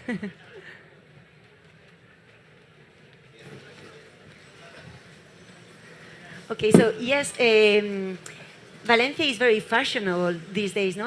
A lot of companies want to come here, a lot of freelancers come here. We are in the rankings of one of the cities of the world that are best to live in, and because they are healthy, nice weather, nice food, and there's a lot of talent as well. So that's why we want to speak with you, because your companies are based here. So first of all, I will ask you to introduce yourself and your company. What do they do? And why you are here in Valencia. Okay, so Eve. Okay, my name is Eve Patterson. I'm the CEO of Big Translation. We are a translation agency specializing in digital clients, specifically startups and e-commerce. And essentially, we provide a solution that is a seamless solution. It's quick, it's effective, it's not such a sort of complicated traditional process. It's really aimed at digital clients that need quick service and high quality service. And we're based here in Valencia because it's actually a Valencian company. We were formed here 7 years ago, and we've been lucky enough, as you say, it's a city of a lot of talent, a lot of international talent as well as Spanish talent. And so we've been able to form a really international sort of well-trained team here in Valencia. You're happily here. Yes. Yeah. Okay. Jeremy? Hi, so I'm Jerome. I'm the CTO of Datamaran. So Datamaran is a SaaS platform. Our vision is to embed ESG, so environmental, social, and governance issues, sustainability, in other words, into the DNA of the large corporation. So we work with primarily with the large corporation and try to guide them into embedding those issues into their strategy. And so the company is headquartered in London, but so we have 8 years old, and I think 5 years ago I started to open up the office here in Valencia for personal reason. First, because I had moved here and I was a bit tired of going back and forth, and also because at that point I was seeing that also as a kind of a risk management tool, especially when it comes around technical talents. So I wanted to diversify our talent pool, and Valencia was a good place to do that. Perfect. Hello, everyone. So my name is Jack O'Grady, and I'm CEO of Colibit. So Colibit is a platform that helps you get a mortgage in an easier way. It is a subasta, so an auction. So the idea is you do a very short form, and then the banks and the brokers see your profile, but it's anonymous, and they make offers for you, they make bids. So you get them on your phone, so it kind of removes the problem of queuing in the bank with a folder full of paper documents before 2 p.m., you know, when life's very busy. Helps you get the best offers, and then our system also downloads documents that you need, but can take a bit of time. So the rentas, the vida laborals, things that all the banks require, but are a bit of a pain to get. So that's what we do. We launched the startup here in Valencia last September. So we were formed through Demium, one of the incubators here. And yeah, we're now 14 people, 9 of which are based here in Valencia, and we've got 5 kind of remote tech people, which was a challenge to find here on the ground. But yeah, love Valencia, very happy, and yeah, very positive experience so far. Nice. Hi, my name is Kevin Watak. I'm a sales manager from Exus. Exus exists already like for 22 years in... A little bit closer, a bit closer. The company is based or is created in Holland, but how do you say it? So, since COVID, we created a base here in Spain because we saw a lot of international talent who came here, who lives here. We saw a lot of international people living here in Valencia. International students who came from the university. And since... Actually, I should tell what we do, no? Maybe that's the first thing. Perfect. What we do is we're helping tech innovative startups and scale-ups to expand and penetrate in new markets, in new countries, in new businesses. And we do this with native people. For example, we have here in Spain, we are based with 8 people, where Dutch native, French native, Swedish native people, and they help Spanish companies penetrate in the Benelux market or in the Swedish market from here. Perfect. Well, Valencia is, as we know, attracting a lot of companies. No, HP is going to base here, ONU, Lufthansa. What do Valencia offer to your company better than maybe, I don't know, other cities?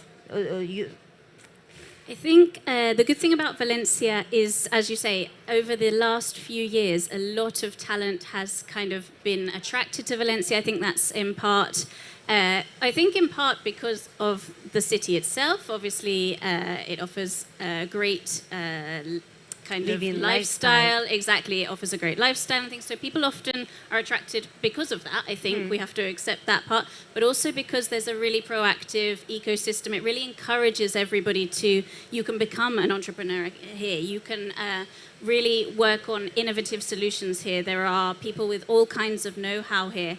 And also it's really great at the minute because a lot of companies are being born digital, so also you can have a company that's got its headquarters here, but work all over the world. So you can get the benefit of being in Valencia, but also work, for example, in our case, that's particularly true. Although we want to have an international team here on the ground, we have developed a platform to work with all of our translators. They're all native translators, and they all live in the country of their mother tongue. So we've got almost 20,000 translators that we work with via a platform, automating everything, working only with human professionals to kind of make sure quality is right. But we can do everything from Valencia. We can get all the benefits of living here, the universities that are here, the ecosystems like Startup Valencia, the kind of events that are run here, but also be completely international. Yeah, no, I think the same. I would agree, even though my focus is primarily on the technology side, so I think when I opened up the office, it was primarily technology office. You know, we started with 4 people, and now we are about 30 here in Valencia. But what is interesting is that mix of national and international talents that you can find here, and that's I think that's a key element there. You know, lots of people are moving here also because of that type of dynamics, and it's really we can easily compete with any other big city right now and really find a very niche, narrow talents, and that's a great place to grow and scale a company. And have you seen that change because you've been here more years? Have you seen that Valencia has been changing in that way? Yeah, no, Valencia, more and more international people are coming. there's more opportunities, there are more collaboration, there are more opportunity to work with the universities. Also, I think the mindset of the universities has evolved a lot over the last few years. The mindset of the students, local students, also has evolved a lot, and I see a big change around being more entrepreneur, as you said. So that's Perfect. Yeah, so we're four co-founders in the company. Only one of us is Spanish. She's from Burgos, so not from Valencia. I'm from the UK. Other CEOs from Italy, Swedish, and then we've got a CTO from Panama. So we all came to the city for different reasons. Life took us here, and then we were all kind of a mindset. Right, we wanted to start something. So talking personally, I was living in London for 8 years. I was able to work remotely from the city for 6 months in 2020, and yeah, I think it goes back to what you're saying. It's a cliche, but everyone talks about it. But it is a very livable city. But I think that's a very powerful attraction to bring people here. And for me, I found that I was wanting to start a business, and I thought, okay, I want to do it where a place where it's a lovely place to be. And then the more I delved into it, the more I saw about, it has got a really strong but fast-growing ecosystem as well for startups. And I felt, okay, it seemed like a really exciting place to be in terms of the accelerators, the incubators, and it had a kind of energy and a momentum that I thought was really attractive. So that was kind of what took me here, and then being on the ground here, I found that to be really true in terms of the community. As someone who didn't know that many people here, I found it really supportive, and there's a lot of opportunities, and everyone's very willing to put you in touch, and everyone's kind of rooting for each other, which I don't have that much experience in other kind of ecosystems, but I think in some places maybe it could be more of a competition, whereas I find it genuinely supportive kind of environment in the startup scene here, which is fantastic because everyone wins and the city wins if that materializes. Yeah, that makes me difficult for me then. Maybe one thing that I can say is since COVID, we have seen a lot of changes in working remotely and these kind of things, and that is something that we support a lot. Actually, I think one of our missions and visions is that everyone can work remotely from where they are, whenever they are, and that is something that we've seen a lot. And since that changed, since COVID, we were based here in Valencia, and we've seen an exponential growth in Valencia, not only in Valencia, but mostly likely here because I think a lot of universities they're bringing some talent here. That's it. Yeah. And is it easy to find clients from here, from Valencia, or? Well, I suppose that the ecosystem and also there are lots of synergies, but is it easy? Easy. Well, I would say that kind of going back to what you were saying about it being quite a supportive environment, it is true that here there's great opportunities for networking. In our case, Spain is our strongest market, although we've got markets all over the world. And a lot of our customers are from here, from Valencia, but also from other cities. But yeah, I definitely think that having this kind of ecosystem that supports you and also the kind of events that we have, there are opportunities here in Valencia, yeah. Okay. I suppose you I'll have to skip that one. Yeah, because we don't really, from Valencia, do any business development. So. Yeah.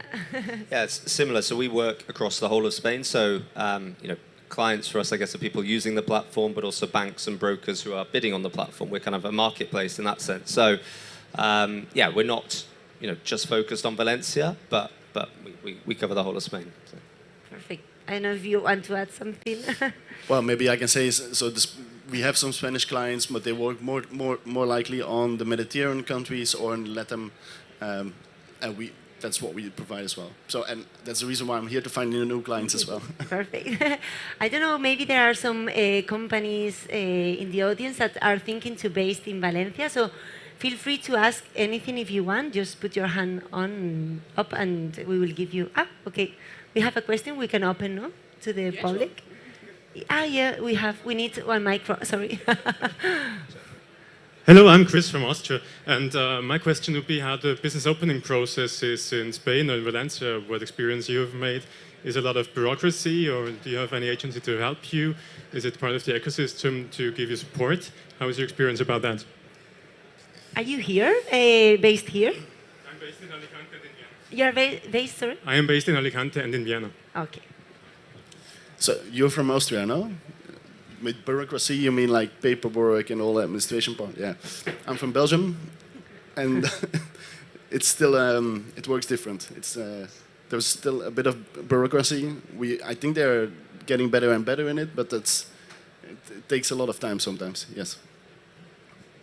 Yeah, I can. We set up a company here in Spain, an SL company. I'd set up a company in the UK, and it was much smoother there. You know, the process was more bureaucratic here, but you know, it wasn't kind of unmanageable. It was just I've learned a lot more about notaries than I did back in the UK. You know, I spend a lot of time at a notary these days. But yeah, I think there is some bureaucracy, but I think that is improving, and in a way that actually kind of creates an opportunity for tech companies, I think, to say, okay, this is how things are done at the minute, but is there a way that we could do things in a more digital way to actually make life easier for people? So a bit for our market, we see that with mortgages. It's really, really bureaucratic here. But that creates an opportunity because lots of people want to find an easy way to do it, and hopefully it helps people find a solution to that. But I wouldn't say it was a barrier, the bureaucracy. I know, Spain maybe, or there's a stereotype of kind of high bureaucracy in more southern European countries, but I haven't found it a barrier at all. And I think no, but I think the positives far outweigh what bureaucracy there is. No, I would just add something. This is Spain, so you can be very creative. So so as I said, our company is headquartered in the UK, and we wanted to open up a subsidiary here. So the way to move faster was first for me to open it as a person, me owning the company, and then go through all the steps of then selling it back to the headquarter company a little bit later. And that way, I rolled out the company very quickly. I could hire the folks very quickly and get started on that. So that's what I mean by being creative there. Just depends on what is your goal, and then you can always find a solution there. Yeah, I don't think I can add much to what my colleagues have already added there. So. And was the language a barrier, or do you speak Spanish? I do, so... Okay. Yeah, you need to speak Spanish here. That is something that I've learned as well. I moved here 5 years ago. If you don't speak Spanish, then it's very difficult to open a company or to arrange some administrative things. Yeah. Okay. So for me, when I arrived, I didn't speak Spanish. This was kind of last May when I arrived in Valencia, and the accelerator, as well as helping to launch a company, has been the best language school I could have asked for, because it forces you. You try, and I'd hate to see some videos of some of kind of my early pitches or like calls with clients or people, but I think I think having Spanish makes. You can get so much more out of it here. So I would definitely encourage anyone who is looking to base themselves here, not just for professional reasons, but just to actually enjoy the culture. The only thing I would really add to that is that the importance of language whenever you're going to internationalize anything, even if you don't particularly speak that language when you're starting, to ensure that you do make sure that your website, all of your communications, everything is in that language and perfectly kind of integrated into the culture, I think. Also, any documentation that you need to ensure is in English or in the language of wherever you're going to set up a company or wherever you're opening a new office. It's really important. Any more questions? Okay. And did you find easy, or if you need to hire someone, does Valencia has that talent, or you had to go abroad, or... Because we have now a lot of universities that are very strong. Yeah, I think we found the people that are working are people that live here. Of course, mostly are international people, but we have some Spanish people as well in our company who speaks French. Or most important thing is that you can speak some different languages with us, and that's we see that. We see that. Luckily, that's a good thing, and that's a good change. That 5 years ago, a lot of international people couldn't speak Spanish, or some native people couldn't speak Spanish or couldn't speak English or another language. Yeah. And you see this more and more coming out. You see this talent coming out from the universities as well. So yeah, it's a good ecosystem for this. Yeah, I think we've hired across kind of marketing, operations, and tech since we launched. For marketing and operations, there was very good availability of talent, and it was a relatively smooth process. finding people with a tech profile here in Valencia, and this isn't unique to Valencia. It's a challenge because they're so in demand. You know, it's like gold dust. So our tech team are remote because of that, not because we don't want to hire here in Spain, but I know the universities here are, I think 3,500 new engineers, developers each year coming out of the universities just in Valencia. So I think that problem will maybe alleviate.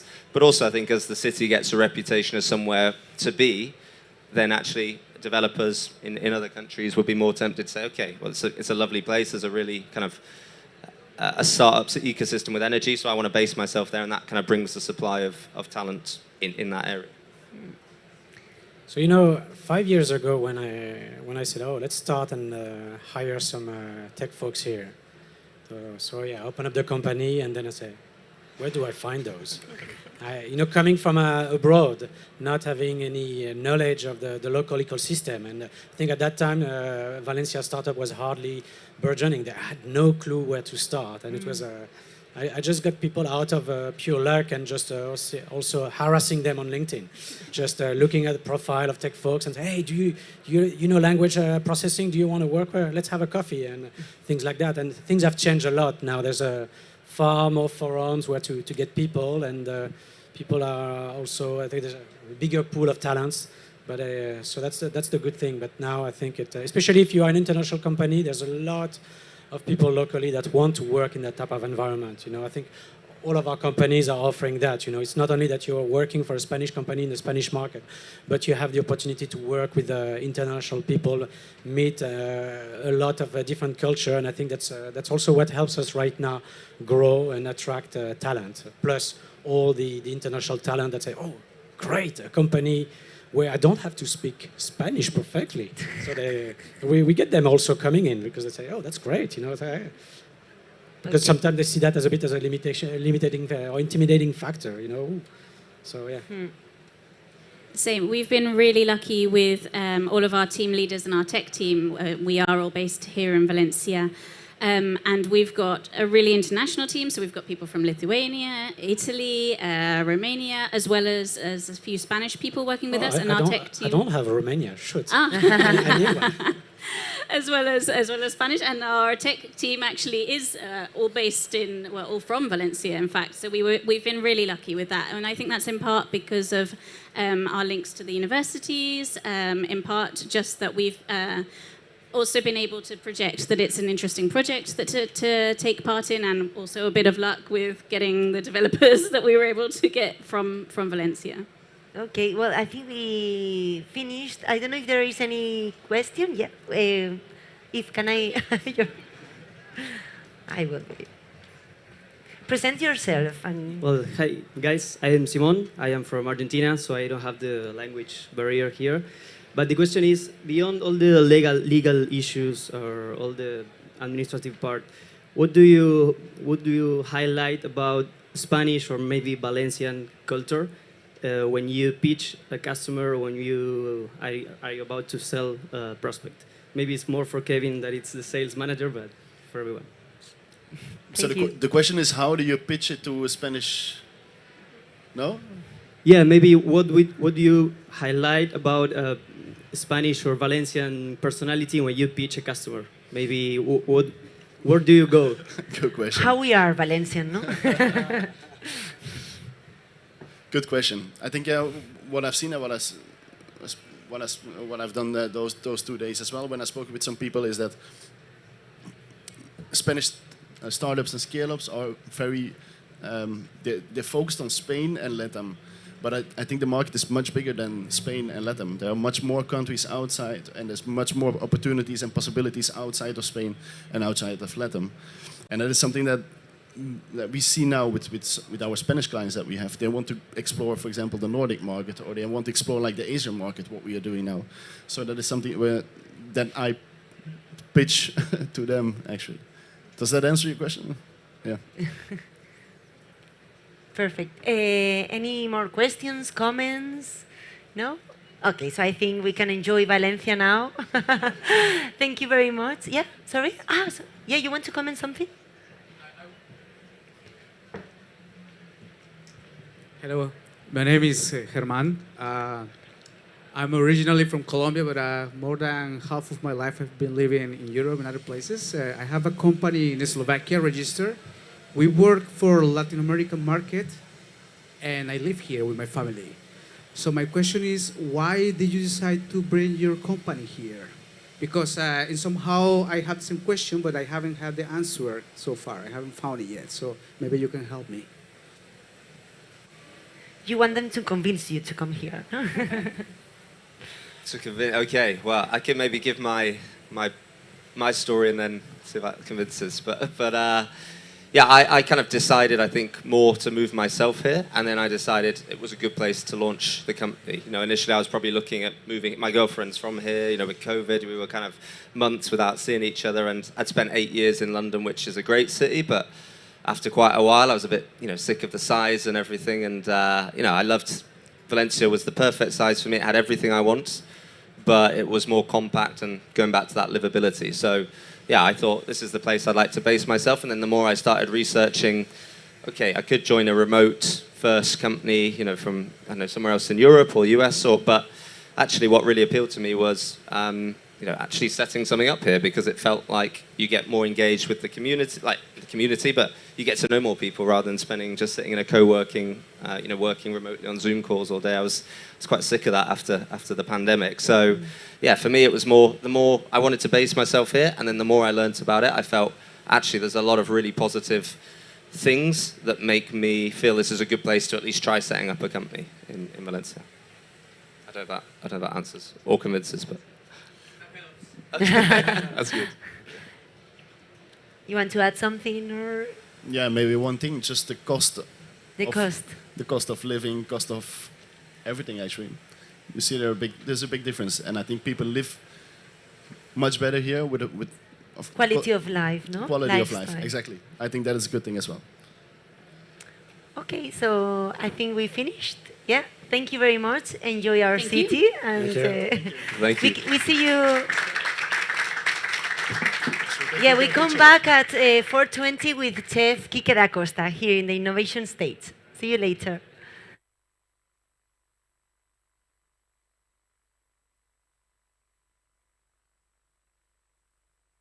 We strive to become masters of our own fate. We know that with great effort comes great reward. We were born to encourage restless minds. We are eager to build a better tomorrow.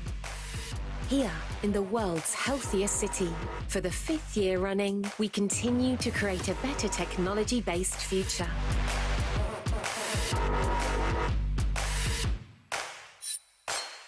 Valencia Digital Summit.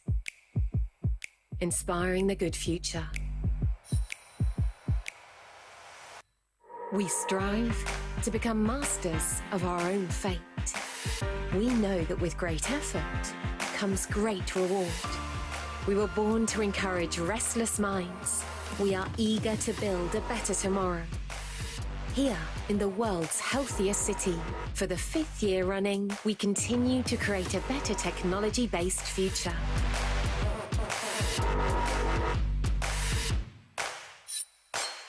Valencia Digital Summit.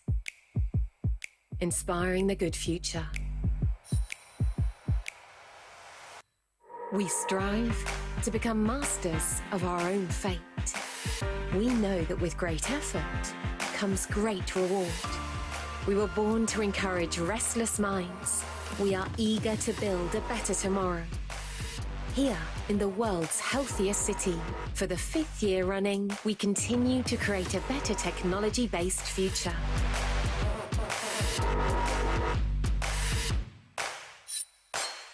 Valencia Digital Summit. Inspiring the good future.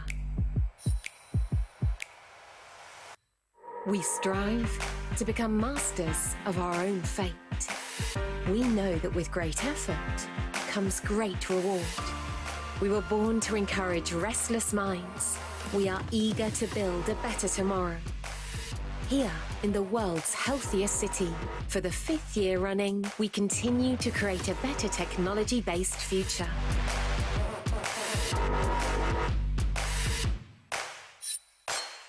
Valencia Digital Summit. inspiring the good future. We strive to become masters of our own fate. We know that with great effort comes great reward. We were born to encourage restless minds. We are eager to build a better tomorrow. Here, in the world's healthiest city, for the 5th year running, we continue to create a better technology-based future.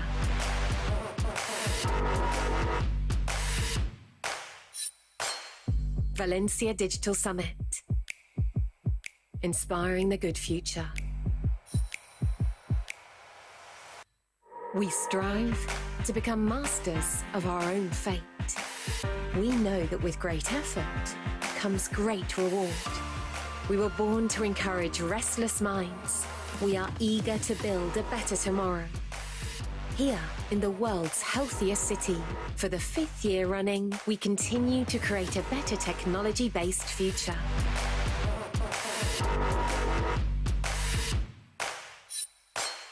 Valencia Digital Summit, inspiring the good future. We strive to become masters of our own fate. We know that with great effort comes great reward. We were born to encourage restless minds. We are eager to build a better tomorrow. Here, in the world's healthiest city, for the 5th year running, we continue to create a better technology-based future.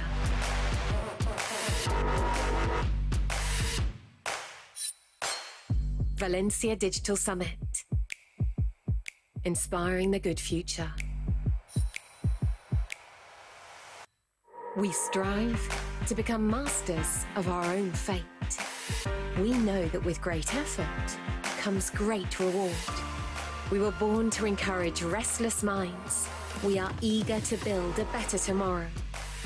Here, in the world's healthiest city, for the 5th year running, we continue to create a better technology-based future.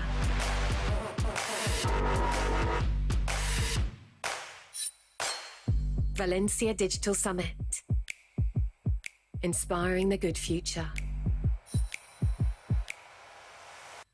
We strive to become masters of our own fate. We know that with great effort comes great reward.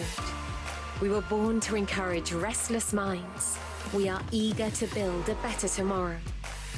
Here, in the world's healthiest city, for the 5th year running, we continue to create a better technology-based future.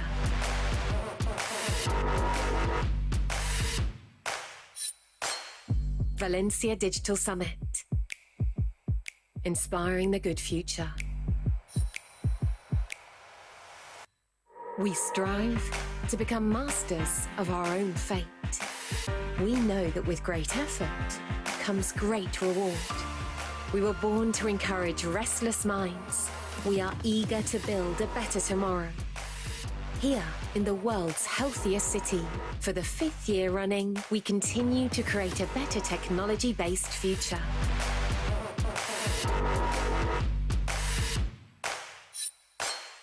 Valencia Digital Summit, inspiring the good future. We strive to become masters of our own fate. We know that with great effort comes great reward. We were born to encourage restless minds. We are eager to build a better tomorrow. Here, in the world's healthiest city, for the 5th year running, we continue to create a better technology-based future.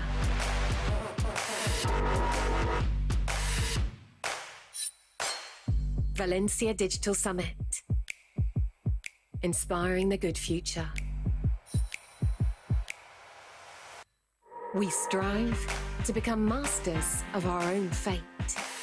We know that with great effort comes great reward. We were born to encourage restless minds. We are eager to build a better tomorrow. Here, in the world's healthiest city, for the 5th year running, we continue to create a better technology-based future.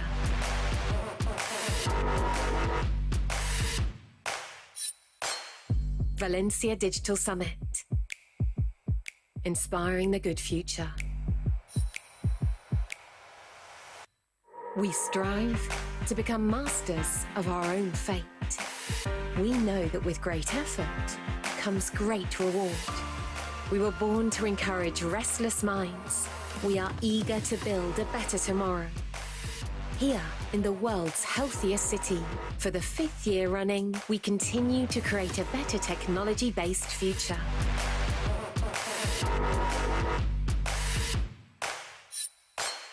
Valencia Digital Summit, inspiring the good future. We strive to become masters of our own fate.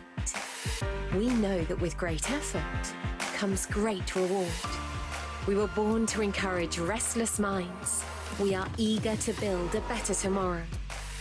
Here, in the world's healthiest city, for the 5th year running, we continue to create a better technology-based future.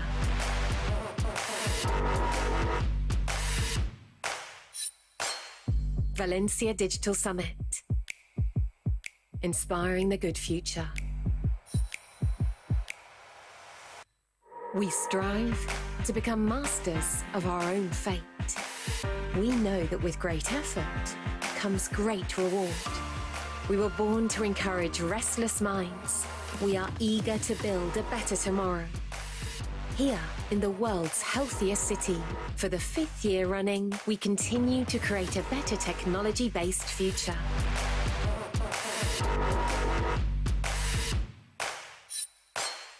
Valencia Digital Summit, inspiring the good future. We strive to become masters of our own fate. We know that with great effort comes great reward. We were born to encourage restless minds.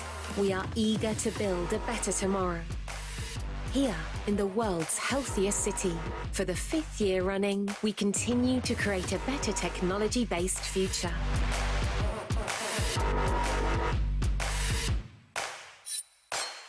Valencia Digital Summit, inspiring the good future.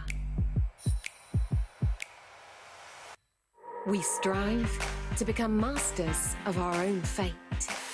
We know that with great effort comes great reward. We were born to encourage restless minds. We are eager to build a better tomorrow.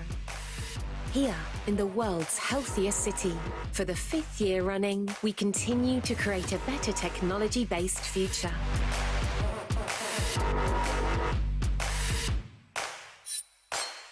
Valencia Digital Summit, inspiring the good future. We strive to become masters of our own fate. We know that with great effort comes great reward. We were born to encourage restless minds. We are eager to build a better tomorrow. Here, in the world's healthiest city, for the 5th year running, we continue to create a better technology-based future.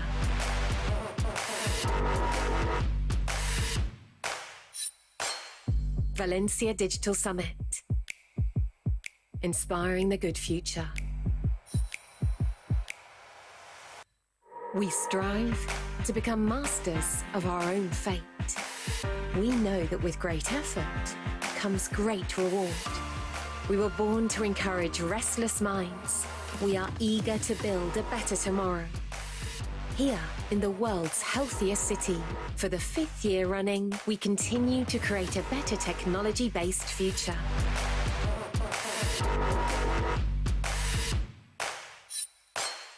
Valencia Digital Summit, inspiring the good future. We strive to become masters of our own fate. We know that with great effort comes great reward. We were born to encourage restless minds. We are eager to build a better tomorrow. Here, in the world's healthiest city, for the 5th year running, we continue to create a better technology-based future.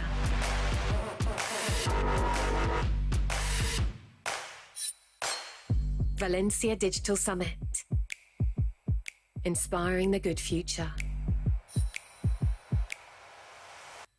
We strive to become masters of our own fate.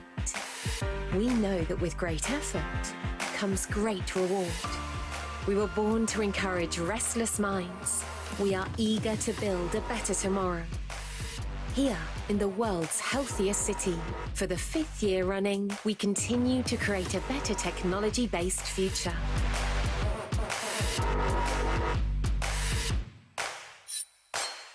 Valencia Digital Summit, inspiring the good future. We strive to become masters of our own fate. We know that with great effort comes great reward. We were born to encourage restless minds. We are eager to build a better tomorrow. Here, in the world's healthiest city, for the 5th year running, we continue to create a better technology-based future.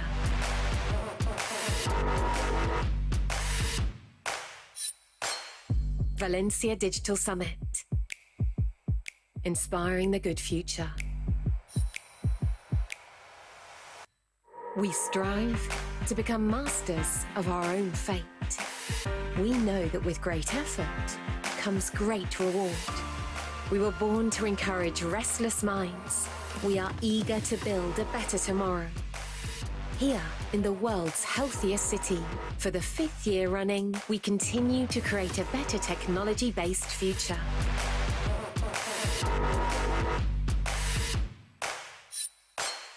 Valencia Digital Summit, inspiring the good future. We strive to become masters of our own fate. We know that with great effort comes great reward. We were born to encourage restless minds. We are eager to build a better tomorrow.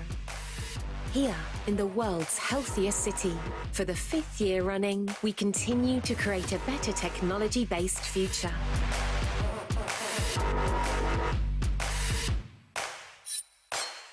Valencia Digital Summit, inspiring the good future. We strive to become masters of our own fate. We know that with great effort comes great reward. We were born to encourage restless minds. We are eager to build a better tomorrow. Here, in the world's healthiest city, for the 5th year running, we continue to create a better technology-based future.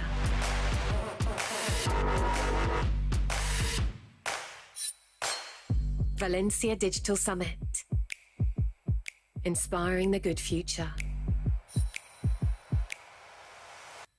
We strive to become masters of our own fate. We know that with great effort comes great reward. We were born to encourage restless minds. We are eager to build a better tomorrow. Here, in the world's healthiest city, for the 5th year running, we continue to create a better technology-based future.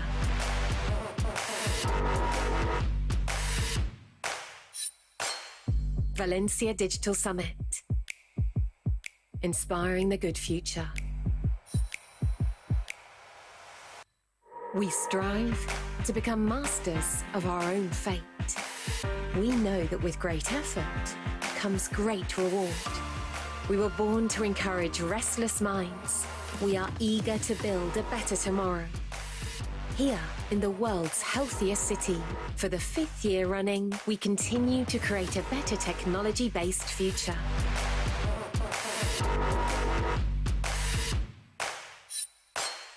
Valencia Digital Summit, inspiring the good future. We strive to become masters of our own fate. We know that with great effort comes great reward. We were born to encourage restless minds. We are eager to build a better tomorrow. Here, in the world's healthiest city, for the 5th year running, we continue to create a better technology-based future.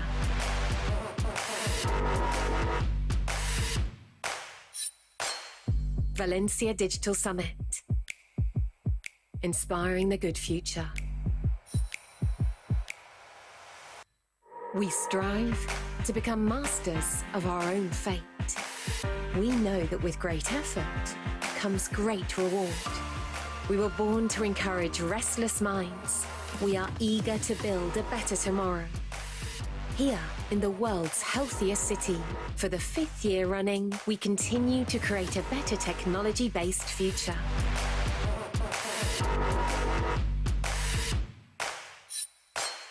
Valencia Digital Summit, inspiring the good future.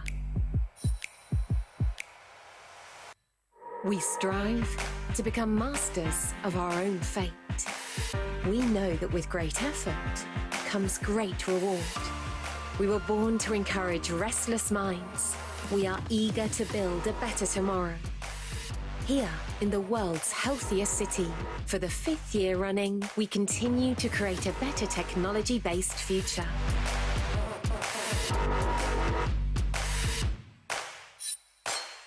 Valencia Digital Summit, inspiring the good future. We strive to become masters of our own fate. We know that with great effort comes great reward. We were born to encourage restless minds. We are eager to build a better tomorrow. Here, in the world's healthiest city, for the 5th year running, we continue to create a better technology-based future.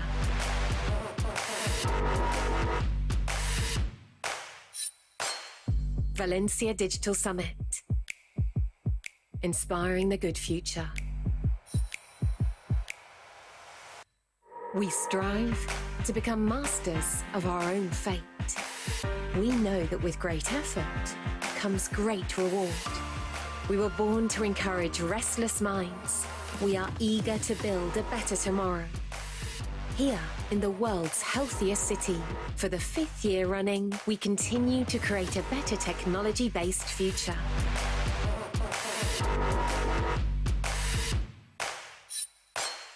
Valencia Digital Summit, inspiring the good future. We strive to become masters of our own fate. We know that with great effort comes great reward. We were born to encourage restless minds. We are eager to build a better tomorrow. Here, in the world's healthiest city, for the 5th year running, we continue to create a better technology-based future.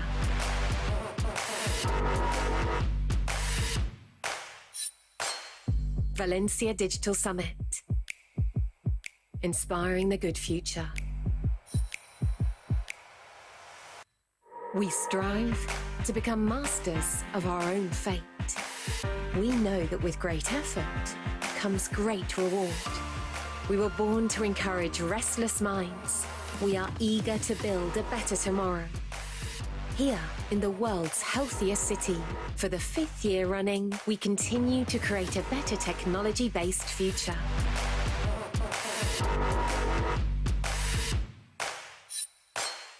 Valencia Digital Summit, inspiring the good future. We strive to become masters of our own fate.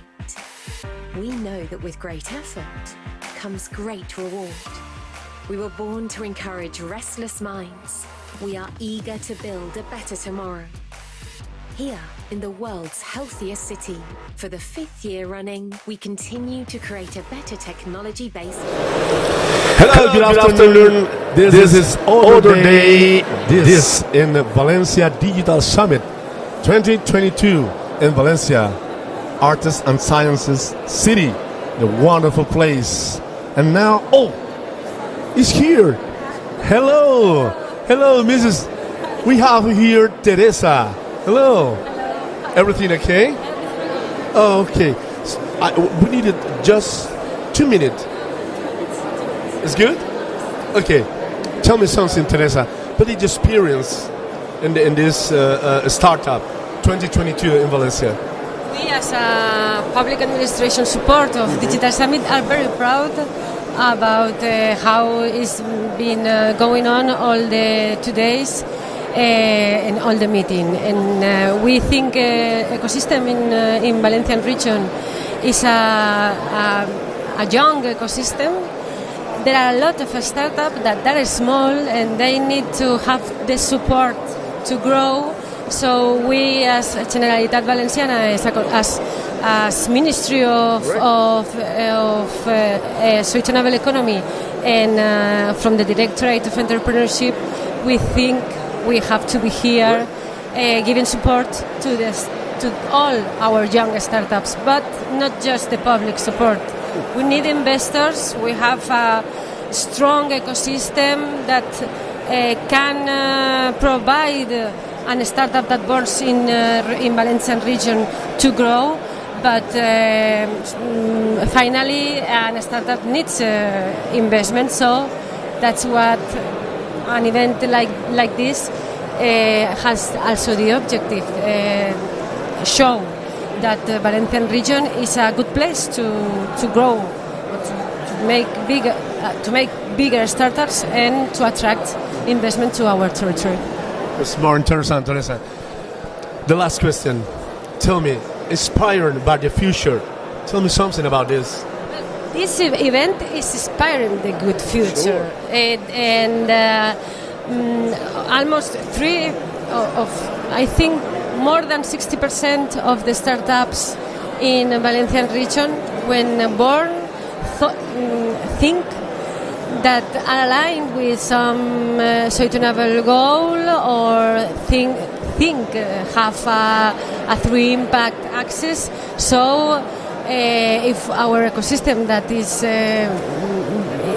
has a lot of startups, all the startups or most of the startups are thinking that they are sustainable, it's a good way to change, to face the problems we are going to have, and to change our society in a better society, to care our planet and to make also Valencian region a sustainable territory. Good. Appreciate your assistance. Teresa Garcia will be here. Bye bye. Bye bye. It's a good pleasure. Okay. Goodbye. Bye bye. Okay. Follow me. And now we present the personal crew of the Banco Sabadell. Come on. Oh, it's here. Oh my God, it's here. What's your name? Ana. Hello. Nice to meet you. Ana, Banco Sabadell, cuéntanos tu experiencia en este 2022 Valencia Digital Summit. Cuéntanos, ¿cómo está siendo tu experiencia como startup? Pues como startup, Banco Sabadell apuesta siempre desde sus inicios en 2013 por las startups, por las empresas, y por supuesto en Valencia en este gran evento que ya lleva varios años por la innovación en las empresas. Y bueno, pues como os decía, Banco Sabadell, una parte de inversión muy importante que apuesta por las startups. Ana, danos un consejo inspirador del futuro. ¿Cómo ves el desarrollo y qué auguras para que Valencia siga creciendo a nivel empresarial? Un consejo inspirador para el futuro. Pues que sigamos en la línea que estamos haciendo, que creo que Valencia lo está haciendo muy bien, y con esta clase de eventos por supuesto que vamos a dar grandes pasos en todo el territorio y el ecosistema de la startup. Muy bien, pues muchísimas gracias. Hemos estado con Ana, startup de Banco Sabadell. Muchas gracias, buenas tardes y mucho éxito. Continuamos, veniros por aquí, chicos. Veniros. Vamos a seguir entrevistando a ver qué nos encontramos por aquí esta tarde. Y aquí tenemos a los chicos del Legal Pioneer on the Tech World. Hello, good afternoon. What's your name? I'm Luis. Luis, we'll be here with Luis. And now we have two questions for you, Mr. Luis. You are the owner about this startup. Okay, we're talking about with the owner and this startup. Okay? And now we have two questions. The first question for you. Tell me, what is your experience here in 22 years in Valencia? What is your experience? For me, I would say, can I hold this? For me, I've been traveling around the world. I've seen like most of the big events in the world. I would tell this is like a world-class event. I mean, you're really managing to make like something that's going to be like an experience for everyone who's coming to Valencia. When Valencia is becoming like one huge hub for startups, and this is the place to be. Totally amazing. Good. And now we have the last question. Inspiring by the future, by the good future and the startup and the development in Valencia. But now we have a growth about the startup, the little and the middle companies.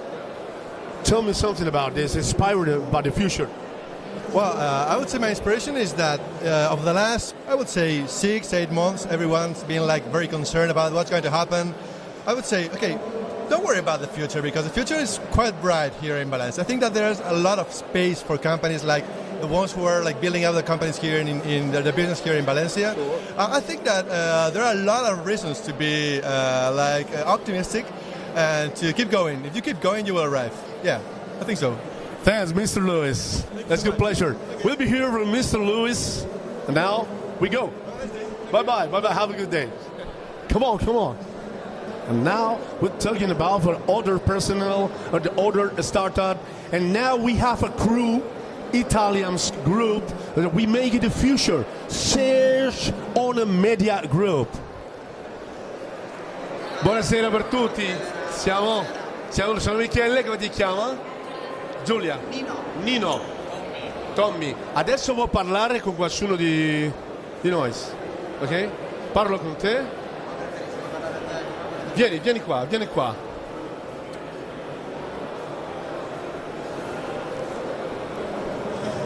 Giulia, parliamo in inglese.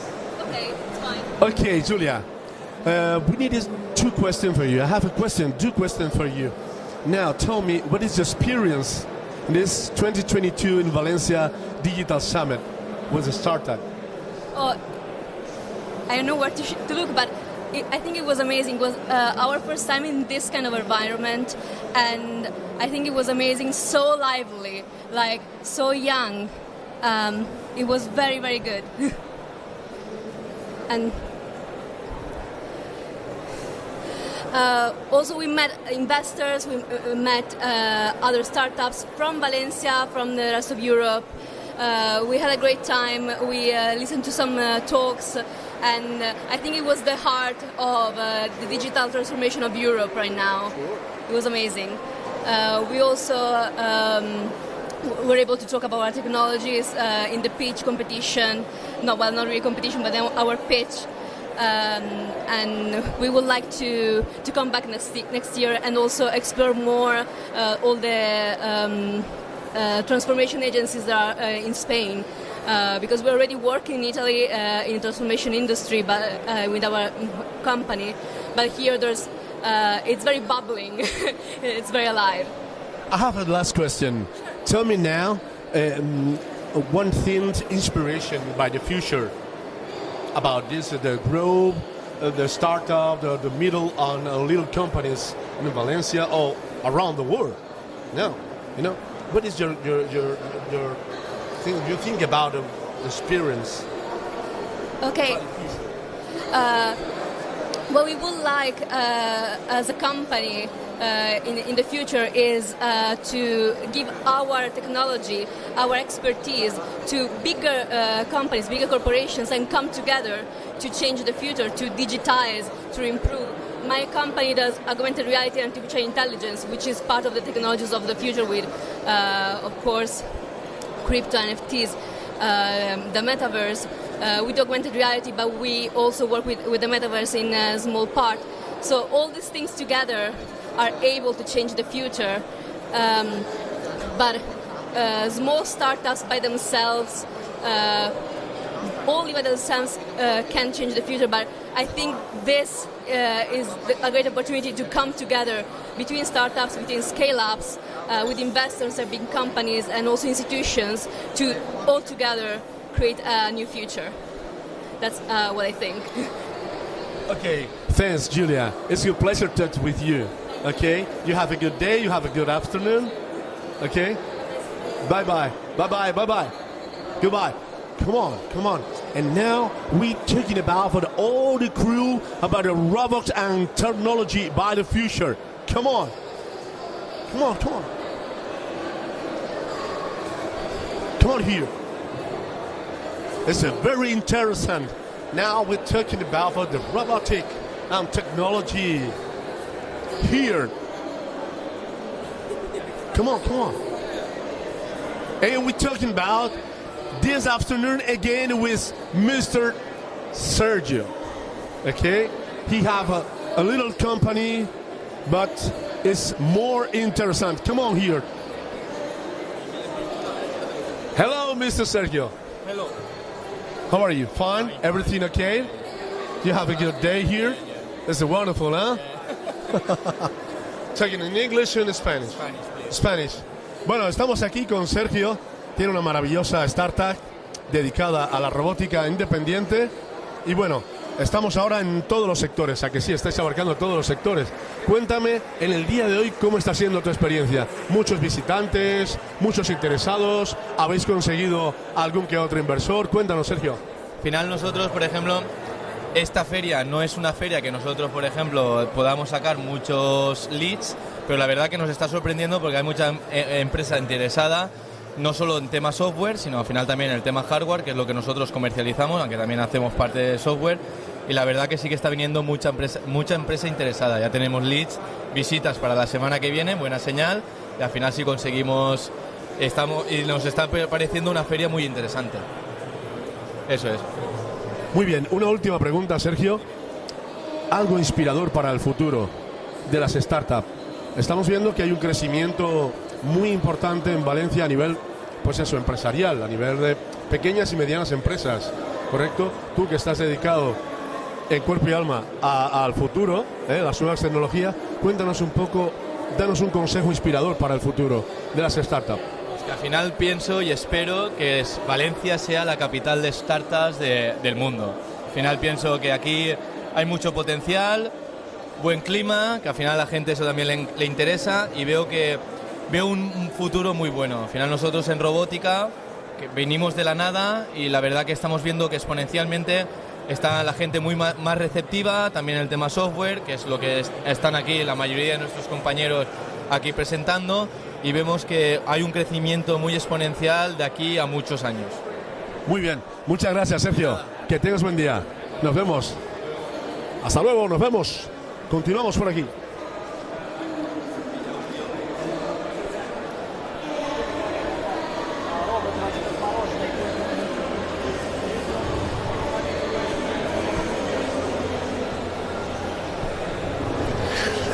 Hello, good afternoon. We'll be here in Actana, Ali Saraya. We're back. Okay, Actana is coming. Virtual reality is more interesting. And we'll be here with Mr. Rafael. Is speaking English? Speak English? Okay, Rafael, let me something. What is your experience today? For example, this afternoon, you have more visit, you have investment, you have many people here talking about for your project. The objective in this here is the people know our platform, Octana. We find for visualization we want to make us know for the people. Okay, tell me the last question for you. Inspiring by the future. Tell me something about this. Well, the future, the things change very, very fast.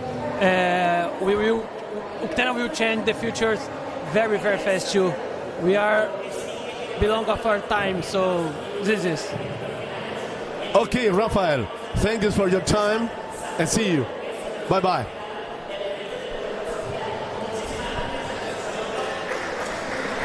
Come on, let's talk about for Mr. Ali Sariev. Drum season. Oh my God, this is the last technology of the world. Wow, it's incredible, it's amazing. We have a video. We have a video here on the TV, on the stream. Oh, wow, it's incredible. Wow. Tell me something, Ali. Yes, what would you like? What is your experience today? For example, this afternoon, you have a more visit, you have investment people, you have interest for your company, for your startup. Yes. What is your experience? Tell me something. The experience has been excellent. Thank you very much for the invitation here to Valencia. We're coming from Oslo and we're working in Spain. We've developed this drone in Spain and we're here to present it to the public and the visitors here in Valencia Digital Summit. Okay, tell me the last question. Tell me something about you things inspiring by the future for the new startup, for your company, for the grow up for your company. The idea is to involve Valencia, Comunidad de Valencia, and find the investors and also the community here, which Startup Valencia is doing an excellent job. Sure. Very proud to see 13,000 people registered. Yes. Wow. Yes. So thank you very much. It's been excellent. Thank you very much for you. It's a pleasure. It's a pleasure talking for you. Ali Hazard, the drums, the last technology around the world. See you later. Bye-bye. We strive to become masters of our own fate. We know that with great effort comes great reward. We were born to encourage restless minds. We are eager to build a better tomorrow. Here, in the world's healthiest city, for the 5th year running, we continue to create a better technology-based future.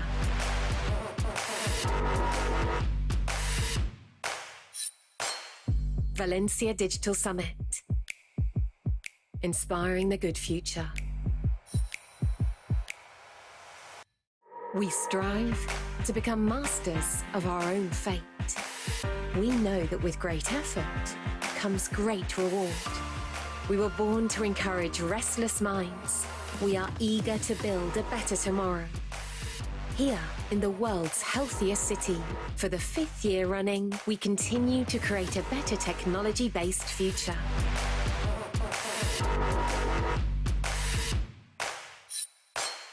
Valencia Digital Summit. Inspiring the good future. We strive to become masters of our own fate. We know that with great effort comes great reward. We were born to encourage restless minds. We are eager to build a better tomorrow. Here, in the world's healthiest city, for the 5th year running, we continue to create a better technology-based future.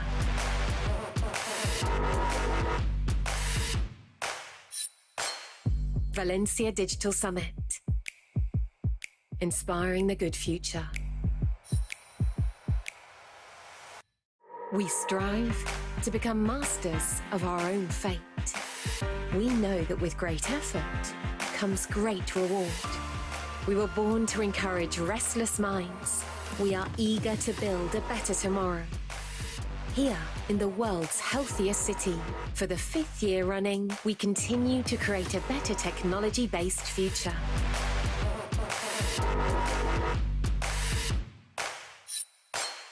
Valencia Digital Summit. Inspiring the good future.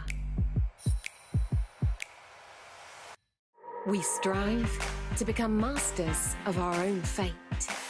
We know that with great effort comes great reward. We were born to encourage restless minds. We are eager to build a better tomorrow. Here, in the world's healthiest city, for the 5th year running, we continue to create a better technology-based future.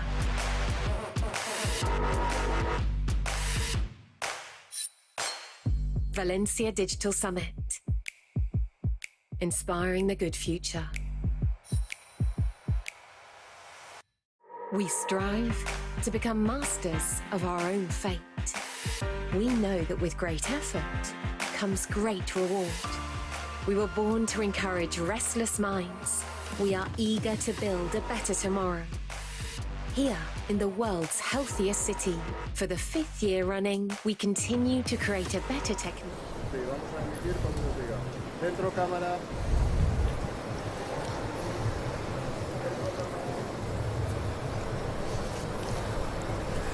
Hello for everybody. We'll be here again. The marvelous city around the world, Valencia City. Look at this sunshine.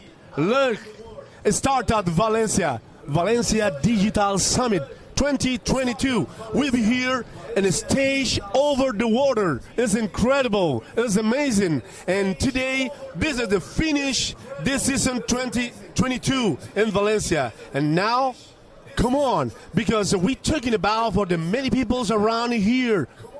Come on, let's get on the street. Come on.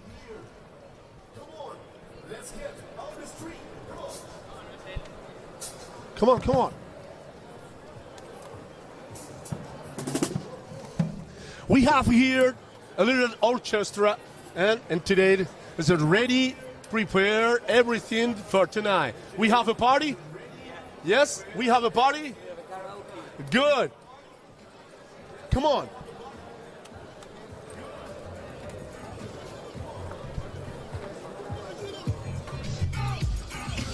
Oh, now we're talking about for the few girls, the many girls that will stay on the table here. Hello, hello, hello, hello. We have here many girls, beautiful girls, support to start out Valencia. And now, your experience, you take English, speak English? ¿Hablas español? Dime, cuéntame tu experiencia, ¿cómo está haciendo en esta maravillosa Startup Valencia Digital Summit? Muy bien, nosotros estamos como expositores, somos Asde City, estamos en el stand de Collab y la verdad que muy bien. Muy bien. Sí, sí, muy bien. Otra y última pregunta, cuéntanos algo inspirador para el futuro de las startups en Valencia, el crecimiento de las empresas, cuéntanos algo.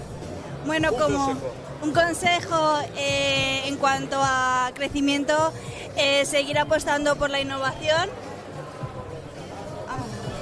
Vale, seguir apostando por la innovación. Muy bien, muy bien. Muchísimas gracias. Un placer. Hasta luego, chicas. Goodbye, goodbye. Hey, we have here two persons. Hey, wait a minute. Hello, what's your name? Diego. Speak English or Spanish? I speak English. What is your experience here in 2022 Valencia Digital Summit? I love it. A lot of networking, a lot of ideas, startups. Very good. Good. Tell me the last questions. Inspiring by the future for the startups, the growth, the little and middle companies here. Tell me something. Really good ideas, really good people, really young people making an impact on the world, and very happy to be here. Thanks. Goodbye, Diego. Bye, peoples. Come on here. Come on. Oh, come on.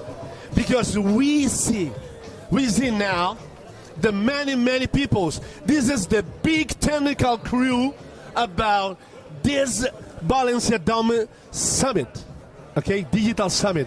We have many crews, and now we have here a lunch and dinner and food and eat. Carlos Chova. He is the owner about this many crew here. Hello, Carlos. Hello, Charlie. No. Let's. Tell me something. What is your experience? Because you come here for work, for prepare everything here, and this is the big events.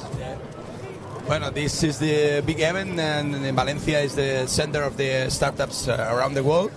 Y bueno, aquí lo que veis se ha tenido que montar en una semana, que es lo que estamos haciendo aquí. Llevamos sí, vinimos el domingo, comenzamos ya con la preparación, llevamos 3 o 4 meses.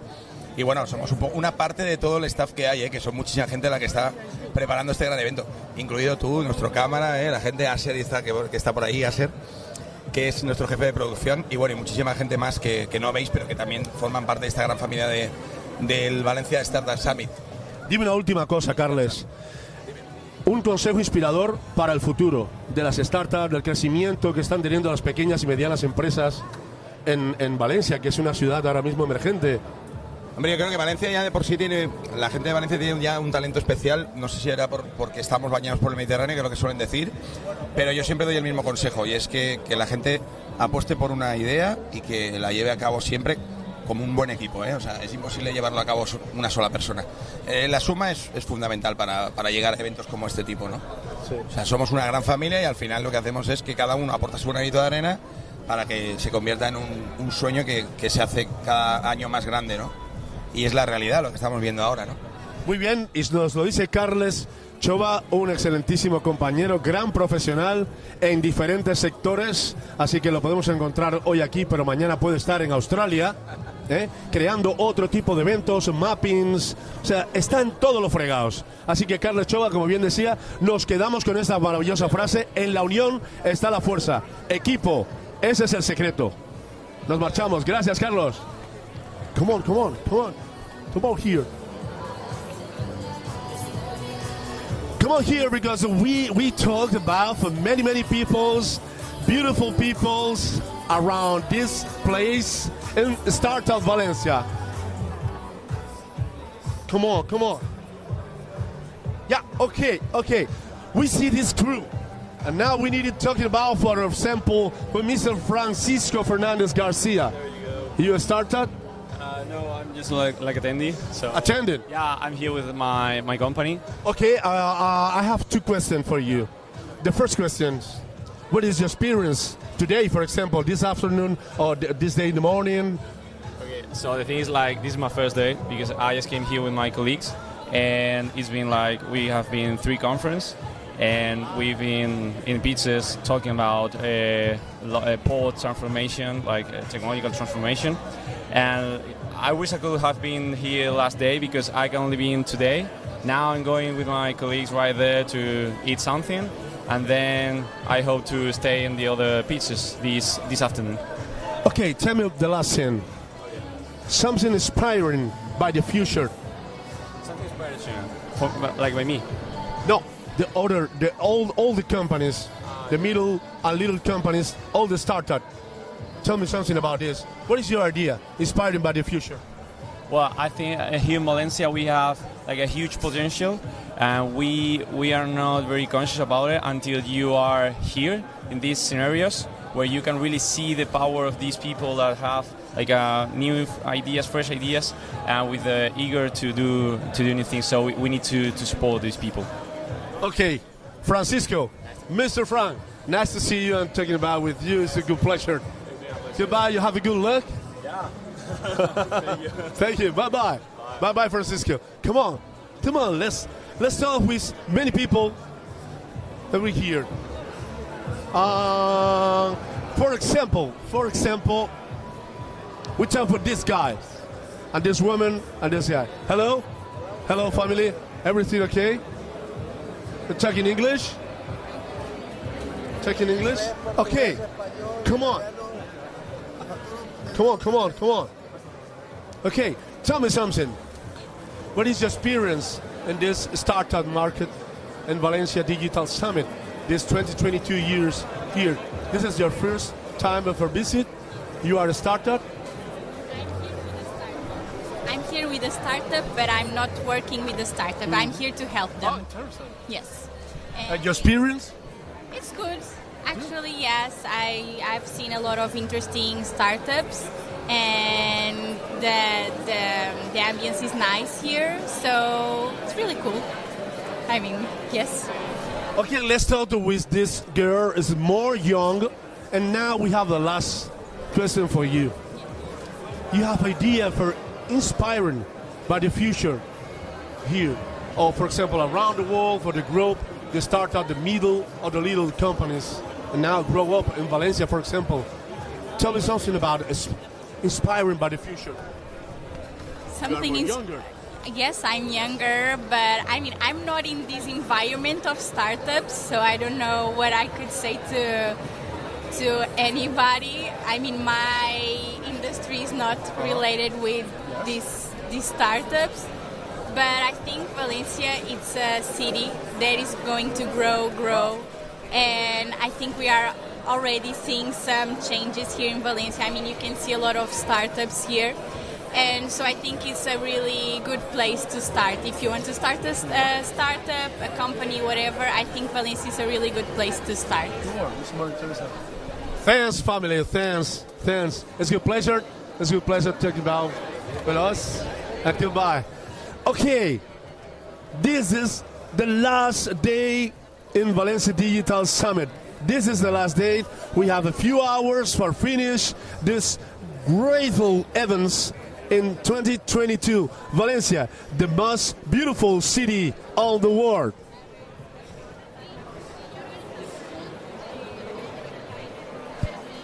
We strive to become masters of our own fate. We know that with great effort comes great reward.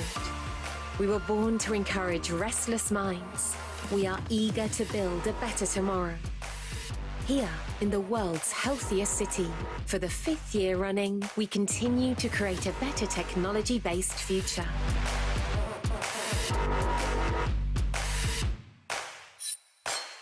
Valencia Digital Summit. Inspiring the good future. We strive to become masters of our own fate. We know that with great effort comes great reward. We were born to encourage restless minds. We are eager to build a better tomorrow. Here, in the world's healthiest city, for the 5th year running, we continue to create a better technology-based future.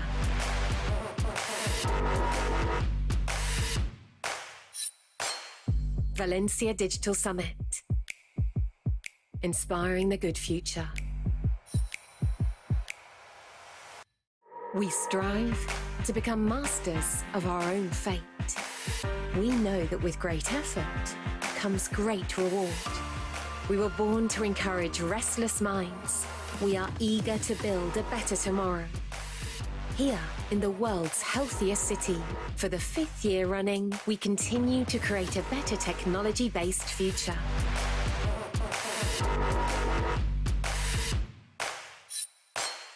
Valencia Digital Summit. Inspiring the good future. We strive to become masters of our own fate. We know that with great effort comes great reward. We were born to encourage restless minds. We are eager to build a better tomorrow. Here, in the world's healthiest city, for the 5th year running, we continue to create a better technology-based future.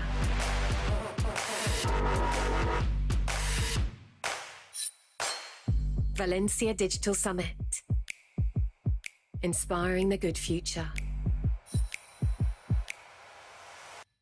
We strive to become masters of our own fate. We know that with great effort comes great reward. We were born to encourage restless minds. We are eager to build a better tomorrow.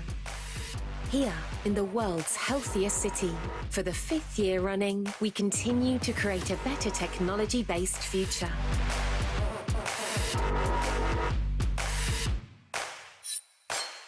Valencia Digital Summit.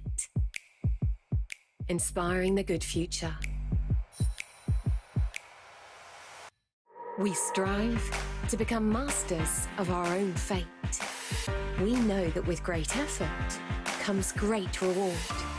We were born to encourage restless minds. We are eager to build a better tomorrow.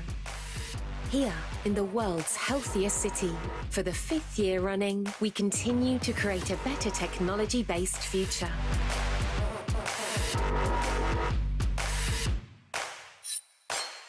Valencia Digital Summit. Inspiring the good future. We strive to become masters of our own fate. We know that with great effort comes great reward. We were born to encourage restless minds. We are eager to build a better tomorrow.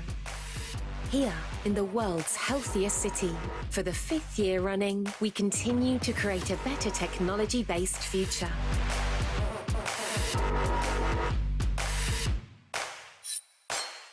Valencia Digital Summit.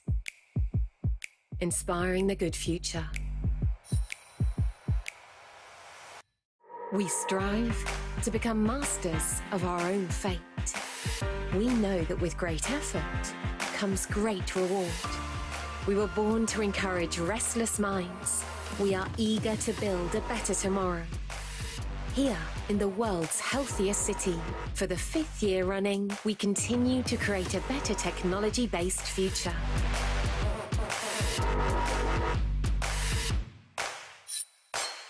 Valencia Digital Summit. Inspiring the good future. We strive to become masters of our own fate. We know that with great effort comes great reward. We were born to encourage restless minds. We are eager to build a better tomorrow. Here, in the world's healthiest city, for the 5th year running, we continue to create a better technology-based future.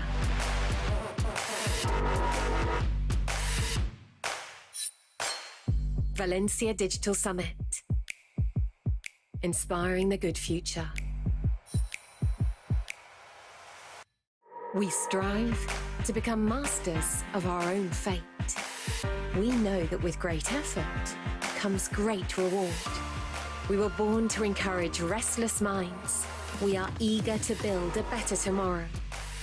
Here, in the world's healthiest city, for the 5th year running, we continue to create a better technology-based future.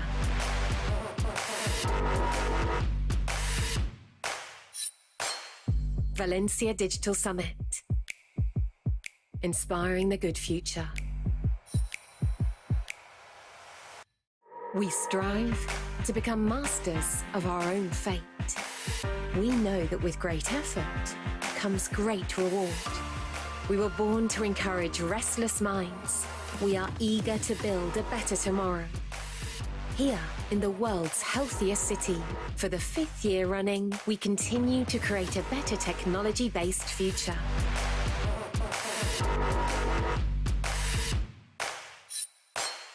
Valencia Digital Summit. Inspiring the good future. We strive to become masters of our own fate. We know that with great effort comes great reward. We were born to encourage restless minds. We are eager to build a better tomorrow.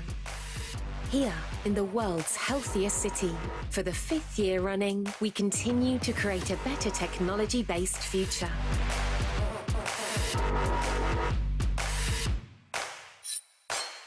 Valencia Digital Summit. Inspiring the good future. We strive to become masters of our own fate. We know that with great effort comes great reward. We were born to encourage restless minds.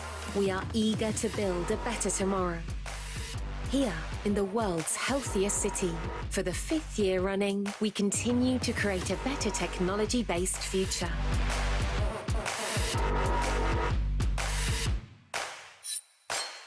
Valencia Digital Summit. Inspiring the good future. We strive to become masters of our own fate. We know that with great effort comes great reward. We were born to encourage restless minds. We are eager to build a better tomorrow. Here, in the world's healthiest city, for the 5th year running, we continue to create a better technology-based future.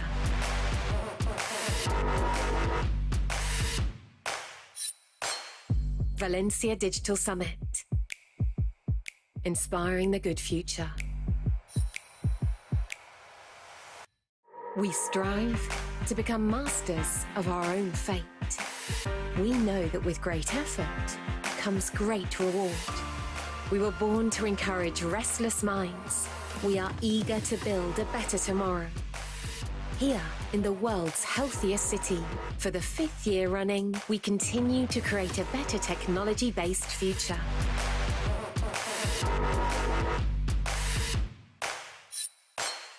Valencia Digital Summit. Inspiring the good future. We strive to become masters of our own fate. We know that with great effort comes great reward. We were born to encourage restless minds. We are eager to build a better tomorrow. Here, in the world's healthiest city, for the 5th year running, we continue to create a better technology-based future.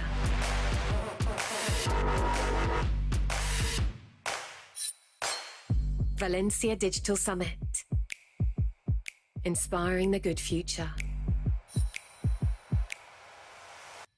We strive to become masters of our own fate. We know that with great effort comes great reward. We were born to encourage restless minds. We are eager to build a better tomorrow. Here, in the world's healthiest city, for the 5th year running, we continue to create a better technology-based future.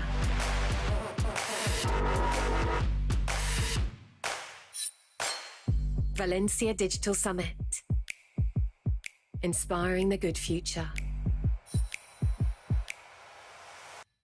We strive to become masters of our own fate. We know that with great effort comes great reward. We were born to encourage restless minds. We are eager to build a better tomorrow.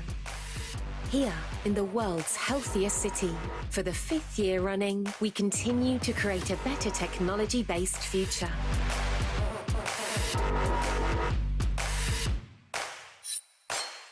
Valencia Digital Summit.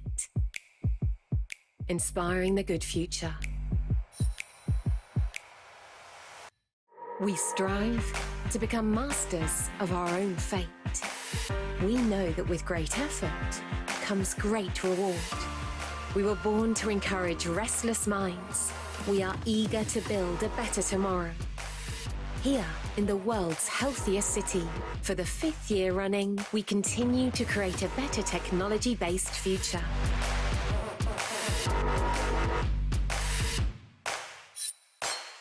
Valencia Digital Summit. Inspiring the good future. We strive to become masters of our own fate. We know that with great effort comes great reward. We were born to encourage restless minds. We are eager to build a better tomorrow. Here, in the world's healthiest city, for the 5th year running, we continue to create a better technology-based future.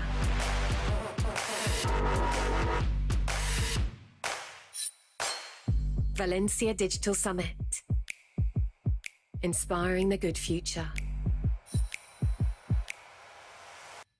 We strive to become masters of our own fate. We know that with great effort comes great reward. We were born to encourage restless minds. We are eager to build a better tomorrow. Here, in the world's healthiest city, for the 5th year running, we continue to create a better technology-based future.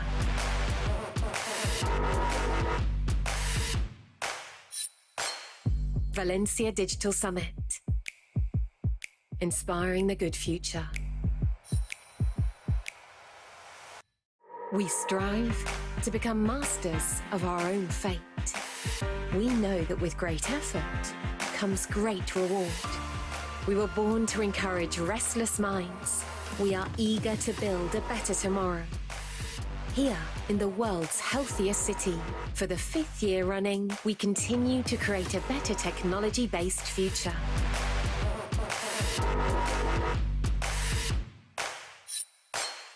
Valencia Digital Summit. Inspiring the good future. We strive to become masters of our own fate. We know that with great effort comes great reward. We were born to encourage restless minds. We are eager to build a better tomorrow. Here, in the world's healthiest city, for the 5th year running, we continue to create a better technology-based future.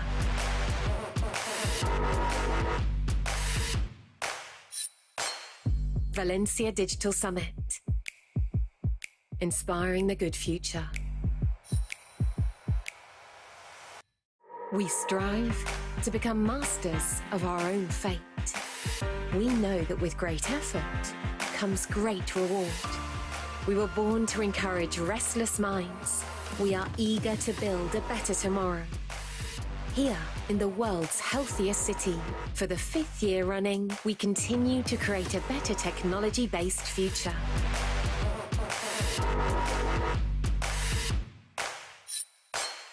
Valencia Digital Summit. Inspiring the good future. We strive to become masters of our own fate. We know that with great effort comes great reward. We were born to encourage restless minds. We are eager to build a better tomorrow. Here, in the world's healthiest city, for the 5th year running, we continue to create a better technology-based future.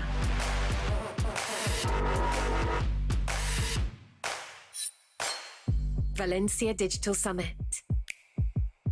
Inspiring the good future. We strive to become masters of our own fate. We know that with great effort comes great reward. We were born to encourage restless minds. We are eager to build a better tomorrow. Here, in the world's healthiest city, for the 5th year running, we continue to create a better technology-based future.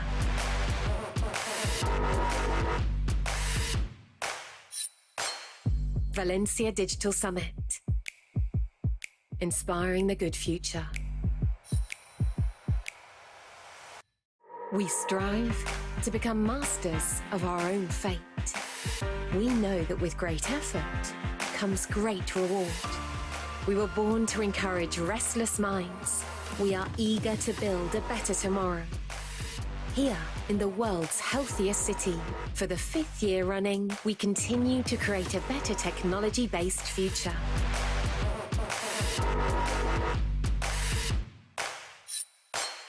Valencia Digital Summit. Inspiring the good future. We strive to become masters of our own fate. We know that with great effort comes great reward. We were born to encourage restless minds. We are eager to build a better tomorrow. Here, in the world's healthiest city, for the 5th year running, we continue to create a better technology-based future.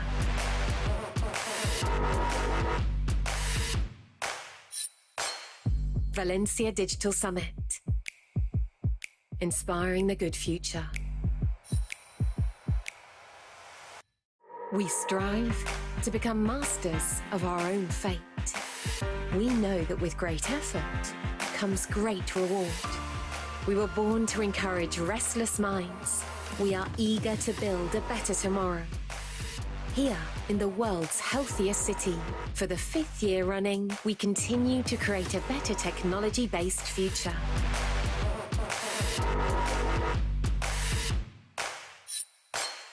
Valencia Digital Summit. Inspiring the good future. We strive to become masters of our own fate.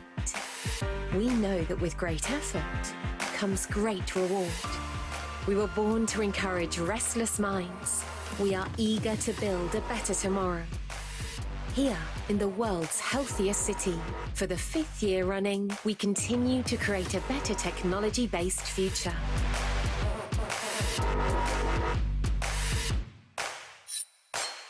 Valencia Digital Summit. Inspiring the good future. We strive to become masters of our own fate. We know that with great effort comes great reward. We were born to encourage restless minds. We are eager to build a better tomorrow. Here, in the world's healthiest city, for the 5th year running, we continue to create a better technology-based future.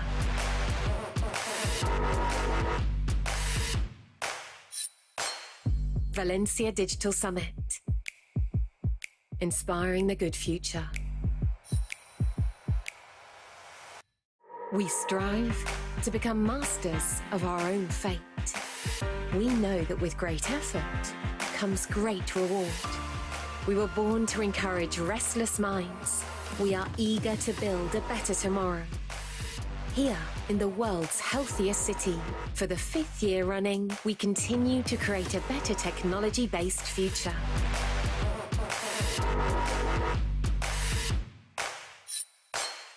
Valencia Digital Summit.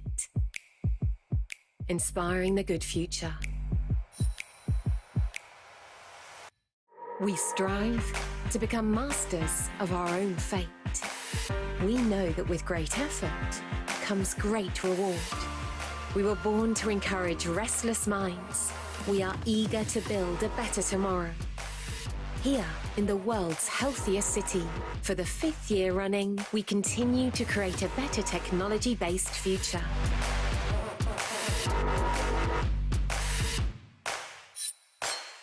Valencia Digital Summit.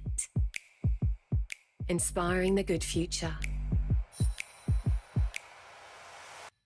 We strive to become masters of our own fate. We know that with great effort comes great reward. We were born to encourage restless minds. We are eager to build a better tomorrow. Here, in the world's healthiest city, for the 5th year running, we continue to create a better technology-based future.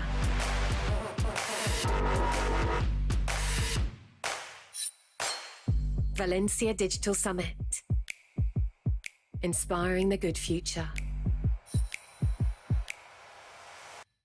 We strive to become masters of our own fate. We know that with great effort comes great reward. We were born to encourage restless minds. We are eager to build a better tomorrow. Here, in the world's healthiest city, for the 5th year running, we continue to create a better technology-based future.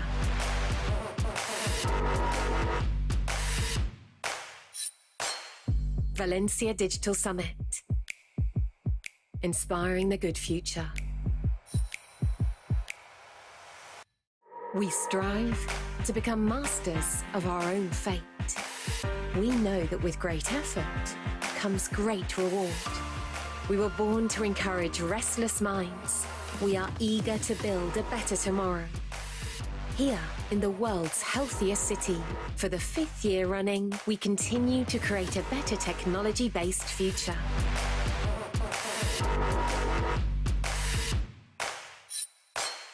Valencia Digital Summit. Inspiring the good future. We strive to become masters of our own fate. We know that with great effort comes great reward. We were born to encourage restless minds. We are eager to build a better tomorrow. Here, in the world's healthiest city, for the 5th year running, we continue to create a better technology-based future.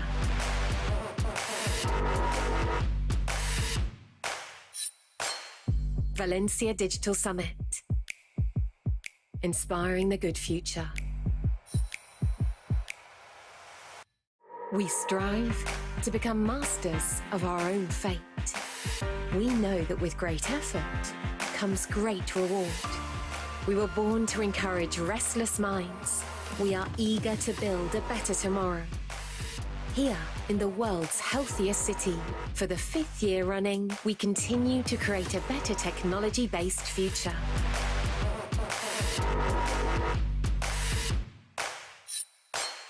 Valencia Digital Summit. Inspiring the good future. We strive to become masters of our own fate. We know that with great effort comes great reward. We were born to encourage restless minds. We are eager to build a better tomorrow. Here, in the world's healthiest city, for the 5th year running, we continue to create a better technology-based future.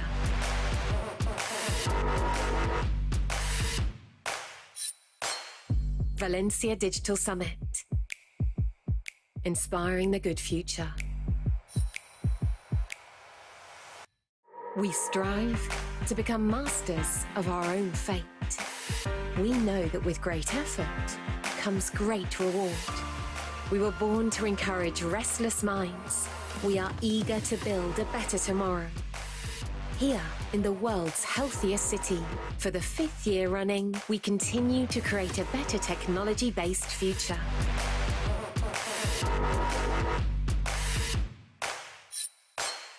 Valencia Digital Summit.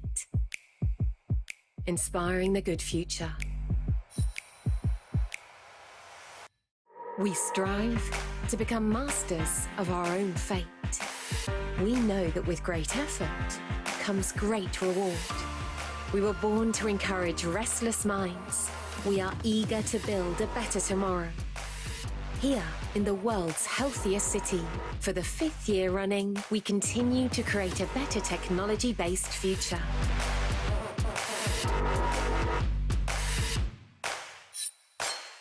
Valencia Digital Summit. Inspiring the good future. We strive to become masters of our own fate.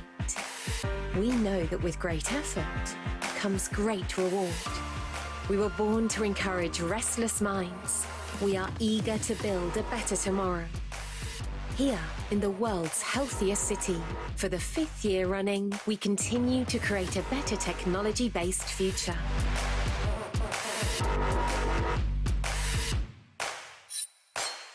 Valencia Digital Summit. Inspiring the good future. We strive to become masters of our own fate. We know that with great effort comes great reward. We were born to encourage restless minds. We are eager to build a better tomorrow. Here, in the world's healthiest city, for the 5th year running, we continue to create a better technology-based future.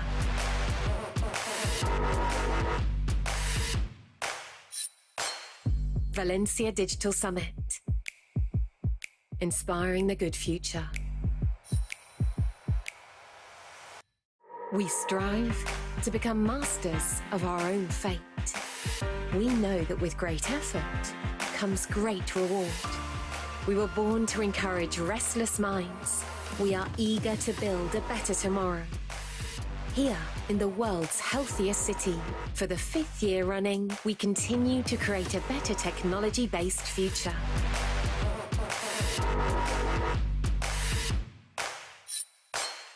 Valencia Digital Summit. Inspiring the good future. We strive to become masters of our own fate. We know that with great effort comes great reward. We were born to encourage restless minds. We are eager to build a better tomorrow. Here, in the world's healthiest city, for the 5th year running, we continue to create a better technology-based future.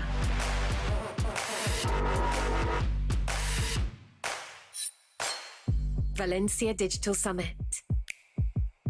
Inspiring the good future. We strive to become masters of our own fate. We know that with great effort comes great reward. We were born to encourage restless minds. We are eager to build a better tomorrow. Here, in the world's healthiest city, for the 5th year running, we continue to create a better technology-based future.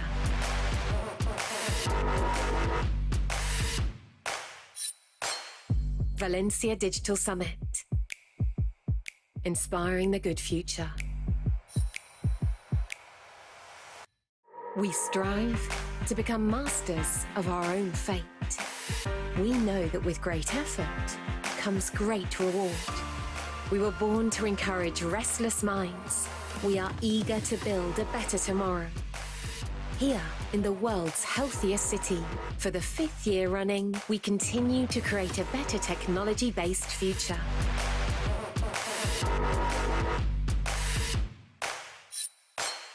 Valencia Digital Summit.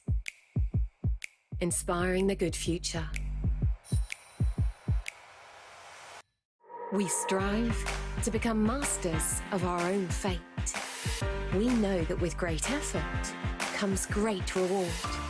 We were born to encourage restless minds. We are eager to build a better tomorrow. Here, in the world's healthiest city, for the 5th year running, we continue to create a better technology-based future.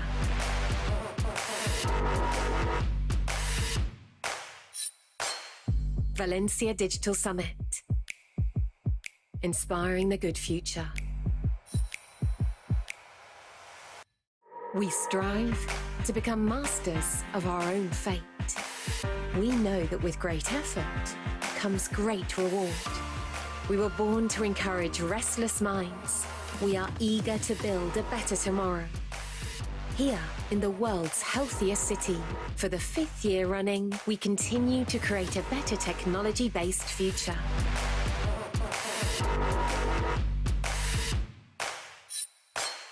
Valencia Digital Summit. Inspiring the good future. We strive to become masters of our own fate. We know that with great effort comes great reward. We were born to encourage restless minds. We are eager to build a better tomorrow. Here, in the world's healthiest city, for the 5th year running, we continue to create a better technology-based future.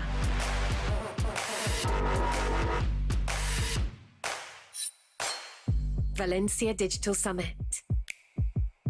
Inspiring the good future. We strive to become masters of our own fate. We know that with great effort comes great reward. We were born to encourage restless minds. We are eager to build a better tomorrow. Here, in the world's healthiest city, for the 5th year running, we continue to create a better technology-based future.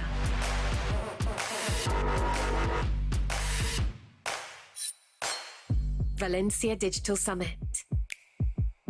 Inspiring the good future. We strive to become masters of our own fate. We know that with great effort comes great reward. We were born to encourage restless minds. We are eager to build a better tomorrow. Here, in the world's healthiest city, for the 5th year running, we continue to create a better technology-based future.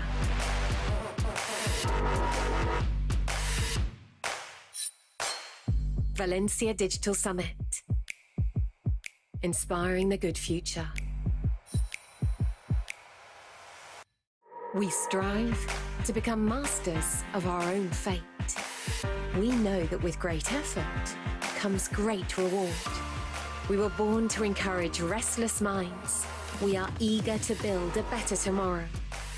Here, in the world's healthiest city, for the 5th year running, we continue to create a better technology-based future.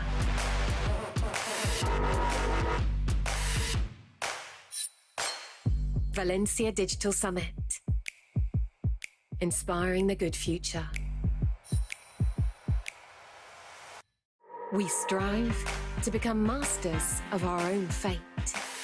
We know that with great effort comes great reward. We were born to encourage restless minds.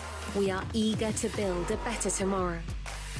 Here, in the world's healthiest city, for the 5th year running, we continue to create a better technology-based future.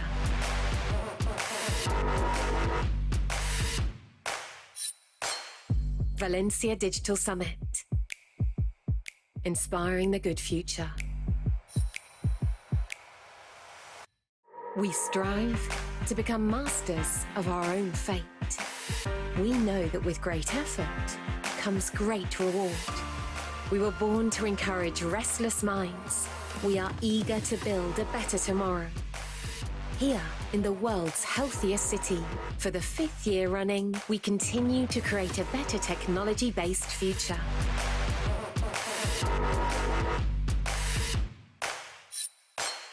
Valencia Digital Summit. Inspiring the good future. We strive to become masters of our own fate. We know that with great effort comes great reward. We were born to encourage restless minds. We are eager to build a better tomorrow. Here, in the world's healthiest city, for the 5th year running, we continue to create a better technology-based future.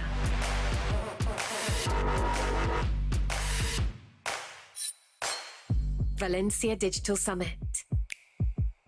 Inspiring the good future. We strive to become masters of our own fate. We know that with great effort comes great reward. We were born to encourage restless minds. We are eager to build a better tomorrow.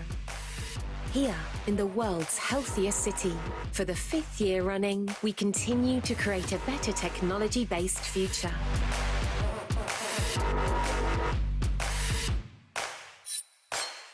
Valencia Digital Summit. Inspiring the good future.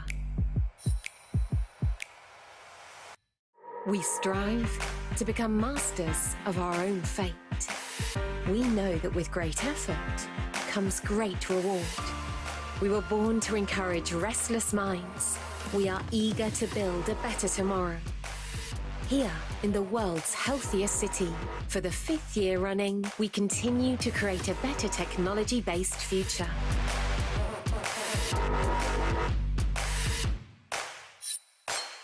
Valencia Digital Summit. Inspiring the good future. We strive to become masters of our own fate. We know that with great effort comes great reward. We were born to encourage restless minds.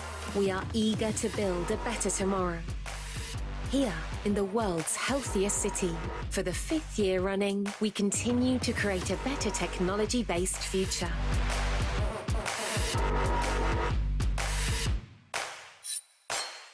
Valencia Digital Summit.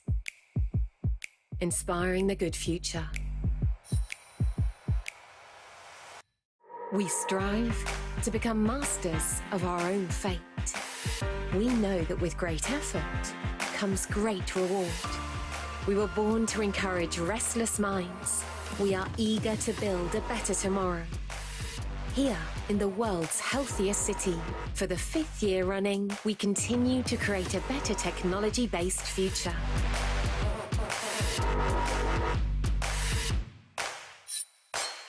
Valencia Digital Summit. Inspiring the good future. We strive to become masters of our own fate. We know that with great effort comes great reward. We were born to encourage restless minds. We are eager to build a better tomorrow. Here, in the world's healthiest city, for the 5th year running, we continue to create a better technology-based future.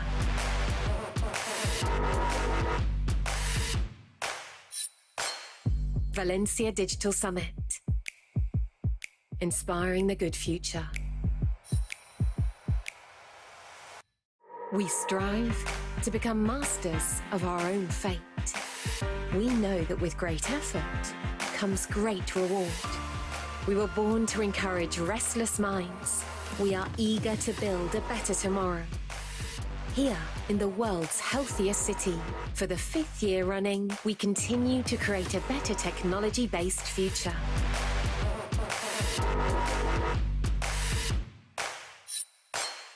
Valencia Digital Summit. Inspiring the good future. We strive to become masters of our own fate. We know that with great effort comes great reward. We were born to encourage restless minds. We are eager to build a better tomorrow. Here, in the world's healthiest city, for the 5th year running, we continue to create a better technology-based future.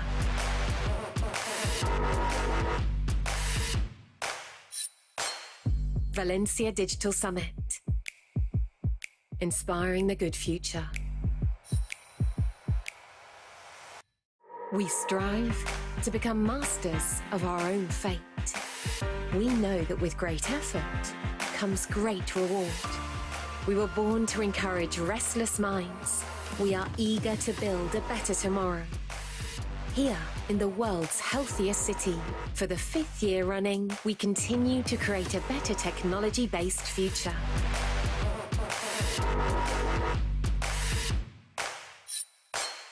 Valencia Digital Summit. Inspiring the good future. We strive to become masters of our own fate.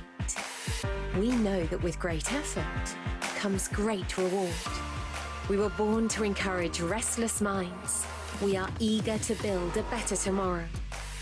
Here, in the world's healthiest city, for the 5th year running, we continue to create a better technology-based future.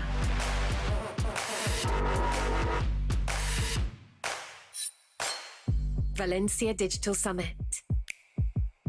Inspiring the good future. We strive to become masters of our own fate. We know that with great effort comes great reward. We were born to encourage restless minds. We are eager to build a better tomorrow. Here, in the world's healthiest city, for the 5th year running, we continue to create a better technology-based future.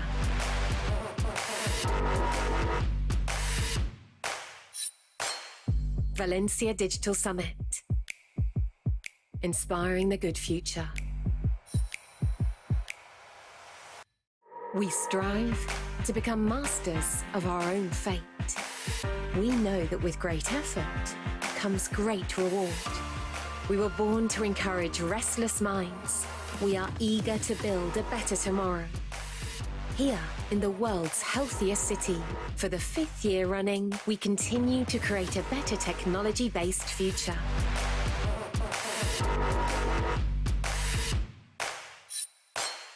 Valencia Digital Summit. Inspiring the good future. We strive to become masters of our own fate. We know that with great effort comes great reward. We were born to encourage restless minds. We are eager to build a better tomorrow. Here, in the world's healthiest city, for the 5th year running, we continue to create a better technology-based future.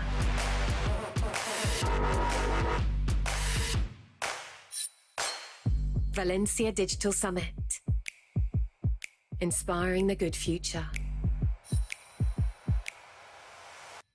We strive to become masters of our own fate. We know that with great effort comes great reward. We were born to encourage restless minds. We are eager to build a better tomorrow. Here, in the world's healthiest city, for the 5th year running, we continue to create a better technology-based future.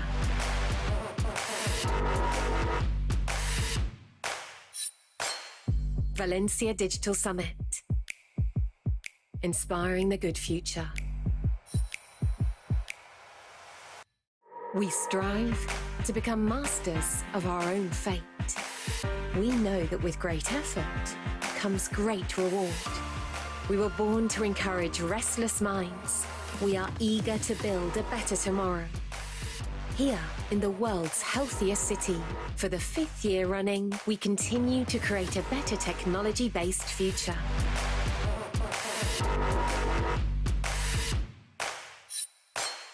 Valencia Digital Summit. Inspiring the good future. We strive to become masters of our own fate. We know that with great effort comes great reward. We were born to encourage restless minds. We are eager to build a better tomorrow. Here, in the world's healthiest city, for the 5th year running, we continue to create a better technology-based future.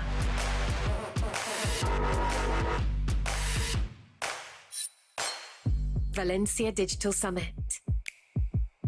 Inspiring the good future. We strive to become masters of our own fate. We know that with great effort comes great reward. We were born to encourage restless minds. We are eager to build a better tomorrow. Here, in the world's healthiest city, for the 5th year running, we continue to create a better technology-based future.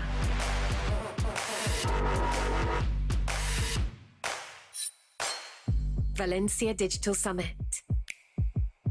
Inspiring the good future. We strive to become masters of our own fate. We know that with great effort comes great reward. We were born to encourage restless minds. We are eager to build a better tomorrow. Here, in the world's healthiest city, for the 5th year running, we continue to create a better technology-based future.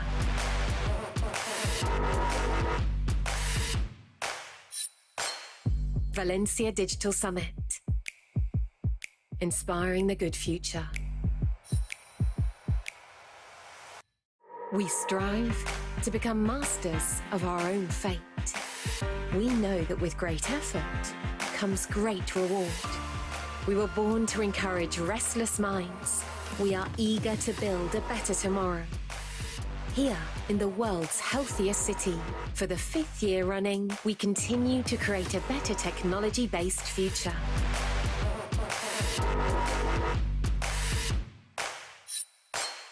Valencia Digital Summit. Inspiring the good future. We strive to become masters of our own fate. We know that with great effort comes great reward. We were born to encourage restless minds. We are eager to build a better tomorrow. Here, in the world's healthiest city, for the 5th year running, we continue to create a better technology-based future.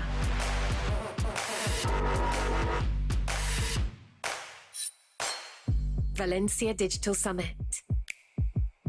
Inspiring the good future. We strive to become masters of our own fate. We know that with great effort comes great reward. We were born to encourage restless minds. We are eager to build a better tomorrow. Here, in the world's healthiest city, for the 5th year running, we continue to create a better technology-based future.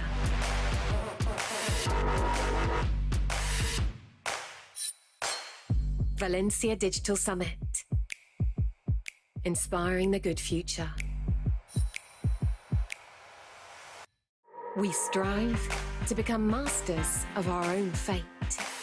We know that with great effort comes great reward. We were born to encourage restless minds. We are eager to build a better tomorrow. Here, in the world's healthiest city, for the 5th year running, we continue to create a better technology-based future.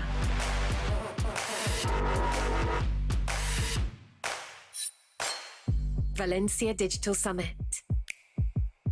Inspiring the good future. We strive to become masters of our own fate. We know that with great effort comes great reward. We were born to encourage restless minds. We are eager to build a better tomorrow. Here, in the world's healthiest city, for the 5th year running, we continue to create a better technology-based future.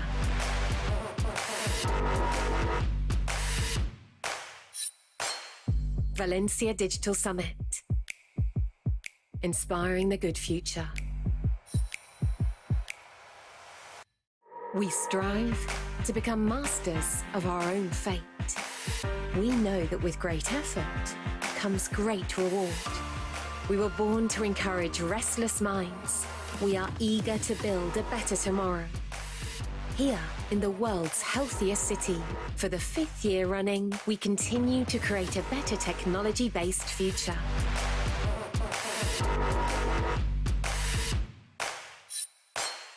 Valencia Digital Summit. Inspiring the good future. We strive to become masters of our own fate. We know that with great effort comes great reward. We were born to encourage restless minds. We are eager to build a better tomorrow.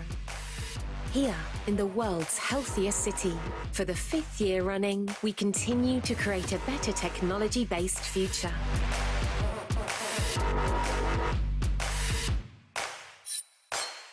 Valencia Digital Summit. Inspiring the good future. We strive to become masters of our own fate. We know that with great effort comes great reward. We were born to encourage restless minds. We are eager to build a better tomorrow. Here, in the world's healthiest city, for the 5th year running, we continue to create a better technology-based future.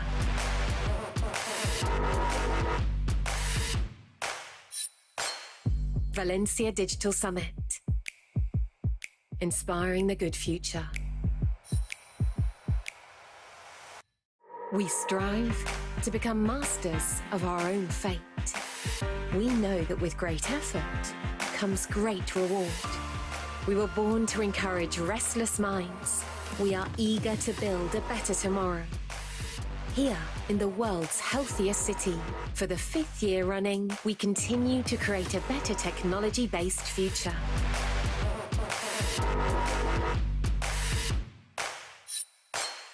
Valencia Digital Summit. Inspiring the good future. We strive to become masters of our own fate. We know that with great effort comes great reward. We were born to encourage restless minds. We are eager to build a better tomorrow. Here, in the world's healthiest city, for the 5th year running, we continue to create a better technology-based future.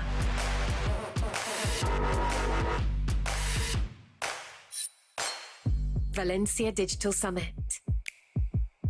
Inspiring the good future. We strive to become masters of our own fate. We know that with great effort comes great reward. We were born to encourage restless minds. We are eager to build a better tomorrow. Here, in the world's healthiest city, for the 5th year running, we continue to create a better technology-based future.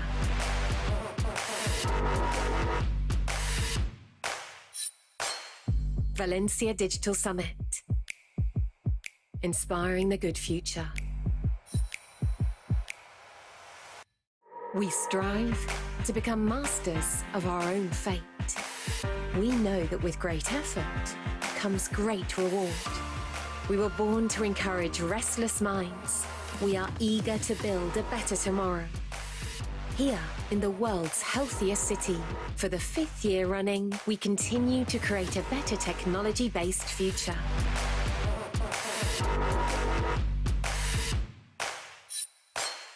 Valencia Digital Summit. Inspiring the good future. We strive to become masters of our own fate. We know that with great effort comes great reward.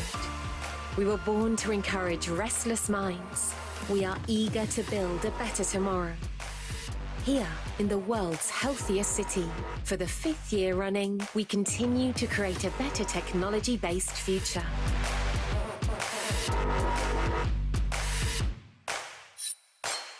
Valencia Digital Summit. Inspiring the good future. We strive to become masters of our own fate. We know that with great effort comes great reward. We were born to encourage restless minds. We are eager to build a better tomorrow. Here, in the world's healthiest city, for the 5th year running, we continue to create a better technology-based future.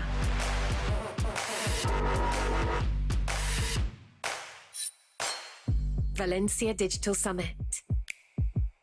Inspiring the good future.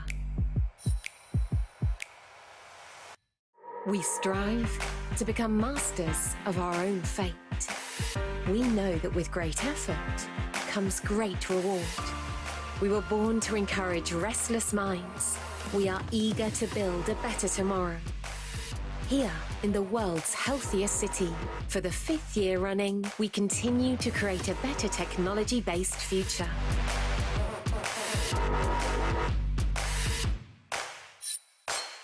Valencia Digital Summit. Inspiring the good future. We strive to become masters of our own fate. We know that with great effort comes great reward. We were born to encourage restless minds. We are eager to build a better tomorrow. Here, in the world's healthiest city, for the 5th year running, we continue to create a better technology-based future.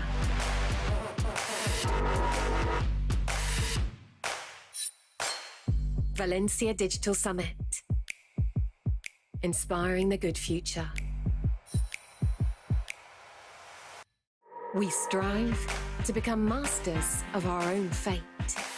We know that with great effort comes great reward. We were born to encourage restless minds. We are eager to build a better tomorrow. Here, in the world's healthiest city, for the 5th year running, we continue to create a better technology-based future.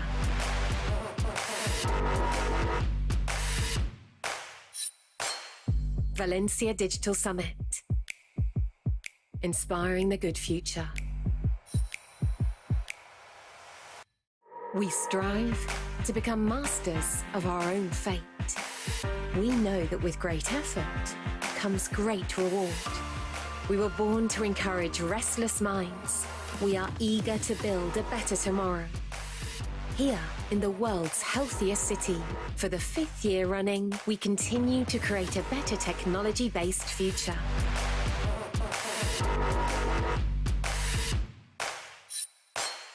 Valencia Digital Summit. Inspiring the good future. We strive to become masters of our own fate. We know that with great effort comes great reward. We were born to encourage restless minds. We are eager to build a better tomorrow. Here, in the world's healthiest city, for the 5th year running, we continue to create a better technology-based future.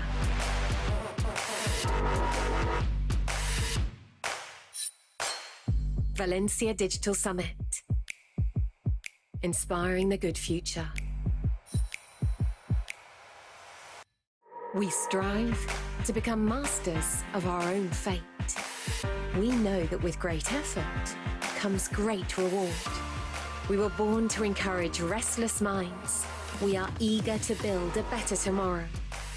Here, in the world's healthiest city, for the 5th year running, we continue to create a better technology-based future.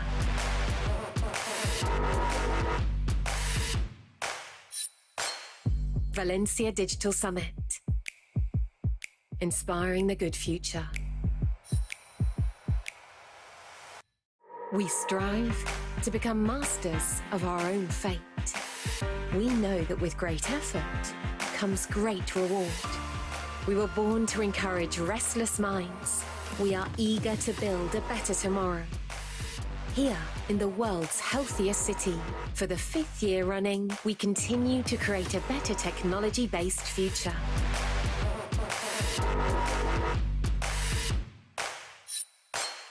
Valencia Digital Summit. Inspiring the good future. We strive to become masters of our own fate. We know that with great effort comes great reward. We were born to encourage restless minds. We are eager to build a better tomorrow. Here, in the world's healthiest city, for the 5th year running, we continue to create a better technology-based future.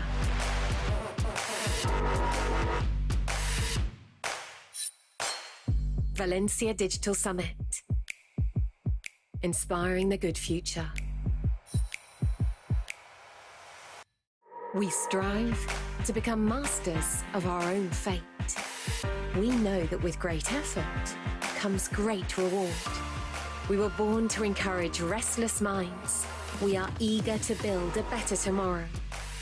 Here, in the world's healthiest city, for the 5th year running, we continue to create a better technology-based future.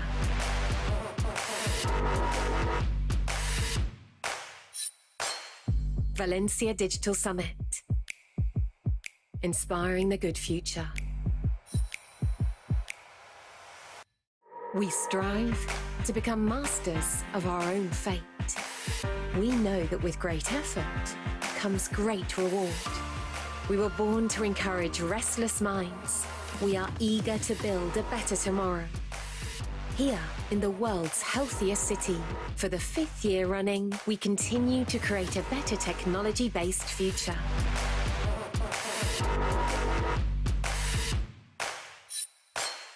Valencia Digital Summit. Inspiring the good future. We strive to become masters of our own fate. We know that with great effort comes great reward. We were born to encourage restless minds. We are eager to build a better tomorrow. Here, in the world's healthiest city, for the 5th year running, we continue to create a better technology-based future.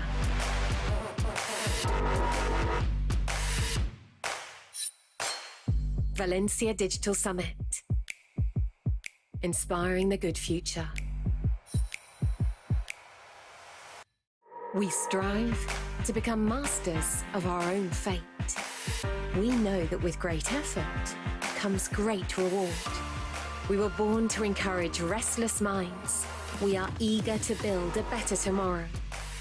Here, in the world's healthiest city, for the 5th year running, we continue to create a better technology-based future.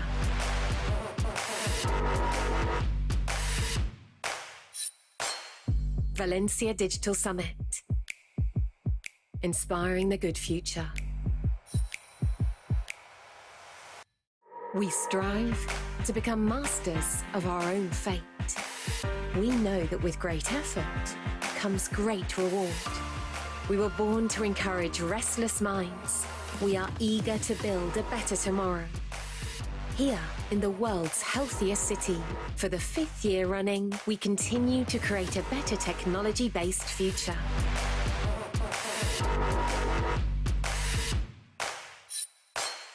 Valencia Digital Summit. Inspiring the good future. We strive to become masters of our own fate. We know that with great effort comes great reward. We were born to encourage restless minds. We are eager to build a better tomorrow. Here, in the world's healthiest city, for the 5th year running, we continue to create a better technology-based future.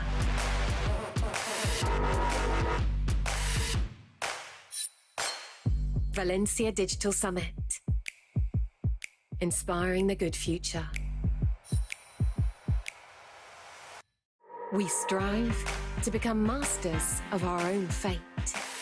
We know that with great effort comes great reward. We were born to encourage restless minds. We are eager to build a better tomorrow. Here, in the world's healthiest city, for the 5th year running, we continue to create a better technology-based future.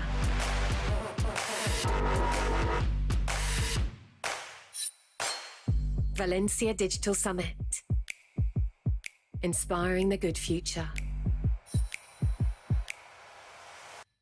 We strive to become masters of our own fate. We know that with great effort comes great reward. We were born to encourage restless minds. We are eager to build a better tomorrow. Here, in the world's healthiest city, for the 5th year running, we continue to create a better technology-based future.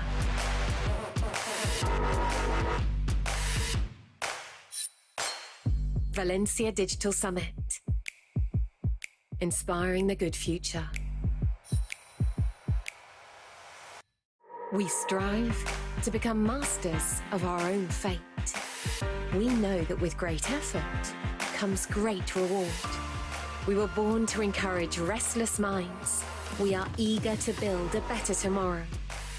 Here, in the world's healthiest city, for the 5th year running, we continue to create a better technology-based future.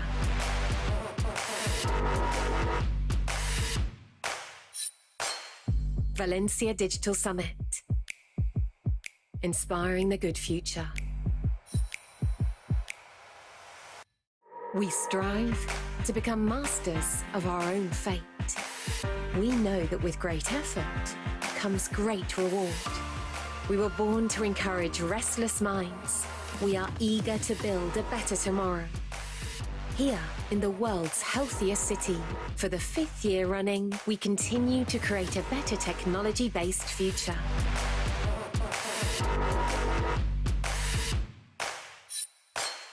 Valencia Digital Summit.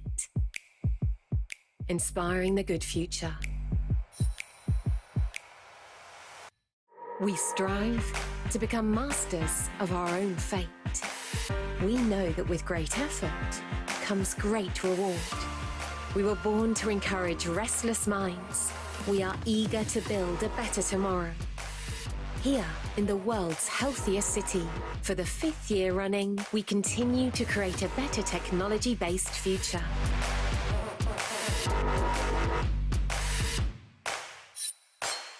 Valencia Digital Summit. Inspiring the good future. We strive to become masters of our own fate. We know that with great effort comes great reward. We were born to encourage restless minds. We are eager to build a better tomorrow. Here, in the world's healthiest city, for the 5th year running, we continue to create a better technology-based future.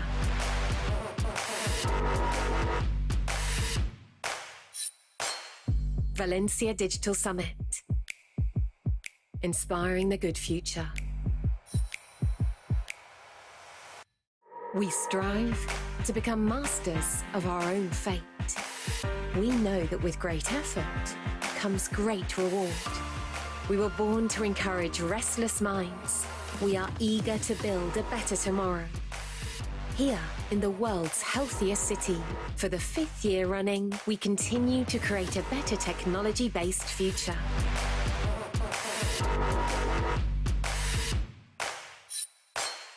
Valencia Digital Summit. Inspiring the good future. We strive to become masters of our own fate. We know that with great effort comes great reward. We were born to encourage restless minds. We are eager to build a better tomorrow. Here, in the world's healthiest city, for the 5th year running, we continue to create a better technology-based future.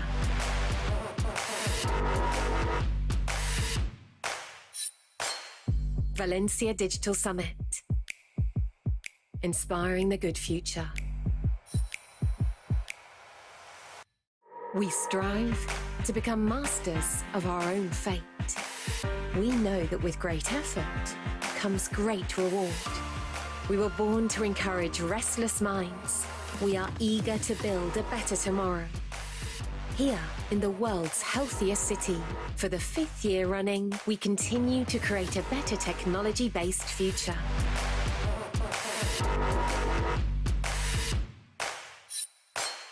Valencia Digital Summit. Inspiring the good future. We strive to become masters of our own fate. We know that with great effort comes great reward. We were born to encourage restless minds. We are eager to build a better tomorrow. Here, in the world's healthiest city, for the 5th year running, we continue to create a better technology-based future.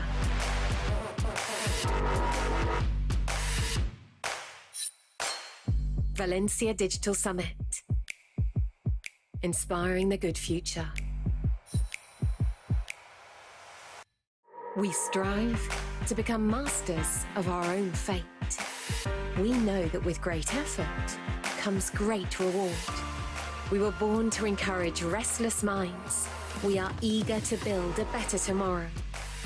Here, in the world's healthiest city, for the 5th year running, we continue to create a better technology-based future.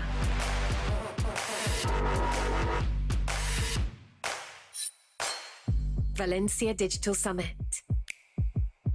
Inspiring the good future. We strive to become masters of our own fate. We know that with great effort comes great reward. We were born to encourage restless minds. We are eager to build a better tomorrow. Here, in the world's healthiest city, for the 5th year running, we continue to create a better technology-based future.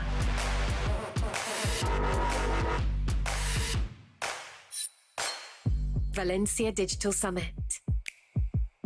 Inspiring the good future. We strive to become masters of our own fate. We know that with great effort comes great reward. We were born to encourage restless minds. We are eager to build a better tomorrow. Here, in the world's healthiest city, for the 5th year running, we continue to create a better technology-based future.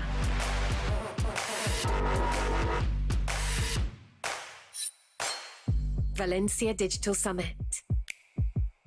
Inspiring the good future. We strive to become masters of our own fate. We know that with great effort comes great reward. We were born to encourage restless minds. We are eager to build a better tomorrow. Here, in the world's healthiest city, for the 5th year running, we continue to create a better technology-based future.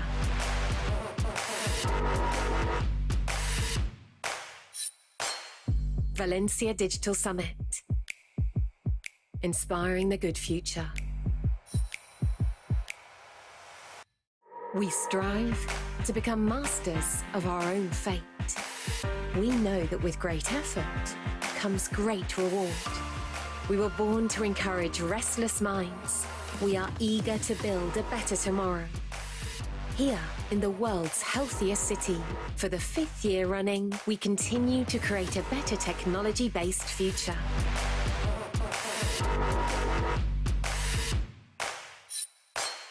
Valencia Digital Summit. Inspiring the good future. We strive to become masters of our own fate. We know that with great effort comes great reward. We were born to encourage restless minds. We are eager to build a better tomorrow. Here, in the world's healthiest city, for the 5th year running, we continue to create a better technology-based future.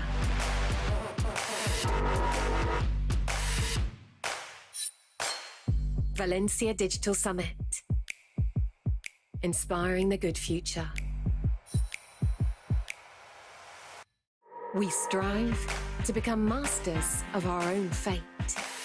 We know that with great effort comes great reward.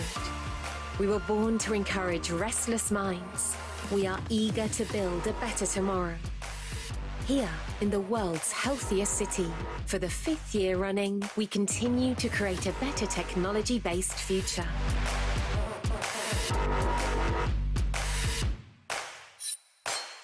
Valencia Digital Summit. Inspiring the good future. We strive to become masters of our own fate. We know that with great effort comes great reward. We were born to encourage restless minds. We are eager to build a better tomorrow. Here, in the world's healthiest city, for the 5th year running, we continue to create a better technology-based future.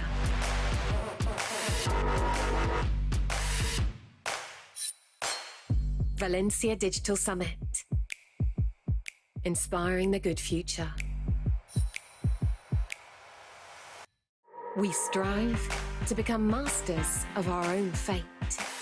We know that with great effort comes great reward. We were born to encourage restless minds. We are eager to build a better tomorrow. Here, in the world's healthiest city, for the 5th year running, we continue to create a better technology-based future.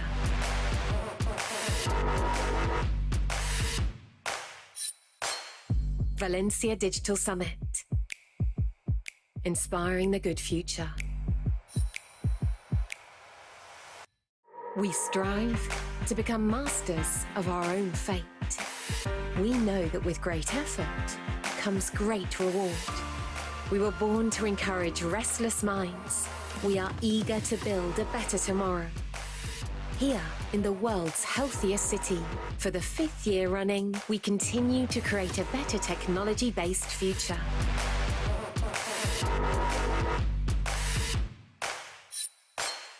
Valencia Digital Summit. Inspiring the good future. We strive to become masters of our own fate. We know that with great effort comes great reward. We were born to encourage restless minds. We are eager to build a better tomorrow. Here, in the world's healthiest city, for the 5th year running, we continue to create a better technology-based future.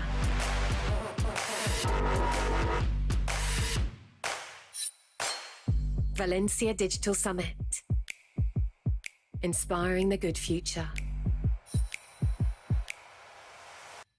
We strive to become masters of our own fate. We know that with great effort comes great reward.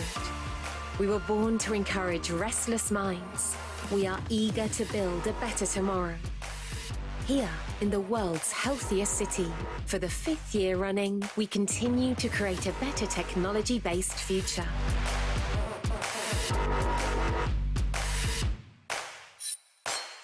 Valencia Digital Summit. Inspiring the good future. We strive to become masters of our own fate. We know that with great effort comes great reward. We were born to encourage restless minds. We are eager to build a better tomorrow. Here, in the world's healthiest city, for the 5th year running, we continue to create a better technology-based future.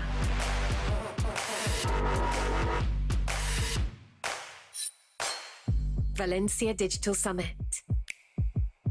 Inspiring the good future. We strive to become masters of our own fate. We know that with great effort comes great reward. We were born to encourage restless minds. We are eager to build a better tomorrow. Here, in the world's healthiest city, for the 5th year running, we continue to create a better technology-based future.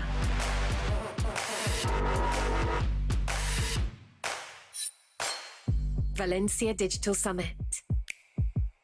Inspiring the good future.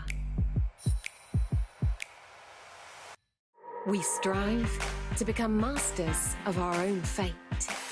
We know that with great effort comes great reward. We were born to encourage restless minds. We are eager to build a better tomorrow.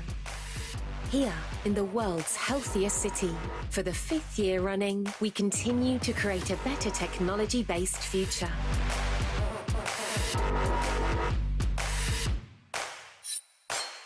Valencia Digital Summit. Inspiring the good future. We strive to become masters of our own fate. We know that with great effort comes great reward. We were born to encourage restless minds. We are eager to build a better tomorrow. Here, in the world's healthiest city, for the 5th year running, we continue to create a better technology-based future.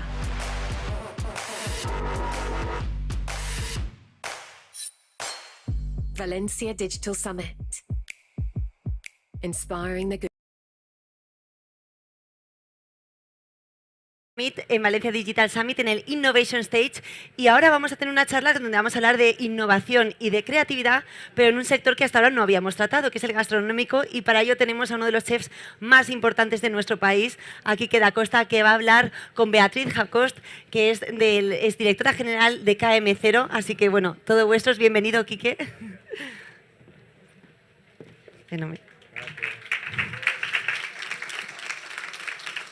Bueno, buenas tardes. Tenemos mucha suerte de estar hoy con este referente, ¿no?, de nuestro sector. No va a hacer falta despertar a la gente después de la comida, va a ser lo suficientemente potente nuestra conversación, yo creo. Vamos a ver. Bueno, creo que Quique no necesita presentación, ¿no? Es un referente internacional en el sector gastronómico, con sus 3 estrellas Michelin, sus más de 12 restaurantes a nivel internacional, reconocimientos año tras año como mejor restaurante del mundo y de Europa. Personalmente soy una gran fan de todo su trabajo, así que me siento súper afortunada de sentarme hoy contigo, y tengo muchas ganas de usar este tiempo para conocerte un poco más, ¿no?, y conocer algunos aspectos que quizás las personas que estén acompañándonos hoy no sepan de ti.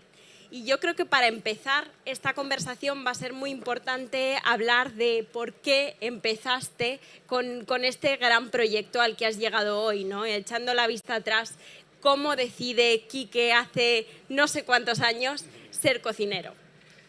Hola, buenas tardes a todas y a todos. Podríamos decir que al principio de todo yo no elegí ser cocinero.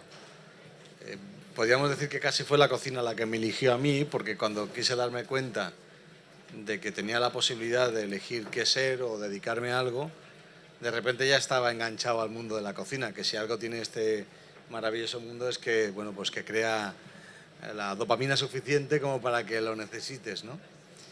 Eso fue cuando yo tenía 14 años y por lo tanto hace la mayor parte de las personas que están aquí no habían nacido. Pero empecé por necesidad y con la vocación de querer ayudar en casa. Y eso fue a los 14 años, no tenía ninguna posibilidad de trabajar, no tenía obviamente con esa edad ningún oficio. Empecé simplemente fregando las cazuelas del restaurante que me dieron trabajo, porque yo iba pidiendo trabajo en la carretera de las Marinas, que es una carretera paralela de la playa que nos trae hacia el norte, y en el kilómetro 4,5 hubo un sitio que tuve la suerte que la persona que fregaba cazuelas no se presentó ese día a trabajar, era el 3 de julio, y me dijeron, ¿qué sabes hacer? Y lo único que pude decir es correr, porque con 14 años tampoco me daba la vida para mucho más.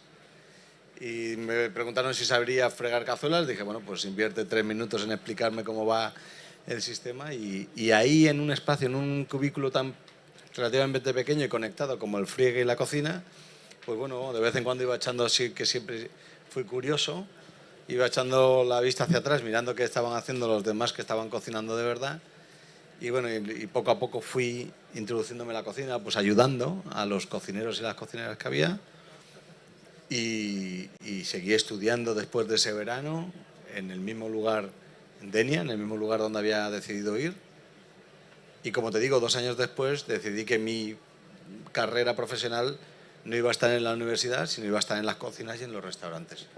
No tanto porque me gustase ser cocinero, sino porque entendí que la manera que la vida dentro de un restaurante era un formato que me gustaba. Me gustaba recibir a gente, me gustaba la vocación de dar de comer, la parte hospitalaria, evidentemente cobrarles, que se marcharan, es muy importante también que se marchen, y que lo hicieras tan bien que volvieran.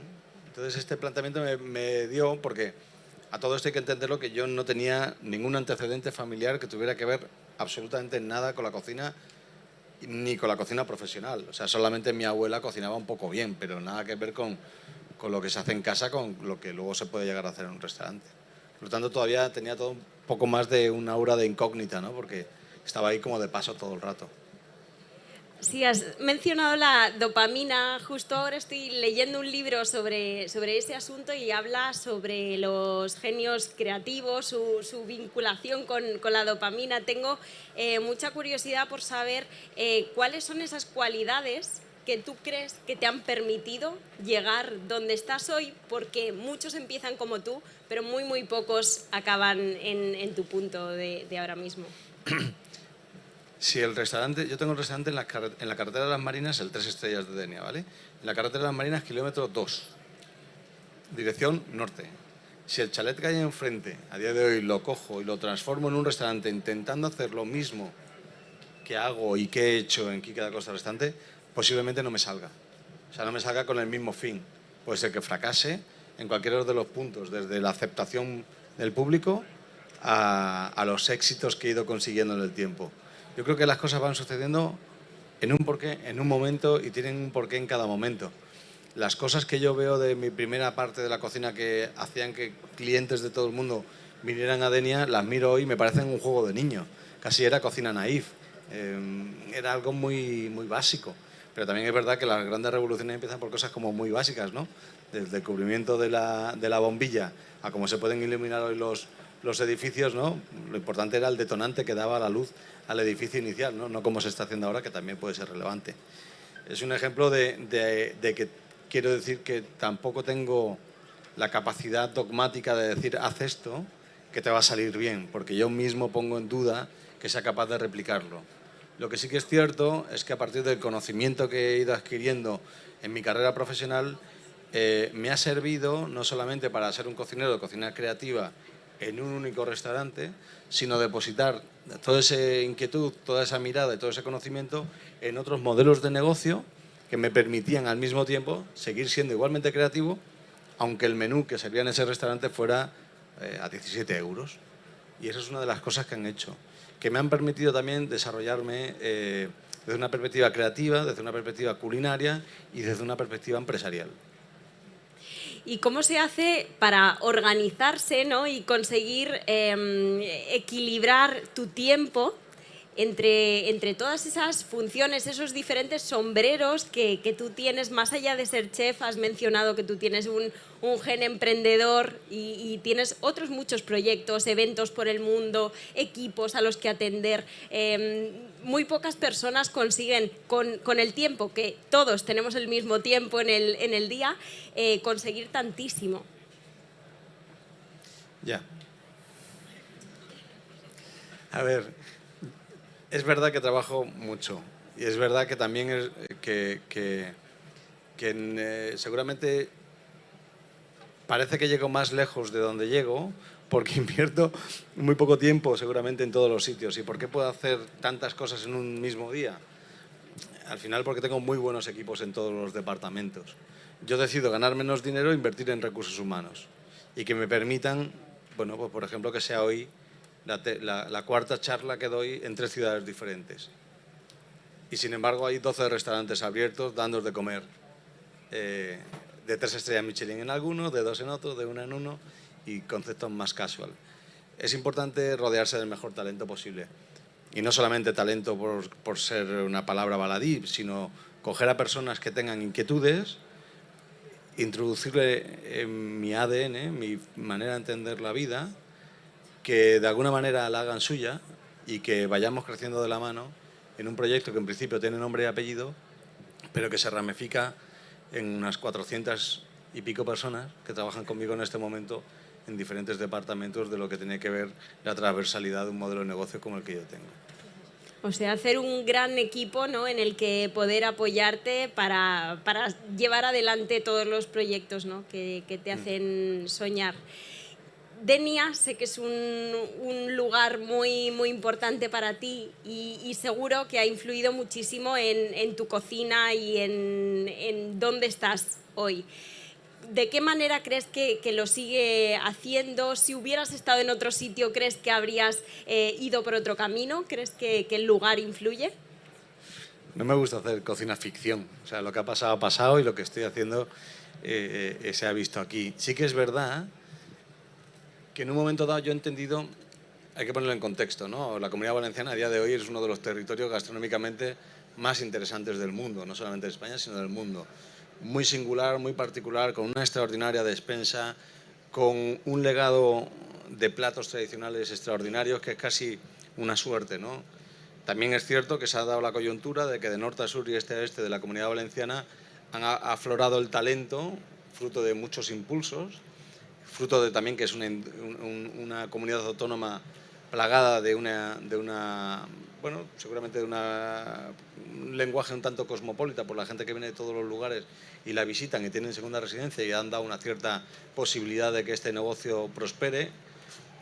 Y lo que yo he creído, como decía antes, hace 30 años, es que mi legado, o sea, lo que yo recibo lo tengo que seguir contando.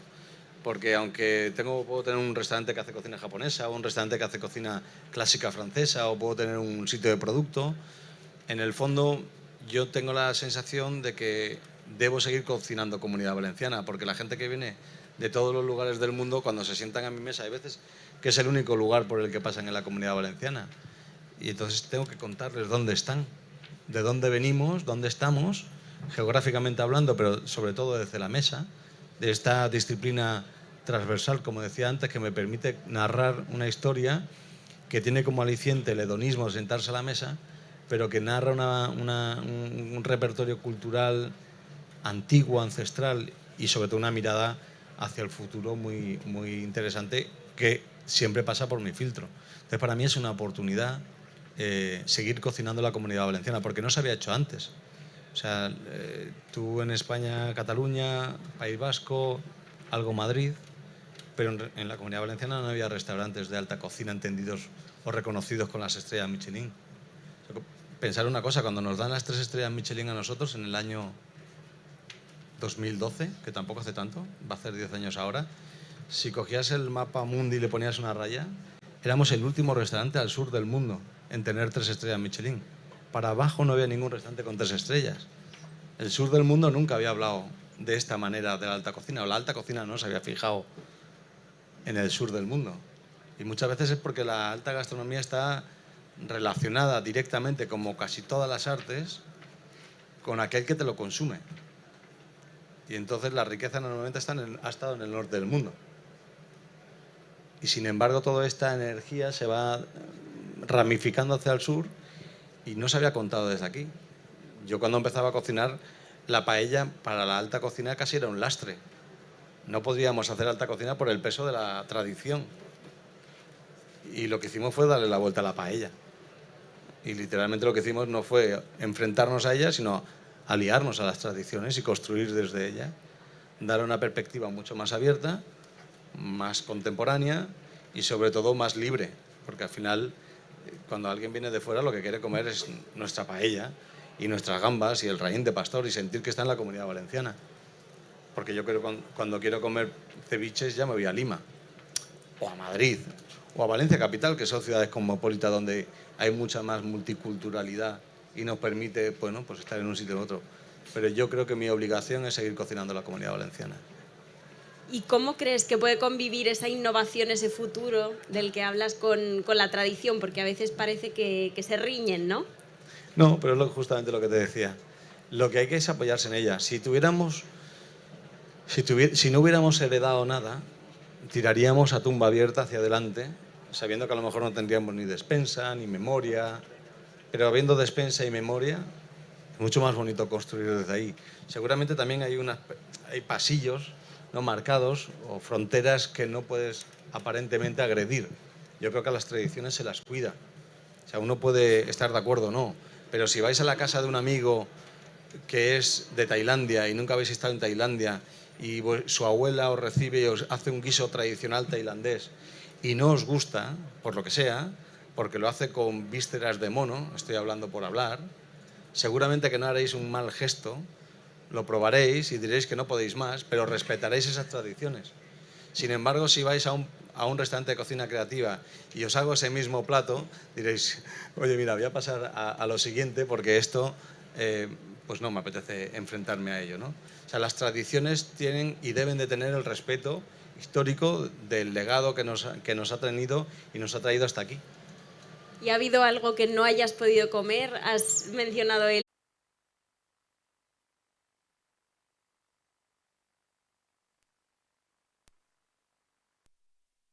alguna vez sí. que no te hubieras podido comer? Bueno, lo de los insectos lo contextualizo. No es una cuestión que no me guste, porque yo he comido y me gustan los que he comido. El tema está que no está en mi arraigo cultural. O sea, a mí me somete mucho, tanto como puede ser a un musulmán comer cerdo ibérico o a un alemán o a un inglés chupar la cabeza de una gamba roja de Denia. Entonces, prefiero evitarlo. Si llega a un restaurante en México y me ponen la mitad del menú con insectos, pues yo soy muy valiente y cojo aire y tiro para adelante. Porque no voy a someter al chef o a la persona que esté detrás de la cocina, sea una señora en casa y demás, a que me haga otra cosa para mí. Yo me como los insectos. Si estoy en México, se puede pedir en España. Lo que no haría es sentarme ir a un restaurante de cocina de insectos y decir que no me gustan los insectos. ¿Sabes? Es que esto es como ser vegano y meterme en un asador, ¿no? Pues no me metería en un asador si soy vegano, porque para mí es como lo mismo, ¿no? Hablábamos sobre que muchas veces otras artes, Sí. tanto pues las tecnológicas, ¿no? Los emprendedores también son artistas a su modo, y mucha gente que estará aquí está impulsando sus propios proyectos. Y yo creo que hay muchas cualidades de los chefs que pueden ser aplicables y útiles para un emprendedor, para alguien que esté impulsando su proyecto. ¿Qué crees? ¿Qué consejos crees que puedes dar a emprendedores que están trabajando en temas tecnológicos totalmente diferentes a tu ámbito, pero que crees que pueden aprender de ti? Yo creo que muchas cosas, yo me las puedo guardar, pero No tengo ni idea qué podéis aprender de mí en vuestro mundo tecnológico, sinceramente. Porque es que no sé cuán ramificado está vuestro mundo, o sea, es que no sé a qué os dedicáis cada uno de vosotros. Que lo que yo haga en un momento dado puede ser valioso para otros en otras disciplinas. Bueno, teniendo en cuenta la transversalidad que tiene mi oficio, pues al final, si yo mismo pienso que yo me dediqué a la cocina para ganarme la vida y a día de hoy no solamente lo hago, sino que tengo un departamento de creatividad asociado a los alimentos y a la creatividad en la alta cocina, que tenemos 12 restaurantes, cada uno de un estilo diferente, que me ha permitido explorar desde la iluminación, como decíamos antes, al diseño del mobiliario, que me ha permitido hacer 6 libros, estoy a punto de sacar el siguiente, tener un documental presentado y flirtear con el mundo del cine que hemos presentado en el Festival de Cine San Sebastián y demás, o tener una serie en Amazon que me ha permitido Esa también... la vi. ¿La conoces? Y recuerdo que ahí describías tu proceso creativo, Sí. por eso tenía esta curiosidad, Sí. por si había una metodología detrás. Hay muchos métodos para el desarrollo creativo y pueden ser muy esquemáticos, pero también es verdad que puede ser una sesión de jazz. Al final tú cuando te sientas con músicos que tienen mucho conocimiento sobre la materia, puedes llegar a improvisar y crear cosas realmente hermosas, y en la cocina también puede suceder. No es el método, no es mi método, pero entiendo que hay veces que oxigena y también traen cosas extraordinarias. En el año, a mí me gusta cada X tiempo de alguna manera hacer borrón en mi desarrollo creativo. Estoy hablando siempre en Quique da Costa Restaurante, y hay veces que el método es prohibirme cosas. O sea, te has convertido en el cocinero del arroz y de repente ya no voy a cocinar arroces. O soy el cocinero de los paisajes y he desarrollado un trabajo evolutivo, conceptual muy interesante, aterrizando paisajes y hacerlos comestibles, y hay un momento que digo, esto ya no. O alguna vez habréis comido seguro todos estos brotecitos que ponen encima de cualquier plato ya, ¿no? Que son como un ramillete de hinojo, de cilantro. Bueno, pues esto en el año 99 nosotros generamos una industria cuando esto no existía, a partir de la inquietud en el tratamiento de los vegetales desde la perspectiva del Mediterráneo. El Mediterráneo, el 75% de las recetas están compuestas de vegetales, pues nosotros miramos a los vegetales desde una perspectiva que no se había cocinado nunca, que era en la fase embrionaria. De hecho, la primera empresa que se interesó estaba en Holanda. Nos fuimos a Holanda, le contamos todo el desarrollo que habíamos hecho. A día de hoy esa empresa se llama Copec Cres, la habéis oído seguramente alguna vez hablar, y si no es porque no sois de mi industria, os la coméis sin más. Y son cosas trabajos que nosotros estamos haciendo que están en beneficio de terceros. Pero bueno, entiendo que hay muchas cosas que nosotros hacemos, igual que hay muchas cosas de las que las otras disciplinas hacen, que a mí me vienen bien. Y como os decía, o sea, prohibirme puede ser un camino para encontrar senderos nuevos, que luego se van ramificando. Y lo que quería deciros, en el año 2000 fue tal el nivel de prohibiciones que nos planteamos en el desarrollo creativo que cada una de las cosas que hacíamos, cuando las poníamos en el plato, no nos representaban. Por lo menos no tenían nada que ver con lo que yo había hecho antes. Por lo tanto, eran como si en la música hablábamos de rarezas. De hecho, cada vez que hacíamos un plato lo llamábamos rarezas, porque estaban en esa fase donde nos estábamos buscando en un nuevo estilo. Estuvimos así como 1 año y medio. Fue la primera vez que hicimos un cambio disruptivo importante. Hasta que llegó un crítico gastronómico al segundo año y dijo, oye, va a ser que esto que estás haciendo ya no son tus rarezas, sino que es tu nuevo estilo. Y a partir de ahí se crearon los paisajes, la mineralización, la exploración en el arte como una vía de inspiración. Bueno, y conseguimos durante 10 años una nueva línea de cocina. Has hablado sobre cómo el entorno y cómo tu propio proceso creativo han influido en tu cocina, pero me pregunto si el cliente también está cambiando y si también está dirigiendo lo que pones en el plato. Si ves que ese nuevo consumidor quiere algo diferente o sigue disfrutando de lo de siempre. Pues es que hay más días que cacerolas. Entonces hay 365 días, desayuno, comida y cena, que son 1000 y pico comidas al año. Por lo tanto, no todos los días nos apetece lo mismo. Y hay veces que nos gusta explorar, y hay veces que simplemente queremos un poco de jamón de york y queso, y hay veces que nos apetece una paella, y hay veces que nos apetece simplemente vegetales crudos. Entonces, el cliente es muy plural, y aquí estamos 100 o 200 personas. Si os voy preguntando a cada uno de vosotros, yo no puedo diseñar mi trabajo pensando en todos vosotros. De hecho, vosotros a mí os podría decir que casi en la primera fase no me interesáis. Porque no puedo pensar en vosotros, porque si no yo no sería ni libre ni creativo. Estaría manipulando sin quererlo, por querer agradaros a todos, perdería mi personalidad. Y lo que sí que tengo claro es que el cliente cuando viene a mi restaurante, lo que quiere encontrarse es aquí da Costa. Yo no doy carta. O sea, uno de los privilegios que tengo es que el cliente no elige nada de lo que come en mi restaurante, solamente me dice que no puede comer. Soy intolerante, alérgico, fobia, manía, costumbres, religiones, todo eso es lo que me traslada. Pero por lo demás, yo diría que en la primera fase el cliente no me interesa. De hecho, hago menús tan imposibles que nadie se los podría comer. Por ejemplo, yo cocino con sal y hay veces que la sal marca tanto mi desarrollo creativo que los platos serán incomestibles de salado que los puedo llegar a hacer. Luego ya empiezo a pensar en vosotros, digo, no se lo van a comer. Y entonces empiezo a afinar los puntos, como el picante, ¿no? Si te vas a México y eres un español como yo, que el umbral del picante le tengo muy bajito, cuando voy a México no puedo comer casi nada del nivel de picante que tienen. Entonces en una segunda fase empiezo a pensar un poco, hasta incluso la longitud de lo que debe durar el menú, la cantidad que puede soportar una persona comiendo, porque al final hay un principio básico en lo nuestro, que es que nos cansamos de comer, llenamos el estómago de la misma manera que cuando bebemos alcohol nos emborrachamos. Hay un momento en el que dices, yo bebería más, ya, pero es que estoy pedo. Y a partir de aquí ya no puedo beber más, ¿no? Pues es un poco esto. Pero a mí el cliente en principio no me interesa. Entenderme, sobre todo en Quique da Costa Restaurante, ¿eh? Yo todas estas reflexiones las hago desde una perspectiva de un lugar que explora también, por qué no decirlo, los límites del consumidor. O sea, yo voy intentando, o al menos intentando, abrir caminos donde el cliente va encontrando también sus límites. ¿Vale? Soy muy poco autocomplaciente con el cliente, porque para comer rico, qué dulce, qué maravilloso y qué delicioso, hay millones de restaurantes. Yo hay veces que hago platos donde el cliente se enfrenta a sí mismo en el tiempo que está comiendo el plato. Hay veces que los castigo, es una manera de hablar. Pero yo creo que no tengo que estar en el umbral de un restaurante de alta cocina hedonismo porque le pongo caviar a todo y porque le pongo azúcar al postre. No, es arte al final que hace al cliente al comenzar a preguntarse muchas cosas y conocerse también.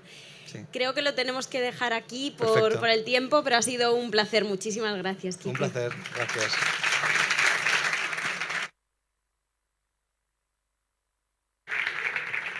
Muchas gracias, Quique, y disculpa ese pequeño parón. Perfecto, bueno, pues vamos ya con la última de las charlas de la jornada de aquí del Innovation Stage, justo antes de la ceremonia del Summit, que estará en el Summit Pro Stage. Así que vamos a dar, mientras os recolocáis todos,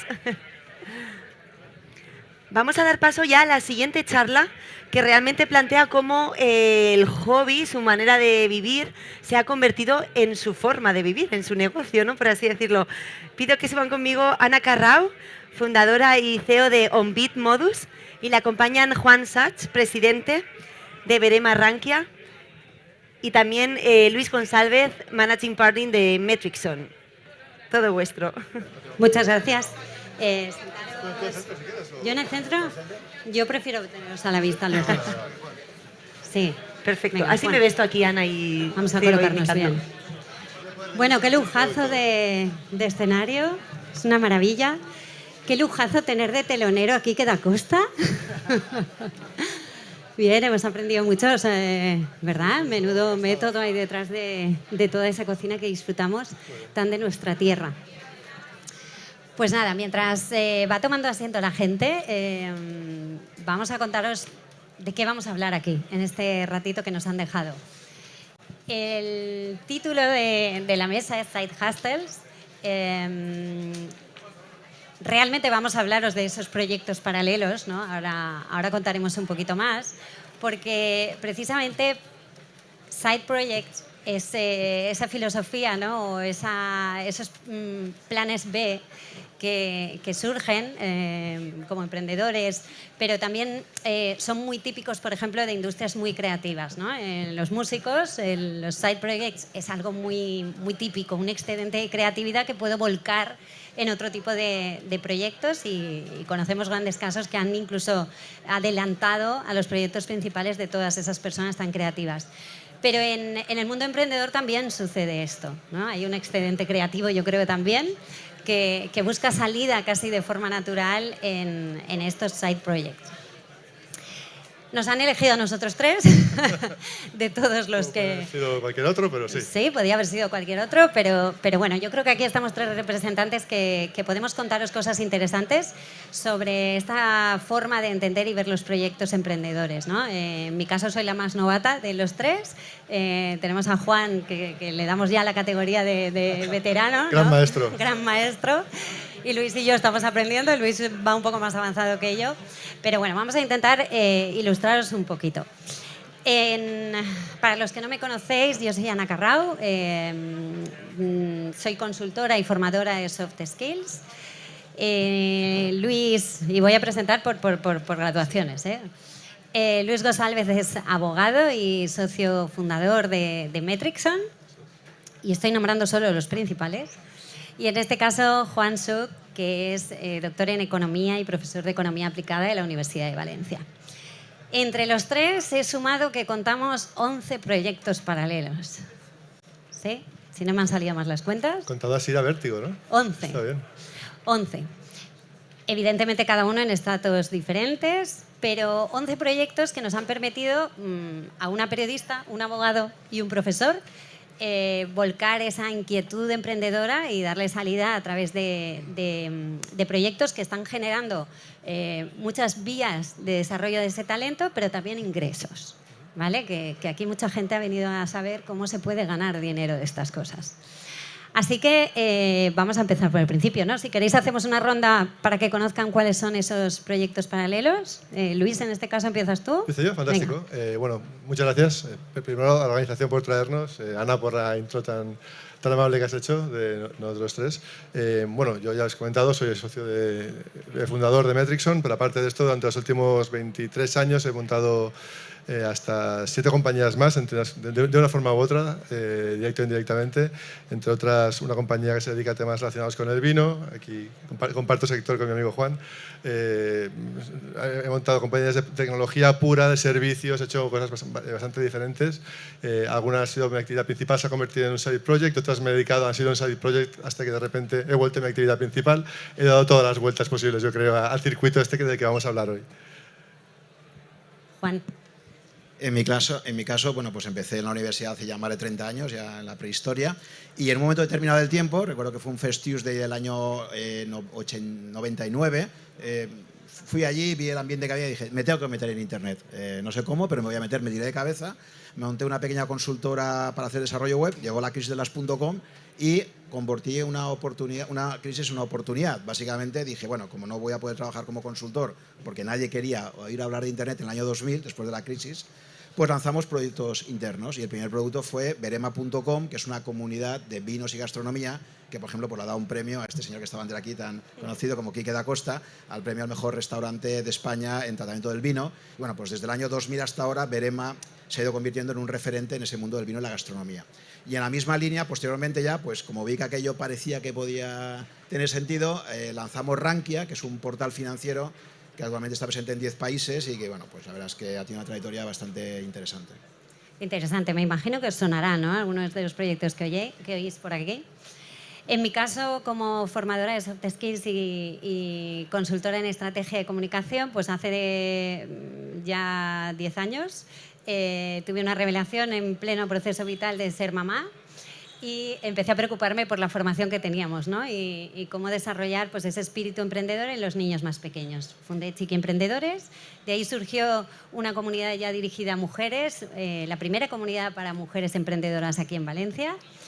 Y ahora mismo mi foco está puesto en otro proyecto que se llama The Impact Project y que persigue impulsar el liderazgo de impacto, también focalizado en el liderazgo femenino. Y ese es nuestro recorrido. Entonces, partiendo de este punto de vista, yo creo que estamos viviendo en un momento contextual, ¿no?, después de la crisis del COVID, de todo lo que ha supuesto en el reset mental que yo creo que muchas personas, ¿no?, han sufrido. Lo hemos visto en fenómenos laborales como la gran renuncia de Estados Unidos, aquí en España la gran resignación, ¿no?, ha sido un poco así.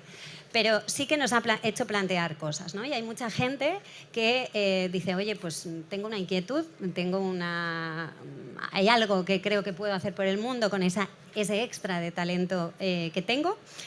Y realmente, si lo piensas, yo además buscaba en Google y digo, a ver si esto es Side Projects. Y hay infinitas páginas que dicen incluso, a ver, espera, lo leo literal, ¿qué es un Side Project y por qué debes tener uno? Entonces, así de entrada, tener un plan B nunca es una mala idea, pero ¿creéis que hay que tener uno sí o sí, seas cualquier profesional, emprendedor, etcétera? Contesto yo, por ejemplo. Yo creo que si realmente te gusta montar compañías, sí. Y si entiendes las compañías como una forma de vida, y realmente como un negocio, en el sentido de que al final una compañía es algo que ya hablábamos otro día, ¿no?, que consiste en convertir una serie de recursos en más recursos. O sea, una compañía se construye para ganar dinero con esa compañía, porque si pierdes dinero, al final esa compañía muere y tampoco es algo que a nadie nos guste, ¿no? Entonces, al final, yo creo que el hecho de tener una compañía, por ejemplo, a mí me encanta montar negocios nuevos. Yo tengo mucha energía y es algo que me encanta. Hay gente que le gusta jugar a fútbol, hay gente que le gusta, yo qué sé, pues jugar a la petanca, pues a mí me gusta montar compañías. Y entonces, a lo largo de los años, he ido montándolas y me divierte, me gusta mucho arrancarlas. Y he tenido la suerte de tener equipos fantásticos luego para desarrollarlos, pero ¿es imprescindible? No. Yo os diría, si tenéis mucha energía y muchas ganas de hacer cosas, pero no os gusta al menos intentar ganar dinero con lo que estáis haciendo, haced otras cosas. Hay muchísimas cosas que se pueden hacer, no hace falta montar un montón de empresas. Pues si realmente os gusta arrancar compañías y negocios, creo que es una forma muy sana y muy divertida, si te gusta, sobre todo en sectores que son cercanos a tus intereses, que sí, yo lo aconsejo. Sí, porque ya estás desvelando algunas de las claves que vamos a tratar ahora, ¿no? De cómo avanzar esto, ¿no? Pero está bien. Vale. Si quieres y te gusta montar empresas, ¿no?, puede ser una buena opción. En tu caso, Juan, ¿cómo se debe originar esta inquietud de proyectos paralelos? Para mí la palabra clave sería opcionalidad. Claro, esta palabra la he descubierto ahora reflexionando sobre los últimos 20 y tantos años, ¿no? Pero yo creo que en la vida, y no solamente en proyectos empresariales, sino en general en todo, yo creo que siempre tenemos que estar sembrando opcionalidad. ¿Qué significa esto? Una opción en economía básicamente es que tú estás pagando una pequeña cantidad por algo que te puede dar un retorno muy grande en el tiempo, pero, y esto también es muy importante, con pérdidas limitadas. Es decir, hay gente que se vuelve muy loca, y yo ya anticipo a lo mejor algo que contamos luego, pero es decir, que de repente se ilumina y dice, ¡guau! Ahora me han entrado las ganas de ser Quique da Costa, ¿no? Y bueno, pues voy a dejarlo todo, me voy a tirar ahí a la piscina, todos mis ahorros los meto en esto y tal, ¿no? Y al final se juega seriamente su futuro, porque a lo mejor hasta se acaba endeudando y es un desastre, ¿no? Pero si tú siembras opcionalidad de una forma razonable, con una gestión del riesgo razonable, al final lo que estás haciendo es crear oportunidades. Verema, por ejemplo, en mi caso, es la resultante de una opcionalidad previa que no tenía ningún sentido de negocio y era montar una peña enológica de amigos que estábamos tan locos que en el año 90 nos empezábamos a reunir una vez al mes para catar vinos, que en aquella época catar vino a ciegas era una cosa rarísima, ¿no? En España, por lo menos. Bueno, pues esa opcionalidad luego dio origen a, 10 años más tarde, Verema como un proyecto empresarial. Entonces yo, en general, hablaría de esto, ¿no? De cómo podéis, en vuestro entorno, pensar en oportunidades para desarrollar cosas que os interesan, que os fascinan, que os apasionan, que inicialmente a lo mejor ni siquiera tienen un business plan detrás, pero que a lo mejor luego, quién sabe, esas bolas que van rodando por la vida, acaba generándote una oportunidad para vivir de ello, ¿no? Y me gusta mucho ese concepto. Bueno, es que ser doctor en economía aquí es un must, ¿eh? O sea, es algo que te da ventaja. Efectivamente, ¿no? Ya estáis llevando hacia allí. Una cosa es dar salida o querer dar salida a una inquietud personal, ¿no? Muchas veces hablamos de lifestyle projects, ¿no? Y están muy conectados con nuestras vivencias. Pero efectivamente, si queremos darle continuidad, y tú, Luis, has dicho la palabra sostenibilidad, ¿no? Darle sostenibilidad a un proyecto, hay que tener la mente muy fría. Y esto parece que a veces está reñido con esa parte pasional, ¿no? Que sale de un proyecto vital. Entonces, ¿cómo se consigue esto? Yo creo que es imposible, realmente, porque al final una empresa, los que habéis montado compañías aquí lo sabéis perfectamente, una empresa es como tu hijo, es como tu creación, es algo que no existía y de repente tú lo has creado y existe gracias a ti. Con lo cual, si no te pones unos hitos muy claros, muy marcados y eres frío en el análisis previo y en la ejecución, es fácil que te pase lo que comentaba Juan, ¿no? Que te engoriles, perdón por la expresión, que te vengas arriba y acabes pues, llegando mucho más lejos de lo que deberías. Nosotros tenemos un montón de clientes en el despacho que se han arruinado totalmente, han echado, diría casi a perder sus vidas por seguir un proyecto que era imposible de ejecutar en ese momento, porque no era el momento, porque el equipo no era adecuado, porque no supieron llevarlo al mercado, por el motivo que fuera. Entonces, ¿cómo te das cuenta de que es el momento de parar o tal? Pues yo creo que hay que tener como indicadores, que cada uno pueden ser indicadores distintos y hay que tenerlos muy claros. Hay que hacer un pacto de socios, hay que regularlo bien con la gente con la que lo montes y a partir de ahí pues ya dejar que fluya y disfrutar el camino, que es lo importante al final. Hablábamos el otro día que como Side Projects es efectivamente pues, un proyecto paralelo, ¿no? Tampoco hay que perder el norte en esto, ¿no, Juan? O sea, quizá si no te dedicas a full time a un proyecto de este tipo, pues pocas posibilidades hay que salga y quizá tiene que ser así. En tu caso, ¿cómo lo habéis hecho? Sí, la verdad es que un proyecto lifestyle, es decir, un proyecto de algo que a ti te gusta en tu vida diaria, es muy, muy peligroso, ¿de acuerdo? Es muy peligroso porque es muy fácil confundir afición con negocio, con trabajo, etcétera, ¿no? La recompensa en especie, digamos que es muy alta y entonces es más difícil ser disciplinado. Es decir, si a mí me invitaban cuando empezaba en Verema a una cata de vinos fantástica por la tarde, pues mi empuje natural es decir, me voy a esa cata maravillosa, pero a la tarde se te ha acabado. A nivel de trabajo te vas a catar y ya no haces nada más, ¿no? Si estás en un negocio más aburrido, menos sexy, menos tal, pues a lo mejor haces más cosas, ¿no? Entonces, ahí hay una cierta paradoja, una cierta relación de intercambio entre el atractivo de un sector, porque te apasiona, pero también luego el tener la disciplina, la capacidad de organizarte para que aquello acabe convirtiéndose al final en un proyecto y no te absorba, no te succiona ahí, digamos, y al final pues estés básicamente yendo a pasártelo bien y no a sacar un negocio adelante, ¿no? Eso para mí es el gran peligro que creo que tienen este tipo de negocios, lifestyle, que hay que ser muy disciplinados, saber separar muy claramente la parte de trabajo, la parte de ocio / divertimento. Y ahí lo veo complicado, porque he tocado dos sectores que son muy distintos. Uno más serio, más aburrido, el financiero, y otro el del vino y la gastronomía, que es mucho más divertido, pero también sé los peligros que tiene y cómo es muy fácil. Entonces, por eso diría, negocios lifestyle tienen ese peligro. Tienen el peligro de que te gusten demasiado a nivel de consumidor o de disfrute y no tanto de sacar adelante un negocio, ¿no? Vale, y eso se puede suplir en el caso del fundador, ideólogo o el impulsor, creando un buen equipo que trabaje profesionalizando a tope ese proyecto paralelo. ¿Sería una solución? Sí, bueno, de hecho, Quique acaba de decir, justo en su charla ya lo ha explicado, que él podía estar aquí con nosotros hoy explicándonos un poco su experiencia porque tenía un montón de gente muy brillante y decía, no, yo renunciaba parte de mis recursos, de mi dinero, para tener este equipo fantástico y pueda hacerlo. Es la única forma. Yo tengo la suerte de tener un equipo fantástico, bueno, aquí tengo parte de mi equipo justo aquí hoy escuchándonos, y eso es la única forma que te permite pues, poder escalar, porque nosotros no somos replicables. Al final, si tú tienes gente, en mi caso gente mucho mejor que yo, haciendo un trabajo fantástico en cada una de las compañías, es lo que te permite ser escalable a ti mismo. Y bueno, y ahí hay un tema también de expectativas que si quieres lo comentaremos también luego, que es importante. Comenta. Ah, vale, no, que esto simplemente también, y ahondando un poco lo que decía antes Juan, ¿no?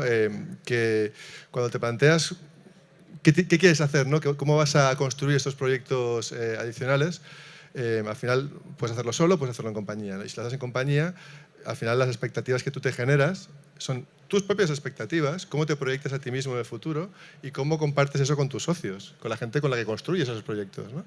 Y para mí es lo más importante. Yo he montado muchas compañías en las cuales no han funcionado bien o no han funcionado todo lo bien que podían funcionar por un tema puramente de expectativas, porque no habíamos dejado claro lo que queríamos hacer en cada momento. Y eso es un riesgo que para mí es uno de los principales factores de mortalidad de esas compañías. Uno es el que tú comentabas antes, la mezcla entre lifestyle y tal, y el otro es realmente el no definir muy bien qué tengo que hacer, qué quieres hacer tú, dónde queremos llegar y cómo lo vamos a hacer. Que esto pasa cuando montas una empresa que es tu proyecto principal, ¿no? Pero cuando ya está encima, lleva ese barniz emocional. Imagínate, cuando ya es algo en el que estamos, digamos, dedicándole los tiempos que no estamos dedicando a la actividad principal, mucho más complicado. Juan. Sí, y ahí, bueno, por hacer... ojalá te hubiera conocido a ti cuando empecé, porque una cosa que siempre hay que supongo que insistís todos, pero es fundamental, es el pacto de socios, ¿no? Es decir, desde el principio establecer claramente, primero eso, si te vas a buscar a socios y dejar muy claro cuál va a ser pues el reparto de poder en esa compañía, cómo se va a organizar todo. Claro, eso cuando empiezas, como en mi caso, sin tener ni idea de esto, pues al final, efectivamente, luego hay muchos problemas derivados de eso, un proyecto que nace de una forma muy loca y que luego, poco a poco, se va solidificando en una compañía que es un bicho muy distinto. Es decir, una cosa es una empresa y otra cosa es un grupo de amigos que se juntan para hacer cosas, ¿no? Entonces ahí llega un momento donde es muy importante. Yo creo que hoy en día, afortunadamente, 20 años más tarde, 22 años más tarde, cuando empecé yo, pues creo que este tipo de eventos precisamente te da mucha más estructura, cada día más está presente. Yo, cuando me preguntan a mí en mentor y tal, errores que has cometido, el primero es no haber tenido al principio del proyecto un abogado que me hubiera asesorado en las cosas clave, porque es que lo típico, que siempre vas a hacer cosas y no estás pensando luego en los posibles problemas. Hemos tenido, pues en Rankia, por ejemplo, hemos llegado a tener demandas judiciales de muchísimo dinero, y ahí es cuando te pones a buscar a un abogado prisa y corriendo, ¿no? Entonces, yo sí que creo que una de las cosas que aprender es que hay que invertir en pequeños detalles que al empezar al principio le parecen muy aburridos, pero que luego te das cuenta que en ciertos momentos pues estás comprando un seguro de vida, ¿no? Y una empresa se puede ir al garete directamente por un problema de ese tipo, ¿no? Oye, ¿nos pasa, que a mí me pasa mucho, que la gente se descoloca con vosotros en algunas ocasiones? Porque, claro, vas representando a tu proyecto principal, ¿no? Tu vaca lechera que te da de comer, pero de repente eres la cara visible de, en vuestro caso, una comunidad relacionada con los vinos que no tiene nada que ver, ¿no? En mi caso, con tema de niños, luego mujer, luego... se habla mucho de que los side projects te pueden ayudar a potenciar tu marca personal, pero a veces crea un mensaje difuso y puede confundir. ¿Os ha pasado esto? Bueno, en mi caso, dado que los dos proyectos principales, que son Verema y Rankia, tienen una misión común, básicamente es aplicar un concepto de comunidad a dos verticales distintos. En un caso, vino y gastronomía, que yo en su día pensaba, ahora ya se ha desarrollado muchísimo, pero pensaba que había muchísima cultura por desarrollar al respecto de esto, y en el mundo financiero igual, un mundo muy opaco, etc. Entonces, era un poco la misma filosofía en dos verticales distintos. Entonces, yo creo que a nivel de misión y de la visión que he tenido en estos proyectos es algo bastante común. Y en ese sentido, no... La verdad es que no me siento... O sea, ahora conectando los puntos hacia atrás diría, soy un experto en crear comunidades, de lo que sea. Sí, efectivamente. No, desde el principio, de hecho de alguna forma Rankia fue trasladar el concepto de Verema al mundo financiero, ¿no? Era partir de una comunidad y extenderlo a otro vertical distinto, ¿no? En ese sentido sí que ha habido cierta coherencia en los proyectos, aunque sean cada uno en temas tan diferentes, ¿no? Los tuyos están un poco más vinculados, ¿no? En la misma cadena de valor. Bueno, realmente yo empecé montando una compañía que era una Legal Tech en el año 2003, que era una cosa completamente marciana. Montamos la primera compañía Legal Tech que hubo en el sur de Europa históricamente, que era de contratos. De ahí monté el despacho. Luego he estado montando siempre compañías en el entorno de la tecnología y el derecho, que es el mundo en el que me siento muy cómodo, durante 20 y pico años, y luego monté la del vino, que no tiene nada que ver absolutamente. Es muy divertida. Tiene que ver la parte de tecnología, porque al final estamos distribuyendo, estamos llegando, o sea, estamos vendiendo, es un e-commerce. O es un e-commerce, ¿no? Con lo cual al final hay un componente que me permite aprovechar muchas cosas que he aprendido. Pero en cuanto a la pregunta inicial, que era, ¿es verdad que acaba la gente teniendo una percepción un poco extraña, ¿no? o difuminando, ¿no? tu imagen en el mercado? Sí, claro. Por supuesto. Al final tú tienes la cara visible de varios proyectos y la gente te mete en una cajita y cuando te ve fuera de esa cajita es como, ostras, pero tú eres el mismo que has de estar. Pues sí. Pero bueno, yo creo que después de 20 y pico años de montar compañías la gente se ha acostumbrado a que siempre tenga varias pelotas en el aire. Tienes ese componente, ¿no? Sí. Yo he hecho un esfuerzo importante en 2 años de darle un sentido quizá muy conectado con esa visión, ¿no? Tengo un propósito común y todos mis proyectos obedecen a ese propósito, ¿no? Eso podríamos aconsejar, construir un buen relato. Es importante. Nos quedamos sin tiempo, pero sí que os quería comentar una última pregunta. Utilizamos mucho estos proyectos, porque esto lo hemos comentado, como campos de pruebas, ¿no? Un departamento de I+D de valor incalculable que nos permite luego en nuestra actividad principal revertir esos resultados. ¿Cómo lo estáis haciendo, por ejemplo, desde el mundo del vino, que es el más alejado a vuestra actividad principal? Bueno, yo empecé siendo abogado en EY, gran consultora internacional, luego monté una compañía de tecnología que me permitió entender cómo funcionaba la tecnología. De ahí salté a montar un despacho especial en tecnología que me ha permitido montar negocios de tecnología sabiendo realmente un poco el contexto. Y en el caso de Scorchify, que quizá es el que más aleja de todo esto, ostras, yo jamás había aprendido tanto de una actividad de vender producto físico y entregárselo a la gente en lugares distintos del mundo. Es una locura lo que estoy aprendiendo a nivel de plataformas, de delivery, de logística, todo esto. Cada día es una lección y eso también lo estoy reutilizando para acciones que hacemos dentro de Metrixon, con lo cual sí, no, es hacer un máster. Cada compañía es 1, 2 o 3 másters juntos, es fantástico. Es que sí. Sí, en mi caso, pues también cuando escalas una compañía de ser muy pocas personas a ser, pues ahora mismo entre las dos podemos estar cerca de 70 personas, pues en una empresa tienes que ir aprendiendo de todo, ¿no? Por ejemplo, para mí un área crítica es todo el área de talento, de personas, es súper difícil de gestionar. Cuando empiezas es una de las áreas que nunca tienes en cuenta. Yo creo que hay muchos proyectos que se estrellan porque no saben escalar equipos, porque no saben motivar al personal. Entonces, bueno, pues el área de talento al final acaba siendo muy transversal. Si tú ya sabes cómo gestionar una cultura de empresa, cómo quieres atraer a la gente, pues todo eso lo puedes luego replicar en otras empresas. No sé, hay tantas facetas. O sea, una empresa es algo que va cambiando y vas aprendiendo sobre la marcha y siempre son nuevos retos que tienes ahí, ¿no? Entonces, bueno, yo creo que al final es eso, es una evolución e intentar aprovechar todos los aprendizajes que tienes para proyectarlo en los nuevos proyectos en los que estás, ¿no? Entonces, bueno, pues un verdadero reto. Entonces, bueno, yo creo que queda claro que habrá más proyectos, ¿no? Pero yo creo que hemos dado unas claves muy interesantes, ¿no? que surgen, desde luego, después de la conversación que tuvimos para preparar esta mesa, a mí me ha dado que pensar, ya os digo, y estoy aplicando cosas ya. Es importante ver estos proyectos como ese plan, esa oportunidad que decía Juan, ¿no? Siempre es bueno tener diferentes salidas. Son un campo de aprendizaje y de crecimiento personal y profesional espectaculares. Y si encima consigues meterle cabeza fría, criterio empresarial y profesional, pues conseguir sacar unos buenos ingresos de ellos, ¿no?